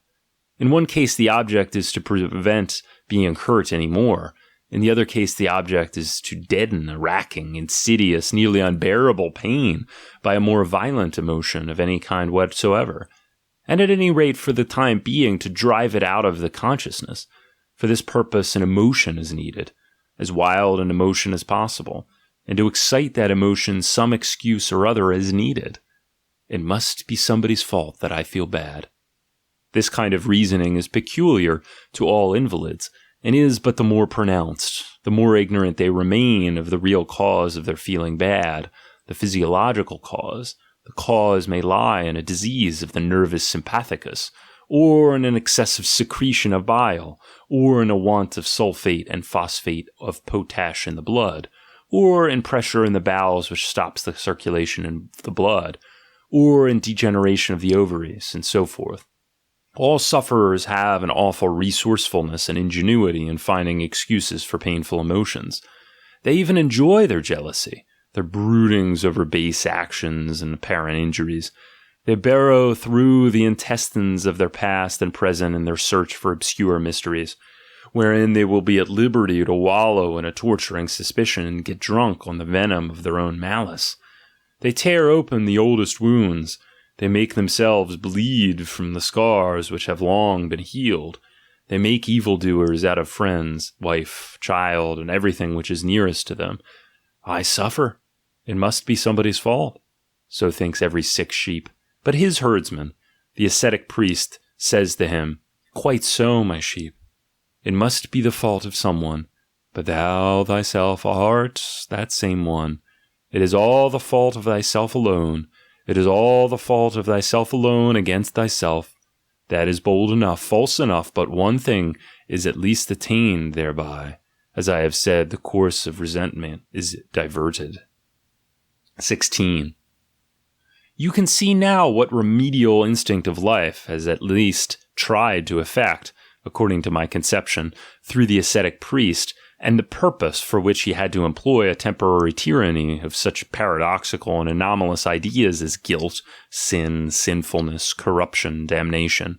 What was done was to make the sick harmless up to a certain point, to destroy the incurable by means of themselves, to turn the milder cases severely onto themselves, to give their resentment a backwards direction. Man needs but one thing, and to exploit similarly the bad instincts of all sufferers with a view to self-discipline, self-surveillance, self-mastery. It is obvious that there can be no question at all in the case of a medication of this kind, a mere emotional medication, of any real healing of the sick in the physiological sense. It cannot even for a moment be asserted that in this connection the instinct of life has taken healing as its goal and purpose. On the one hand, a kind of congestion and organization of the sick. The word church is the most popular name for it. On the other, a kind of provisional safeguarding of the comparatively healthy, the more perfect specimens, the cleavage of a rift between healthy and sick. For a long time, that was all. And it was much. It was very much. I am proceeding, as you see, in this essay from an hypothesis which, as far as such readers as I want are concerned, does not require to be proved. The hypothesis that sinfulness in man is not an actual fact, but rather the interpretation of a fact, of a physiological discomfort, a discomfort seen through a moral religious perspective, which is no longer binding upon us. The fact, therefore, that anyone feels guilty, shameful, is certainly not yet any proof that he is right in feeling so, any more than anyone who is healthy simply because he feels healthy. Remember the celebrated witch ordeals. In those ideas, the most acute and humane judges had no doubt but that in these cases they were confronted with guilt. The witches themselves had no doubt on this point. And yet the guilt was lacking. Let me elaborate this hypothesis. I do not for a minute accept the very pain in the soul as a real fact, but only as an explanation, a causal explanation, of facts that could not hitherto be precisely formulated. I regard it therefore as something as yet absolutely in the air and devoid of scientific cogency. Just the nice fat word in the place of a lean note of interrogation. When anyone fails to get rid of his pain in the soul, the cause is, speaking crudely, to be found not in his soul, but more probably in his stomach. Speaking crudely, I repeat, but by no means wishing thereby that you should listen to me or understand me in a crude spirit. A strong and well-constituted man digests his experiences, deeds and misdeeds all included, just as he digests his meats, even when he has some tough morsels to swallow. If he fails to relieve himself of an experience, this kind of indigestion is quite as much physiological as the other indigestion, and indeed in more ways than one, simply one of the results of the other. You can adopt such a theory and yet entre nous be nevertheless the strongest opponent of all materialism. 17. But is he really a physician, this ascetic priest? We already understand why we are scarcely allowed to call him a physician, however much he likes to feel a savior and let himself be worshipped as a savior. It is only the actual suffering, the discomfort of the sufferer, which he combats, not its cause, not the actual state of sickness. This needs must constitute our most radical objection to the priestly medication. But just once put yourself into that point of view, of which the priests have a monopoly, you will find it hard to exhaust your amazement at what from that standpoint he has completely seen, sought, and found. The mitigation of suffering, every kind of consoling, all this manifests itself as his very genius. With what ingenuity has he interpreted his mission of consoler? With what aplomb and audacity has he chosen weapons necessary for the part? Christianity in particular should be dubbed a great treasure chamber of ingenious consolations. Such a store of refreshing, soothing, deadening drugs has it accumulated within itself.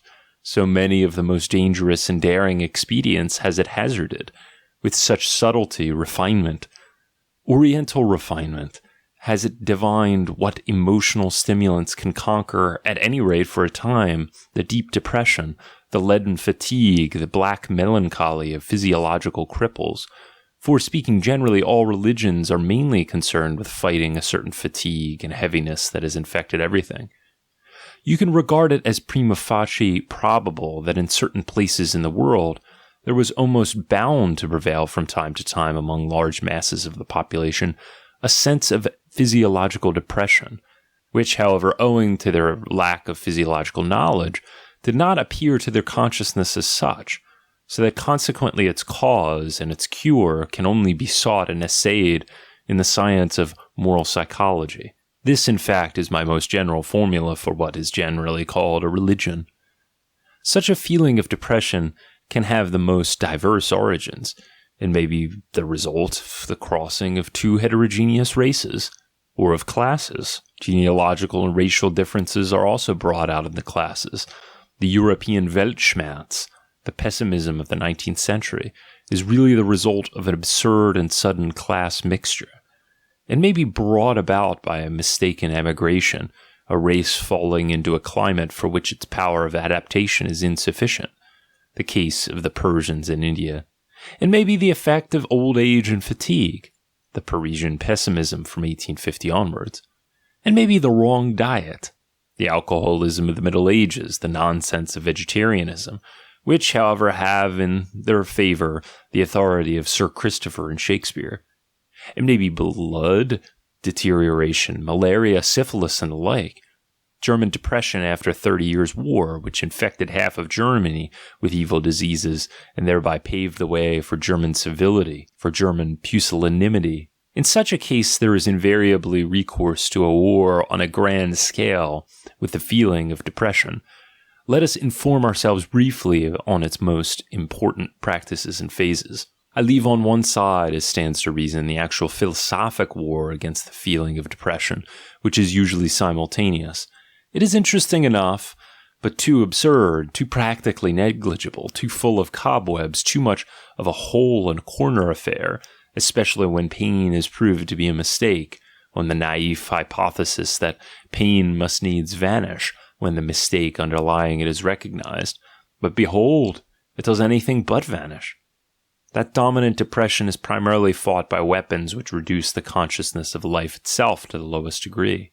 Wherever possible, no more wishes, no more wants. Shun everything which produces emotion, which produces blood, eating no salt, the faker hygiene.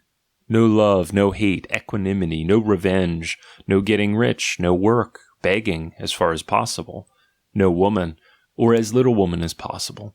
As far as the intellect is concerned, Pascal's principle, il faut s'habituer, to put the result in ethical and psychological language, self-annihilation, sanctification. To put it in physiological language, hypnotism. The attempt to find some approximate human equivalent for what hibernation is for certain animals, for what estivation is for many tropical plants, a minimum of assimilation and metabolism in which life just manages to subsist without really coming up into consciousness. An amazing amount of human energy has been devoted to this object, perhaps uselessly. There cannot be the slightest doubt but that such sportsmen of saintliness, in whom at times nearly every nation has abounded, have really found a genuine relief from that which they have combated with such a rigorous training. In countless cases, they really escape by the help of their system of hypnotism away from deep physiological depression. Their method is consequently counted among the most universal ethnological facts. Similarly, it is improper to consider such a plan for starving the physical element and its desires, as in itself a symptom of insanity, as a clumsy species of roast beef eating free-thinkers and Sir Christophers are fain to do. All the more certain is it that their method can and does pave the way to all kinds of mental disturbances, for instance, inner lights, as far as the case of the Hayshits of Mount Athos, auditory and visual hallucinations, voluptuous ecstasies and effervescences of sensualism, the history of St. Teresa. The explanation of such events given by the victims is always the acme of fanatical falsehood. This is self-evident. Note well, however, the tone of the implicit gratitude that rings in the very will for an explanation of such character. The supreme state, salvation itself, that final goal of universal hypnosis and peace, is always regarded by them as the mystery of mysteries, which even the most supreme symbols are inadequate to express. It is regarded as an entry and homecoming to the essence of things, as a liberation from all illusions, as knowledge, as truth, as being, as an escape from every end, every wish, every action, as something even beyond good and evil. Good and evil, quoth the Buddhists. Both are fetters. The perfect man is master of them both. The done and the undone, quoth the disciple of the Vedanta, do him no hurt. The good and the evil he shakes off from him, sage that he is. His kingdom suffers no more from any act. Good and evil, he goes beyond them both. An absolutely Indian conception, as much Brahmanist as Buddhist. Neither in the Indian nor in the Christian doctrine is this redemption regarded as attainable by means of virtue and moral improvement. However high they may place the value of the hypnotic efficiency of virtue, keep clear on this point. Indeed, it simply corresponds with the facts. The fact that they remain true on this point is perhaps to be regarded as the best specimen of realism in the three great religions, absolutely soaked as they are with morality, with this one objection. For those who know there is no duty.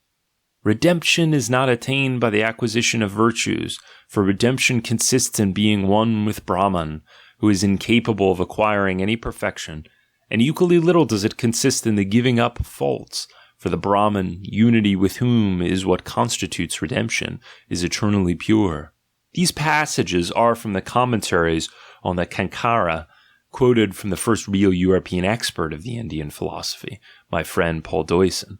We wish, therefore, to pay honor to the idea of redemption in the great religions, but it is somewhat hard to remain serious in view of the appreciation meted out to the deep sleep by these exhausted pessimists, who are too tired even to dream, to the deep sleep considered, that is, as already effusing into Brahman, as the attainment of the unio mystica with God. When he has completely gone to sleep, says on this point the oldest and most venerable script, and comes to perfect rest, so that he sees no more any vision, then, O dear one, is he united with being. He has entered into his own self, encircled by the self with its absolute knowledge. He has no more any consciousness of that which is without or of that which is within. Day and night cross not these bridges, nor age, nor deaths, nor suffering, nor good deeds, nor evil deeds. In deep sleep, say similarly the believers in this deepest of the three great religions, does the soul lift itself from out of this body of ours, enters the supreme light and stands out therein in its true shape. Therein is it the supreme spirit itself, which travels about while it rests and plays and enjoys itself, whether with women or chariots or friends, there do its thoughts turn no more back to this appanage of a body, to which the prana, the vital breath, is harnessed like a beast of burden to the cart. Nonetheless, we will take care to realize, as we did when discussing redemption, that in spite of all its pomps of oriental extravagance, this simply expresses the same criticism on life as did the clear, cold, Greekly cold, but yet still suffering Epicurus. The hypnotic sensation of nothingness, the peace of deepest sleep, anesthesia in short, that is what passes with the sufferers and the absolutely depressed for, forsooth, their supreme good. Their value of values, that is what must be measured by them as something positive, be felt by them as the essence of all the positive. According to the same logic of the feelings, nothingness is in all pessimistic religions called God. 18. Such a hypnotic deadening of sensibility and susceptibility to pain, which presupposes somewhat rare powers, especially courage, contempt of opinion, intellectual stoicism, is less frequent than another and certainly easier training which is tried against states of depression. I mean mechanical activity. It is indisputable that a suffering existence can be thereby considerably alleviated. This fact is called today by the somewhat ignoble title of the blessing of work. The alleviation consists in the attention of the sufferer being absolutely diverted from suffering, in the incessant monopoly of the consciousness by action, so that consequently there is little room left for suffering, for narrow is it, this chamber of human consciousness. Mechanical activity and its corollaries, such as absolute regularity, punctilious, unreasoning obedience, the chronic routine of life, the complete occupation of time, a certain liberty to be impersonal, nay, a training in impersonality, self-forgetfulness, incuria sui. With what thoroughness and expert subtlety have all these methods been exploited by the ascetic priest in his war with pain? When he has to tackle sufferers of the lowest orders, slaves or prisoners or women, who for the most part are a compound of labor slave and prisoner, all he has to do is to juggle a little with the names, and to rechristen, so as to make them see henceforth a benefit, a comparative happiness, in objects which they hated. The slave's discontent with his lot was at any rate not invented by the priests. An even more popular means of fighting depression is the ordaining of a little joy, which is easily accessible and can be made into a rule. This medication is frequently used in conjunction with the former ones. The most frequent form in which joy is prescribed as a cure is the joy in producing joy, such as doing good, giving presents, alleviating, helping, exhorting, comforting, praising, treating with distinction, together with the prescription of love your neighbor. The ascetic priest prescribes, though in the most cautious doses, what is practically a stimulation of the strongest and most life-assertive impulse, the will to power. The happiness involved in the smallest superiority, which is the concomitant of all benefiting, helping, extolling, making oneself useful, is the most ample consolation, of which, if they are well advised, physiological distortions avail themselves. In other cases they hurt each other, and naturally in obedience to the same radical instinct. An investigation of the origin of Christianity in the Roman world shows that cooperative unions for poverty, sickness, and burial sprang up in the lowest stratum of contemporary society, amid which the chief antidote against depression, the little joy experienced in mutual benefits, was deliberately fostered. Perchance this was then a novelty, a real discovery? This conjuring up of the will for cooperation, for family organization, for communal life, for kainakula, necessarily brought the will to power, which had been already infinitesimally stimulated, to a new and much fuller manifestation. The herd organization is a genuine advance and triumph in the fight with depression. With the growth of the community, there matures even to individuals a new interest, which often enough takes him out of the more personal element in his discontent, his aversion to himself, the despectus sui of Gelenux. All sick and diseased people strive instinctively after a herd organization, out of a desire to shake off their sense of oppressive discomfort and weakness. The ascetic priest divines this instinct and promotes it. Wherever a herd exists, it is the instinct of weakness which has wished for the herd, and the cleverness of the priest which has organized it. For, mark this, by an equally natural necessity, the strong strive as much for isolation as the weak for union. When the former bind themselves, it is only with a view to an aggressive joint action and joint satisfaction of their will to power, much against the wishes of their individual consciences. The latter, on the contrary, arrange themselves together with positive delight in such a muster. Their instincts are as much gratified thereby as the instincts of the born master, that is, the solitary beast of prey species of man, are disturbed and wounded to the quick by organization. There is always lurking beneath every oligarchy, such is the universal lesson of history, the desire for tyranny. Every oligarchy is continually quivering with the tension of the effort required by each individual to keep mastering this desire. Such, for instance, was the Greek. Plato shows it in 100 places. Plato, who knew his contemporaries and himself. 19. The methods employed by the ascetic priest, which we have already learned to know, stifling of all vitality, mechanical energy, the little joy, and especially the method of love your neighbor, herd organization, the awakening of the communal consciousness of power to such a pitch that the individual's disgust with himself becomes eclipsed by his delight in the thriving of the community. These are, according to modern standards, the innocent methods employed in the fight with depression. Let us turn now to the more interesting topic of the guilty methods. The guilty methods spell one thing: to produce emotional excess, which is used as the most efficacious anesthetic against their depressing state of protracted pain. This is why priestly ingenuity has proved quite inexhaustible in thinking out this one question. By what means can you produce an emotional excess? This sounds harsh. It is manifest that it would sound nicer and would grate on one's ears less if I were to say, forsooth, the ascetic priest made use at all times of the enthusiasm contained in all strong emotions. But what is the good of still soothing the delicate ears of our modern effeminates? What is the good on our side of budging one single inch before their verbal Pecksniffianisms? For us psychologists, to do that would be at once practical Pecksniffianism, apart from the fact of its nauseating us. The good taste, others might say the righteousness, of a psychologist nowadays consists, if at all, in combating the shamefully moralized language with which all modern judgments on man and things are smeared. For, do not deceive yourself. What constitutes the chief characteristic of the modern souls and of modern books is not the lying, but the innocence, which is part and parcel of their intellectual dishonesty. The inevitable running up against this innocence everywhere constitutes the most distasteful feature of the somewhat dangerous business which a modern psychologist has to undertake. It is a part of our great danger. It is a road which perhaps leads straight to the great nausea.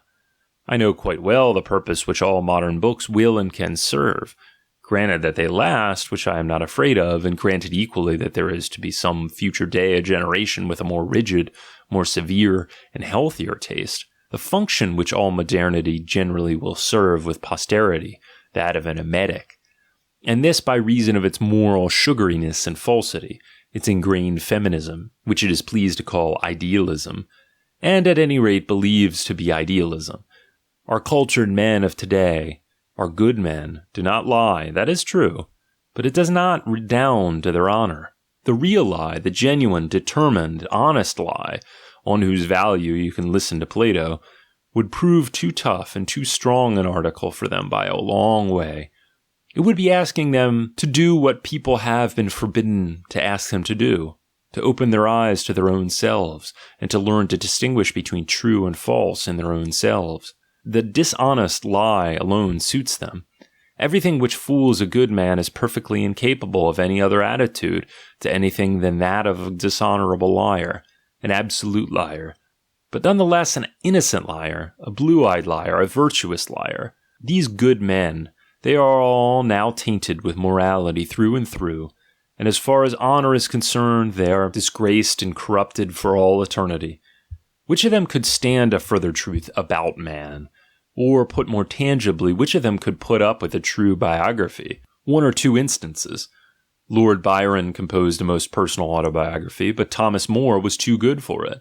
He burnt his friend's papers. Dr. Gwinner, Schopenhauer's executor, is said to have done the same, for Schopenhauer as well wrote much about himself, and perhaps also against himself. Eis Eoon. The virtuous American Thayer, Beethoven's biographer, suddenly stopped his work. He had come to a certain point in that honorable and simple life, and could stand it no longer. Moral? What sensible man nowadays writes one honest word about himself? He must already belong to the order of holy foolhardiness. We are promised an autobiography of Richard Wagner. Who doubts but that it would be a clever autobiography? Think, forsooth, of the grotesque horror which the Catholic priest Jansen aroused in Germany with his inconceivably square and harmless pictures of the German Reformation. What wouldn't people do if some real psychologist were to tell us about a genuine Luther? Tell us not with the moralist simplicity of a country priest or the sweet and cautious modesty of a Protestant historian, but say with the fearlessness of a Taine, that springs from force of character, not from a prudent toleration of force. The Germans, by the by, have already produced the classic specimen of this toleration. They may well be allowed to reckon him as one of their own, in Leopold Ranke, that born classical advocate of every causa fortior, that cleverest of all the clever opportunists. Third essay. What is the meaning of ascetic ideals? Part 3. 20. But you will soon understand me. Putting it shortly, there is reason enough, is there not, for us psychologists nowadays never to get away from a certain mistrust of our own selves? Probably even we ourselves are still too good for our work. Probably, whatever contempt we feel for this popular craze for morality, we ourselves are perhaps nonetheless its victims, prey, and slaves. Probably it infects even us. Of what was that diplomat warning us when he said to his colleagues, "Let us especially mistrust our first impulses, gentlemen. They are almost always good." So should nowadays every psychologist talk to his colleagues. And thus we get back to our problem, which in point of fact does require from us a certain severity, a certain mistrust, especially against first impulses. The ascetic ideal in the service of projected emotional excess. He who remembers the previous essay will already partially anticipate the essential meaning compressed into these above 10 words. The thorough unswitching of the human soul, the plunging of it into terror, frost, ardor, rapture, so as to free it, as though some lightning shock, from all the smallness and pettiness of unhappiness, depression, and discomfort. What ways lead to this goal? And which of these ways does so most safely? At bottom, all great emotions have this power, provided that they find a sudden outlet. Emotions such as rage, fear, lust, revenge, hope, triumph, despair, cruelty. And in sooth, the ascetic priest has had no scruples in taking into his service the whole pack of hounds that rage in the human kennel, unleashing now these and now those with the same constant of waking man out of his protracted melancholy, of chasing away at any rate for a time his dull pain, his shrinking misery, but always under the sanction of a religious interpretation and justification. This emotional excess has subsequently to be paid for. This is self-evident. It makes the ill more ill, and therefore this kind of remedy for pain is, according to modern standards, a guilty kind. The dictates of fairness, however, require that we should all the more emphasize the fact that this remedy is applied with a good conscience, that the ascetic priest has prescribed it in the most implicit belief in its utility and indispensability, often enough almost collapsing in the presence of the pain which he created. That we should similarly emphasize the fact that the violent physiological revenges of such excesses, even perhaps the mental disturbances, are not absolutely inconsistent with the general tenor of this kind of remedy. This remedy which, as we have shown previously, is not for the purpose of healing diseases, but of fighting the unhappiness of that depression, the alleviation and deadening of which was its object. The object was consequently achieved. The keynote by which the ascetic priest was enabled to get every kind of agonizing and ecstatic music to play on the fibers of the human soul was, as everyone knows, the exploitation of the feeling of guilt. I have already indicated in the previous essay the origin of this feeling, as a piece of animal psychology and nothing else. We were thus confronted with the feeling of guilt in its crude state, as it were. It was first in the hands of the priest, real artist that he was in the feeling of guilt, that it took shape. Oh, what a shape. Sin, for that is the name of the new priestly version of the animal bad conscience, the inverted cruelty, has up to the present been the greatest event in the history of the diseased soul. In sin we find the most perilous and fatal masterpiece of religious interpretation. Imagine man suffering from himself, some way or other, but at any rate physiologically, perhaps like an animal shut up in a cage, not clear as to the why and the wherefore. Imagine him in his desire for reasons. Reasons bring relief. In his desire again for remedies, narcotics at last, consulting one who knows even with the occult, and see, lo and behold, he gets a hint from his wizard, the ascetic priest, his first hint on the cause of his trouble. He must search for it in himself, in his guiltiness, in a piece of the past. He must understand his very suffering as a state of punishment. He has heard, he has understood, has the unfortunate. He is now in the plight of a hen round which a line has to be drawn. He never gets out of the circle of lines. The sick man has been turned into the sinner. Now, for a few thousand years, we shall never get away from the sight of this new invalid, of a sinner. Shall we ever get away from it? Wherever we just look, everywhere, the hypnotic gaze of the sinner always moving in one direction, in the direction of guilt, the only cause of suffering. Everywhere the evil conscience, the greulichetia, to use Luther's language. Everywhere rumination over the past, a distorted view of action, the gaze of the green-eyed monster turning on all action. Everywhere the willful misunderstanding of suffering, its transvaluation into feelings of guilt, fear of retribution. Everywhere the scourge, the hairy shirt, the starving body, contrition. Everywhere the sinner breaking himself on the ghastly wheel of a restless and morbidly eager conscience. Everywhere mute pain, extreme fear, the agony of a tortured heart, the spasms of an unknown happiness, the shriek for redemption. In point of fact, thanks to this system of procedure, the old depression, dullness, and fatigue were absolutely conquered. Life itself became very interesting again. Awake, eternally awake, sleepless, glowing, burnt away, exhausted, and yet not tired. Such was the figure cut by man, the sinner who was initiated into these mysteries. This grand old wizard of an ascetic priest fighting with depression, he had clearly triumphed. His kingdom had come. Men no longer grumbled at pain. Men panted after pain. More pain, more pain. So for centuries on end shrieked the demands of his acolytes and initiates. Every emotional excess which hurt, everything which broke, overthrew, crushed, transported, ravished, the mystery of torture chambers, the ingenuity of hell itself, all this was now discovered, divined, exploited. All this was at the service of the wizard. All this served to promote the triumph of his ideal, the ascetic ideal. "My kingdom is not of this world," quoth he, both at the beginning and at the end. Had he still the right to talk like that? Goethe had maintained that there were only 36 tragic situations. We would infer from that, did we not know otherwise, that Goethe was no ascetic priest. He knows more. 21. So far as all this kind of priestly medicine-mongering, the guilty kind, is concerned, every word of criticism is superfluous. As for the suggestion that emotional excess of the type, which in these cases the ascetic priest is fain to order to his sick patients, under the most sacred euphemism as is obvious, and equally impregnated with the sanctity of his purpose, has ever really been of use to any sick man who, forsooth, would feel inclined to maintain a proposition of that character. At any rate, some understanding should become, as to the expression, be of use. If you only wish to express that such a system of treatment has reformed man, I do not gainsay it.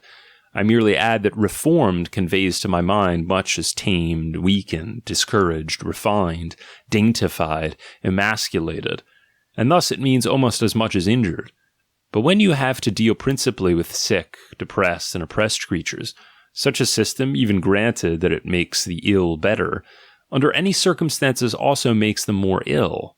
Ask the mad doctors the invariable result of a methodical application of penance torture, contritions, and salvation ecstasies. Similarly, ask history. In every body politic where the ascetic priest has established this treatment of the sick, disease has on every occasion spread with a sinister speed throughout its length and breadth. What was always the result? A shattered nervous system, in addition to the existing malady, and this in the greatest as in the smallest, in the individuals as in the masses. We find, in consequence of the penance and redemption training, awful epileptic epidemics, the greatest known to history, such as the St. Vitus and St. John dances of the Middle Ages. We find, as another phase of its after effect, frightful mutilations and chronic depressions, by means of which the temperament of a nation or a city, Geneva, Bale, is turned once for all into its opposite. This training, again, is responsible for the witch hysteria, a phenomenon analogous to somnambulism, 8 great epidemic outbursts of this only between 1564 and 1605. We find similarly in its train those delirious death cravings of large masses, whose awful shriek, "Viva la morte," was heard over the whole of Europe, now interrupted by voluptuous variations and anon by a rage for destruction, just as the same emotional sequence with the same intermittencies and sudden changes is now universally observed in every case where the ascetic doctrine of sin scores once more a great success. Religious neurosis appears as a manifestation of the devil. There is no doubt about it. What is it? Queritur. Speaking generally, the ascetic ideal and its sublime moral cult, this most ingenious, reckless, and perilous systematization of all methods of emotional excess, is writ large in a dreadful and unforgettable fashion on the whole history of man. And unfortunately not only on history. I was scarcely able to put forward any other element which attacked the health and rare efficiency of Europeans with more destructive power than did this ideal. It can be dubbed, without exaggeration, the real fatality in the history of the health of the European man. At the most, you can merely draw a comparison with the specifically German influence. I mean the alcohol poisoning of Europe, which up to the present has kept pace exactly with the political and racial predominance of the Germans. Where they inoculated their blood, there too did they inoculate their vice. Third in the series comes syphilis, magno sed proximo intervallo. 22. The ascetic priest has, wherever he has obtained the mastery, corrupted the health of the soul. He has consequently also corrupted taste in artibus et litteris. He corrupts it still. Consequently? I hope I shall be granted this consequently. At any rate, I am not going to prove it first. One solitary indication, it concerns the archbook of Christian literature, the real model, their book in itself. In the very midst of the Greco-Roman splendor, which was also a splendor of books, face to face with an ancient world of writings which had not yet fallen into decay and ruin, at a time when certain books were still to be read, to possess which we would give nowadays half our literature in exchange. At that time, the simplicity and vanity of Christian agitators, they are generally called fathers of the church, dared to declare, "We too have our classical literature, we do not need that of the Greeks." And meanwhile, they proudly pointed to their books and legends, their letters of apostles, and their apologetic tractlets, just in the same way that today the English Salvation Army wages its fight against Shakespeare and other heathens with an analogous literature. You already guessed it. I do not like the New Testament. It almost upsets me that I stand so isolated in my tastes so far as concerns this overvalued scripture. The taste of 2,000 years is against me, but what boots it? Here I stand, I cannot help myself. I have a courage of my bad taste. The Old Testament, yes, that is something quite different. All honor to the Old Testament. I find therein great men, an heroic landscape, and one of the rarest phenomena in the world, the incomparable naivete of the strong heart. Further still, I find a people. In the New, on the contrary, just a hostel of petty sects, pure rococo of the soul, twisting angles and fancy touches, nothing but convectical air, not to forget an occasional whiff of bucolic sweetness, which appertains to the epoch and the Roman province, and is less Jewish than Hellenistic. meekness and braggadocio cheek by jowl, an emotional garrulousness that almost deafens, passionate hysteria but no passion, painful pantomime. Here manifestly everyone lacked good breeding. How dare anyone make so much fuss about their little failings as do these pious little fellows? No one cares a straw about it, let alone God. Finally, they actually wish to have the crown of eternal life. Do all these little provincials. In return for what, in sooth? For what end? It is impossible to carry insolence any further. An immortal Peter. Who could stand him? They have an ambition which makes one laugh. The thing dishes up cut and dried his most personal life, his melancholies, and common or garden troubles, as though the universe itself were under an obligation to bother itself about them, for it never gets tired of wrapping up God himself in the petty misery in which its troubles are involved. And how about the atrocious form of this chronic hobnobbing with God? This Jewish and not merely Jewish, slobbering and clawing importunancy towards God. There exists little despised heathen nations in East Africa, from whom these first Christians could have learnt something worth learning, a little tact in worshipping. These nations do not allow themselves to say aloud the name of their God. This seems to me delicate enough. It is certain that it is too delicate, and not only for primitive Christians. To take a contrast, just recollect Luther, the most eloquent and insolent peasant whom Germany has had. Think of the Lutheran tone in which he felt quite the most in his element during his tete-a-tetes with God.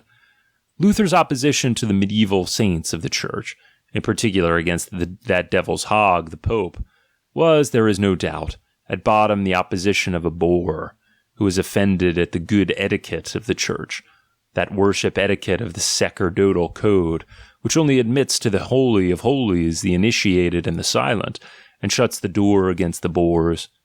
These definitely were not to be allowed a hearing in this planet, but Luther the peasant simply wished it otherwise. As it was not German enough for him. He personally wished himself to talk direct, to talk personally, to talk straight from the shoulder with his God. Well, he's done it. The ascetic ideal, you will guess, was at no time and in no place a school of good taste, still less of good manners. At the best, it was a school for sacerdotal manners. That is, it contains in itself something which was a deadly enemy to all good manners. Lack of measure, opposition to measure, it is itself a non plus ultra. 23. The ascetic ideal has corrupted not only health and taste, there is also third, fourth, fifth, and sixth things which it has corrupted. I shall take care not to go through the catalogue. When should I get to the end? I have here to expose not what this ideal affected, but rather only what it means, on what it is based, what lies lurking behind it and under it, that of which it is the provisional expression, an obscure expression bristling with queries and misunderstandings. And with this object only in view, I presume not to spare my readers a glance at the awfulness of its results, a glance at its fatal results. I did this to prepare them for the final and most awful aspect presented to me by the question of the significance of that ideal. What is the significance of the power of that ideal, the monstrousness of its power? Why is it given such an amount of scope? Why is not a better resistance offered against it? The ascetic ideal expresses one will. Where is the opposition will, in which an opposition ideal expresses itself? The ascetic ideal has an aim. This goal is, putting it generally, that all the other interests of human life should, measured by its standard, appear petty and narrow. It explains epochs, nations, men, in reference to this one end. It forbids any other interpretation, any other end. It repudiates, denies, affirms, confirms, only in the sense of its own interpretation. And there, evermore a thoroughly elaborated system of interpretation. It subjects itself to no power. Rather does it believe in its own precedence over every power.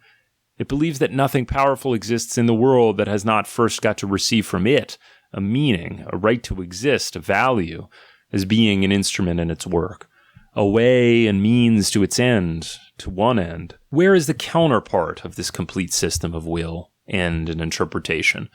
Why is the counterpart lacking? Where is the other one aim? But I am told it is not lacking, that not only has it fought a long and fortunate fight with that ideal, but that further it has already won the mastery over that ideal in all essentials. Let our whole modern science attest to this. That modern science which, like the genuine reality philosophy which it is, manifestly believes in itself alone, manifestly has the courage to be itself, the will to be itself, and has got on well enough without God, another world, and negative virtues. With all their noisy agitator babble, however, they affect nothing with me. These trumpeters of reality are bad musicians. Their voices do not come from the deeps with sufficient audibility. They are not the mouthpiece for the abyss of scientific knowledge. For today, scientific knowledge is an abyss. The word science in such trumpeter mouths is a prostitution, an abuse, and impertinence. The truth is just the opposite from what is maintained in the ascetic theory. Science has today absolutely no belief in itself, let alone in an ideal superior to itself. And wherever science still consists of passion, love, ardor, suffering, it is not the opposition to that ascetic ideal, but rather the incarnation of its latest and noblest form. Does that ring strange?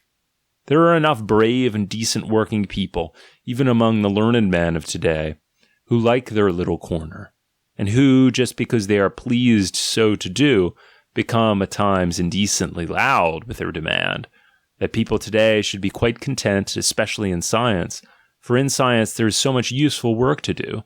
I do not deny it. There is nothing I should like less than to spoil the delight of these honest workers in their handiwork, for I rejoice in their work. But the fact of science requiring hard work, the fact of its having contented workers, is absolutely no proof of science as a whole having today one end, one will, one ideal, one passion for a great faith. The contrary, as I have said, is the case.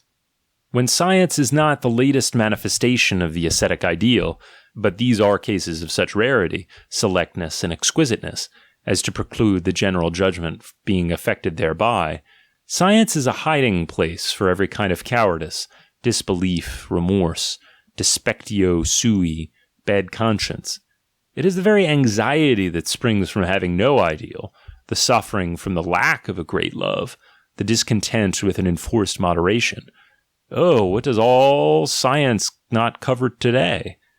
How much, at any rate, does it not try to cover? The diligence of our best scholars, their senseless industry, their burning the candle of their brain at both ends, their very mastery in their handiwork. How often is the real meaning of all that to prevent themselves continuing to see a certain thing? Science is a self-anesthetic. Do you know that? You wound them. Everyone who consorts with scholars experiences this. You wound them sometimes to the quick through just a harmless word. When you think you are paying them a compliment, you embitter them beyond all bounds, simply because you didn't have the finesse to infer the real kind of customers you had to tackle, the sufferer kind, who won't own up even to themselves what they really are, the dazed and unconscious kind who have only one fear, coming to consciousness. 24. And now look at the other side, at those rare cases of which I spoke, the most supreme idealists to be found nowadays among philosophers and scholars. Have we perchance found in them the sought-for opponents of the ascetic ideal, its anti-idealists? In fact, they believe themselves to be such, these unbelievers, for they are all of them that. It seems that this idea is their last remnant of faith, the idea of being opponents of this ideal. So earnest are they on this subject, so passionate in word and gesture. But does it follow that what they believe must necessarily be true?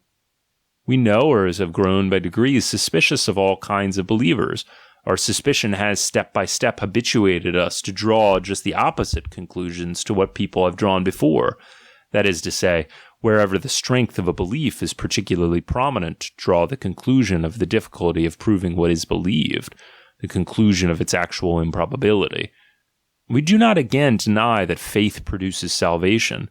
For that very reason, we do deny that faith proves anything. A strong faith, which produces happiness, causes suspicion of the object of that faith. It does not establish its faith. It does establish a certain probability of illusion. What is now the position in these cases? These solitaries and deniers of today, these fanatics in one thing, in their claim to intellectual cleanness, these hard, stern, continent, heroic spirits who constitute the glory of our time, all these pale atheists, anti-Christians, immoralists, nihilists, these skeptics, effectics, and hectics of the intellect, in a certain sense they are the latter, both collectively and individually, these supreme idealists of knowledge, in whom alone nowadays the intellectual conscience dwells and it is alive. In point of fact, they believe themselves as far away as possible from the ascetic ideal, do these free, very free spirits. And yet, if I may reveal what they themselves cannot see, for they stand too near themselves, this ideal is simply their ideal. They represent it nowadays and perhaps no one else. They themselves are its most spiritualized product, its most advanced picket of skirmishes and scouts, its most insidious, delicate, and elusive form of seduction. If I am in any way a reader of riddles, then I will be one with this sentence. For some time past there have been no free spirits, for they still believe in truth. When the Christian crusaders in the East came into collision with that invincible order of assassins, that order of free spirits par excellence, whose lowest grade lives in a state of discipline, such as no order of monks has ever attained, then in some way or other they managed to get an inkling of that symbol and tally word that was reserved for the highest grade alone as their secretum. Nothing is true, everything is allowed. In sooth, that was freedom of thought, thereby was taking leave of the very belief in truth. Has indeed any European, any Christian freethinker, ever yet wandered into this proposition and its labyrinthy consequences? Does he know from experience the minotauros of this den? I doubt it. Nay, I know otherwise. Nothing is more really alien to these mono-fanatics, these so-called free spirits, than freedom and unfettering in that sense. In no respect are they more closely tied.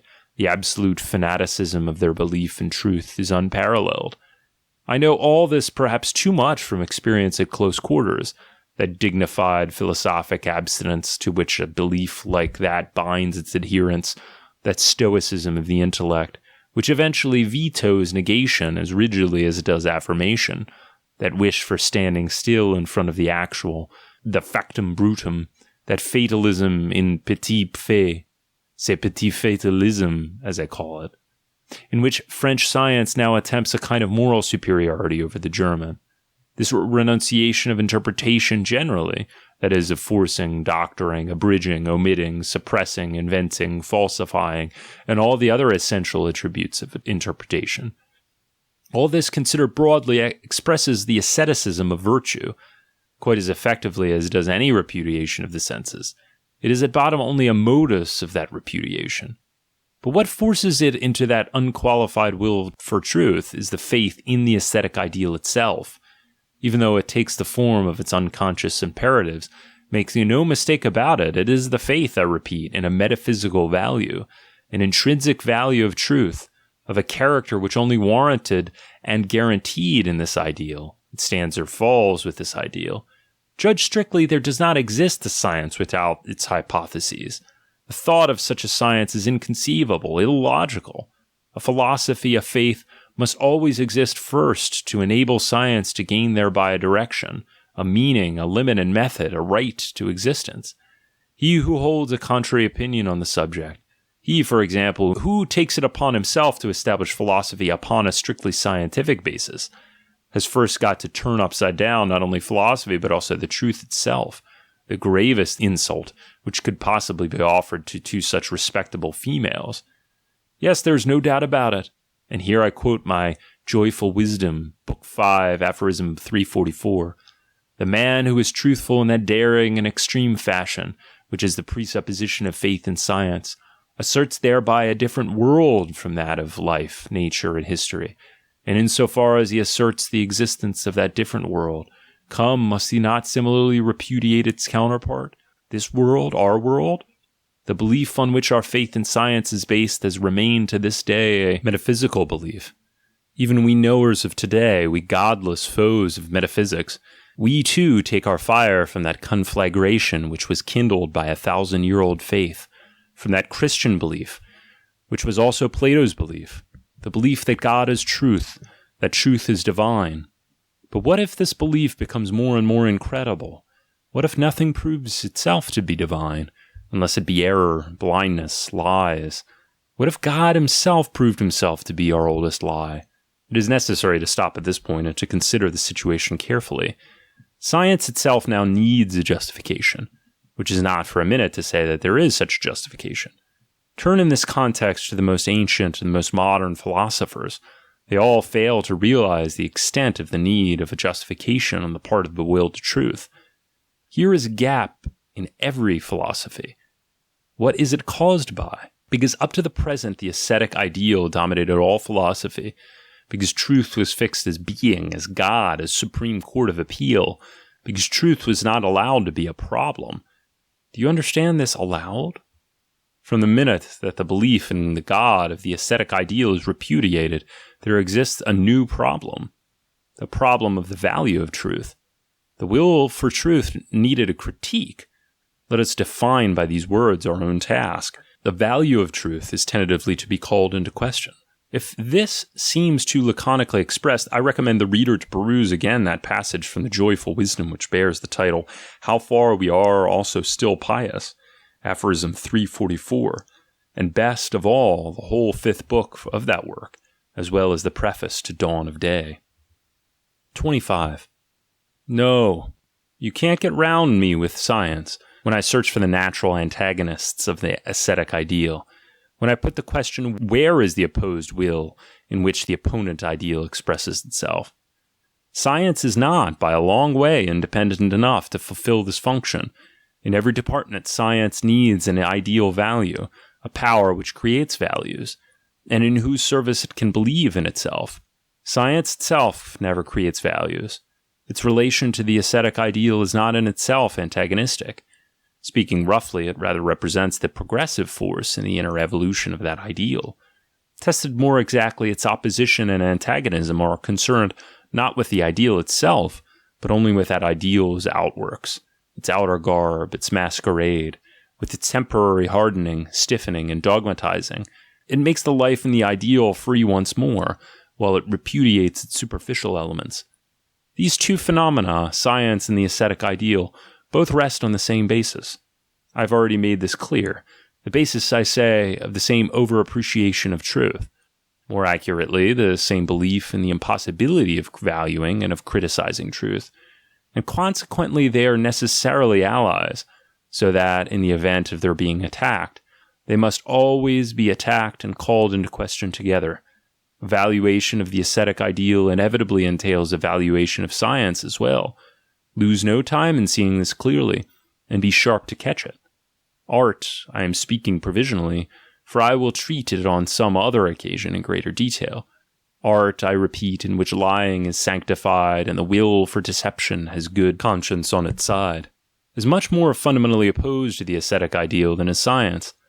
Plato's instinct felt this. Plato, the greatest enemy of art which Europe has produced up to the present. Plato versus Homer. That is the complete, the true antagonism. On the one side, the wholehearted transcendental, the great defamer of life. On the other, its involuntary panegyrist, the golden nature.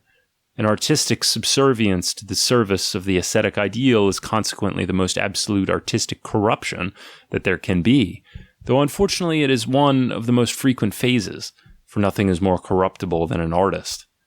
Considered physiologically, moreover, science rests on the same basis as does the ascetic ideal. A certain impoverishment of life is the presupposition of the latter as of the former. Add frigidity of the emotions, slackening of the tempo, the substitution of dialect for instinct, seriousness impressed on mien and gesture, seriousness, that most unmistakable sign of strenuous metabolism, of struggling, toiling life. Consider the periods in a nation in which the learned man comes into prominence, that there are periods of exhaustion, often of sunset, of decay, the effervescing strength, the confidence in life, the confidence in the future are no more. The preponderance of the mandarins never signifies any good, any more than does the advent of democracy, or arbitration instead of war, equal rights for women, the religion of pity, and all the other symptoms of declining life. Science handled as a problem. What is the meaning of science? Upon this point, the preface to The Birth of Tragedy.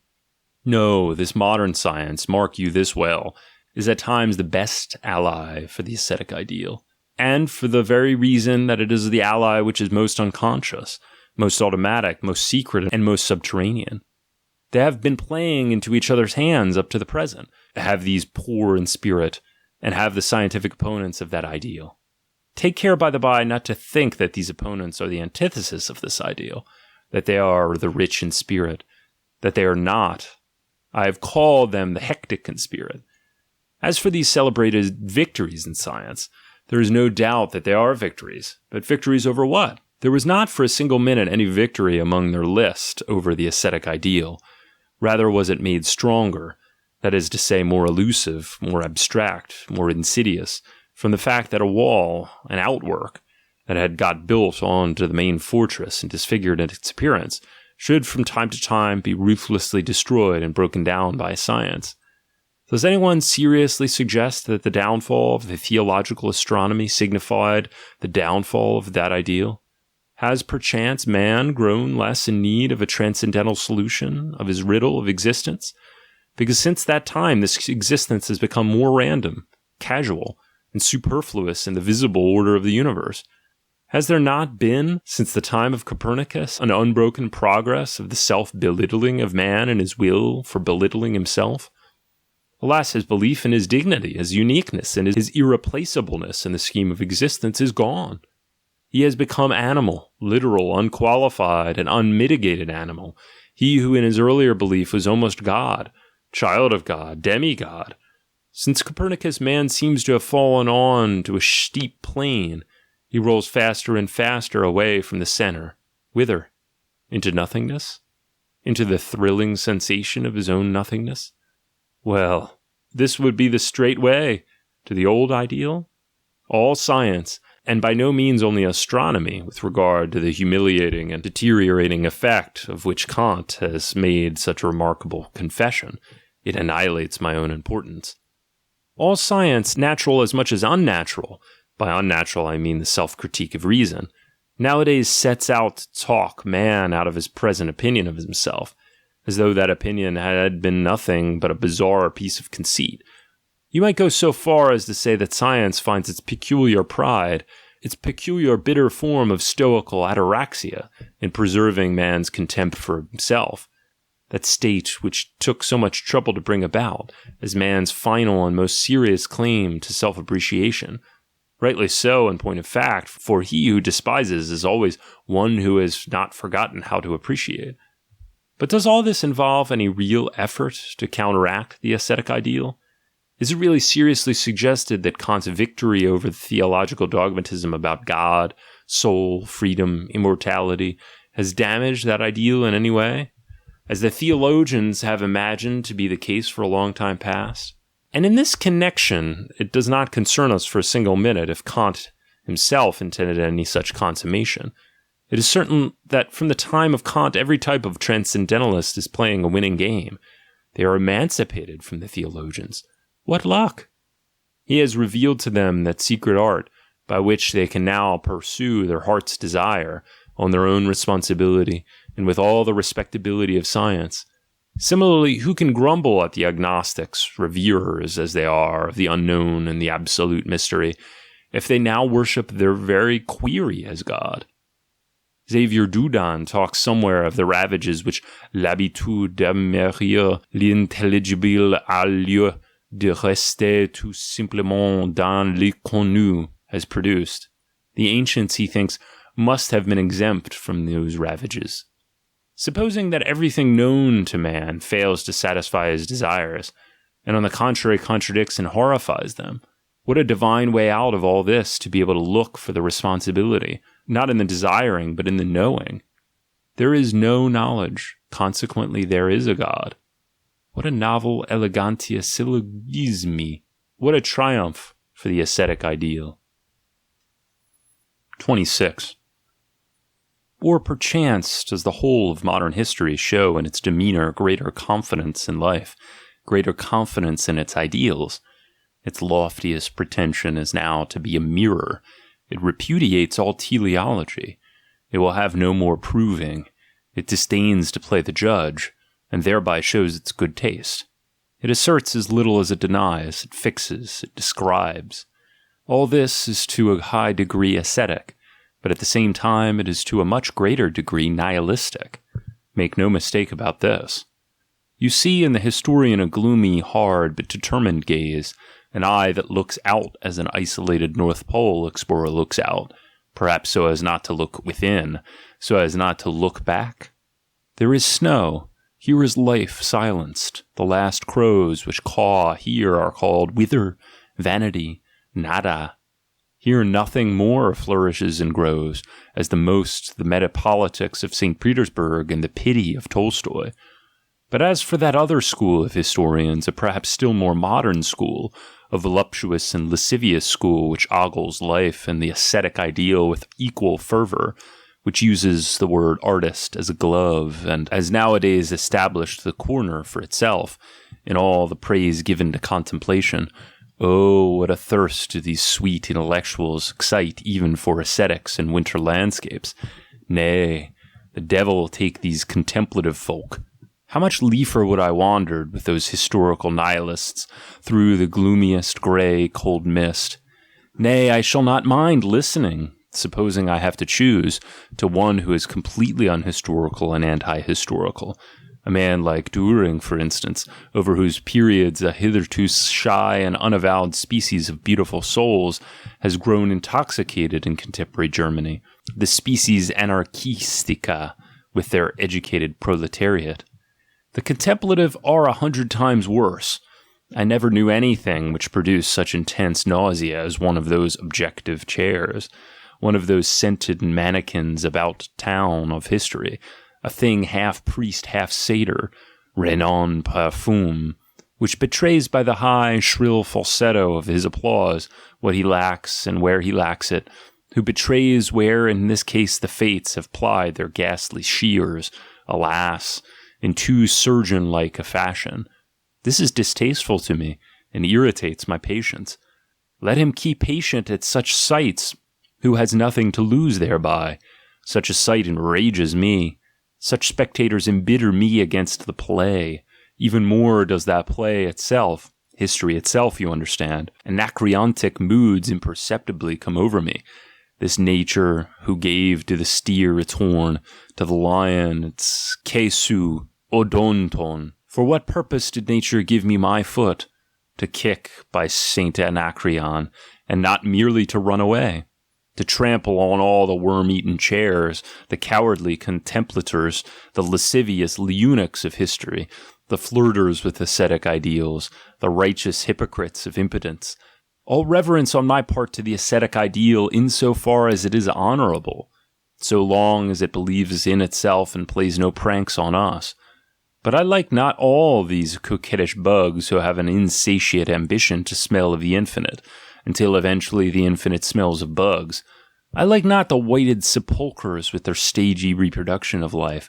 I like not the tired and the used up who wrap themselves in wisdom and look objective. I like not the agitators dressed up and as heroes who hide their dummy heads behind the stalking horse of an ideal.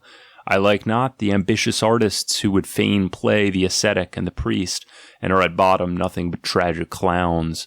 I like not, again, these newest speculators in idealism, the anti-Semites, who nowadays roll their eyes in the patent Christian Aryan man of honor fashion, and by an abuse of moralist attitudes and agitation dodges so cheap as to exhaust any patience, strive to excite all the blockhead elements in the populace. The invariable success of every kind of intellectual charlatanism in present-day Germany hangs together with an almost indisputable and already quite palpable desolation of the German mind, whose curse I look for in a too exclusive diet of papers, politics, beer, and Wagnerian music, not forgetting the condition precedent of this diet, national exclusiveness and vanity, the strong but narrow principle, Germany, Germany above everything. And finally, the paralysis agitans of modern ideas.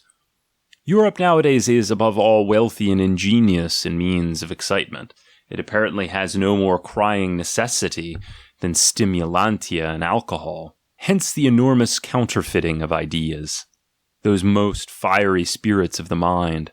Hence, too, the repulsive, evil-smelling, perjured, pseudo-alcoholic air everywhere. I should like to know how many cargoes of imitation idealism, of hero costumes with highfalutin claptrap, how many casks of sweetened pity liqueur, firm, la religion de la souffrance, how many crutches of righteous indignation for the help of those flat-footed intellects, how many comedians of the Christian moral ideal would need today to be exported from Europe to enable its air to smell pure again. It is obvious that in regard to this overproduction, a new trade possibility lies open. It is obvious that there is a new business to be done in little ideal idols and obedient idealists.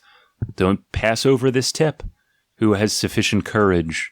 We have in our hands the possibility of idealizing the whole earth. But what am I talking about courage? We need only one thing here. A hand. A very free hand. 27. Enough. Let us leave these curiosities and complexities of the modern spirit, which excite as much laughter as disgust. Our problem can certainly do without them. The problem of the meaning of the ascetic ideal. What has it got to do with yesterday or today? Those things shall be handled by me more thoroughly and severely in another connection, under the title A Contribution to the History of European Nihilism. I refer for this to a work which I am preparing, The Will to Power, an attempt at a transvaluation of all values. The only reason why I come to allude to it here is this. The ascetic ideal has at times, even in the most intellectual sphere, only one real kind of enemies and damagers. These are the comedians of this ideal, for they awake mistrust. Everywhere otherwise where the mind is at work seriously, powerfully, and without counterfeiting, it dispenses altogether now with an ideal. The popular expression for this abstinence is atheism, with the exception of the will for truth. But this will, this remnant of an ideal is, if you will believe me, that ideal itself in its severest and cleverest formulation, esoteric through and through, stripped of all outworks, and consequently not so much its remnant as its kernel. Unqualified honest atheism, and its air only do we breathe, we, the most intellectual men of this age, is not opposed to that ideal, to the extent that it appears to be. It is rather one of the final phases of its evolution, one of its syllogisms and pieces of inherent logic. It is the awe-inspiring catastrophe of a 2,000-year training in truth, which finally forbids itself the lie of the belief in God. The same course of development in India, quite independently and consequently of some demonstrative value, the same ideal driving to the same conclusion, the decisive point reached 500 years before the European era, or more precisely at the time of Buddha. It started in the Sankhya philosophy, and then this was popularized through Buddha and made into a religion. What? I put the question with all strictness, has really triumphed over the Christian God? The answer stands in my joyful wisdom, aphorism 357. The Christian morality itself, the idea of truth, taken as it was with increasing seriousness, the confessor subtlety of the Christian conscience translated and sublimated into the scientific conscience, into intellectual cleanness at any price, regarding nature as though it were a proof of the goodness and guardianship of God, interpreting history in honor of a divine reason as a constant proof of a moral order of the world and a moral teleology, explaining our own personal experiences as pious men have for long enough explained them, as though every arrangement, every nod, every single thing were invented and sent out of love for the salvation of the soul. All this is now done away with. All this has the conscience against it, and is regarded by every subtler conscience as disreputable, dishonorable, as lying, feminism, weakness, cowardice. By means of this severity, if by means of anything at all, are we, in sooth, good Europeans, and heirs of Europe's longest and bravest self-mastery. All great things go to ruin by reason of themselves, by reason of an act of self-disillusion. So wills the law of life, the law of necessary self-mastery, even in the essence of life. Ever is the lawgiver finally exposed to the cry, patere legem quam ipse tullisti. In thus wise did Christianity go to ruin as a dogma, through its own morality. In thus wise must Christianity go again to ruin today as a morality. We are standing on the threshold of this event. After Christian truthfulness has drawn one conclusion after another, it finally draws its strongest conclusion, its conclusion against itself. This, however, happens when it puts the question, what is the meaning of every will for truth? And here again do I touch on my problem, on our problem, my unknown friends. For as yet I know of no friends. What sense has our whole being if it does not mean that in our own selves that will for truth has come to its own consciousness as a problem? By reason of this attainment of self-consciousness on the part of the will for truth, morality from henceforward, there is no doubt about it, goes to pieces. This is that great 100-act play that is reserved for the next 2 centuries of Europe, the most terrible, the most mysterious, and perhaps also the most hopeful of all plays. 28. If you accept the ascetic ideal, man, the animal man, has no meaning. His existence on earth contained no end. What is the purpose of man at all? Was a question without an answer. The will for man and the world was lacking. Behind every great human destiny rang as a refrain a still greater vanity. The ascetic ideal simply means this, that something was lacking, that a tremendous void encircled man. He did not know how to justify himself, to explain himself, to affirm himself. He suffered from the problem of his own meaning. He suffered also in other ways. He was, in the main, a diseased animal.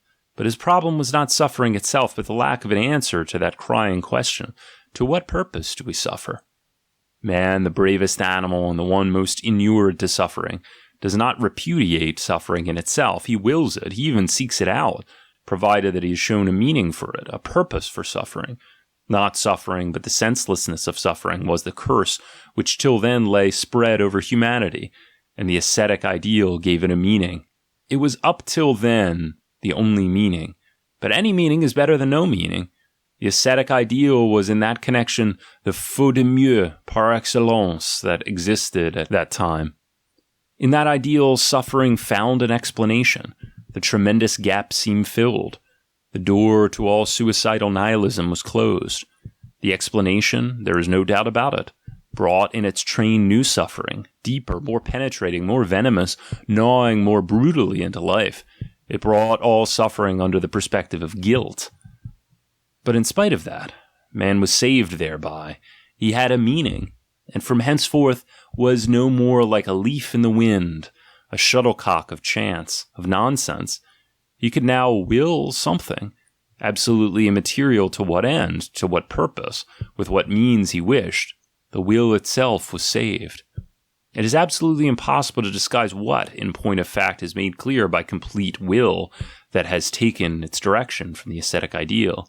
This hate of the human, and even more of the animal, and more still of the material, this horror of the senses, of reason itself, this fear of happiness and beauty, this desire to get right away from all illusion, change, growth, death, wishing, and even desiring, all this means, let us have the courage to grasp it, a will for nothingness, a will opposed to life, a repudiation of the most fundamental conditions of life.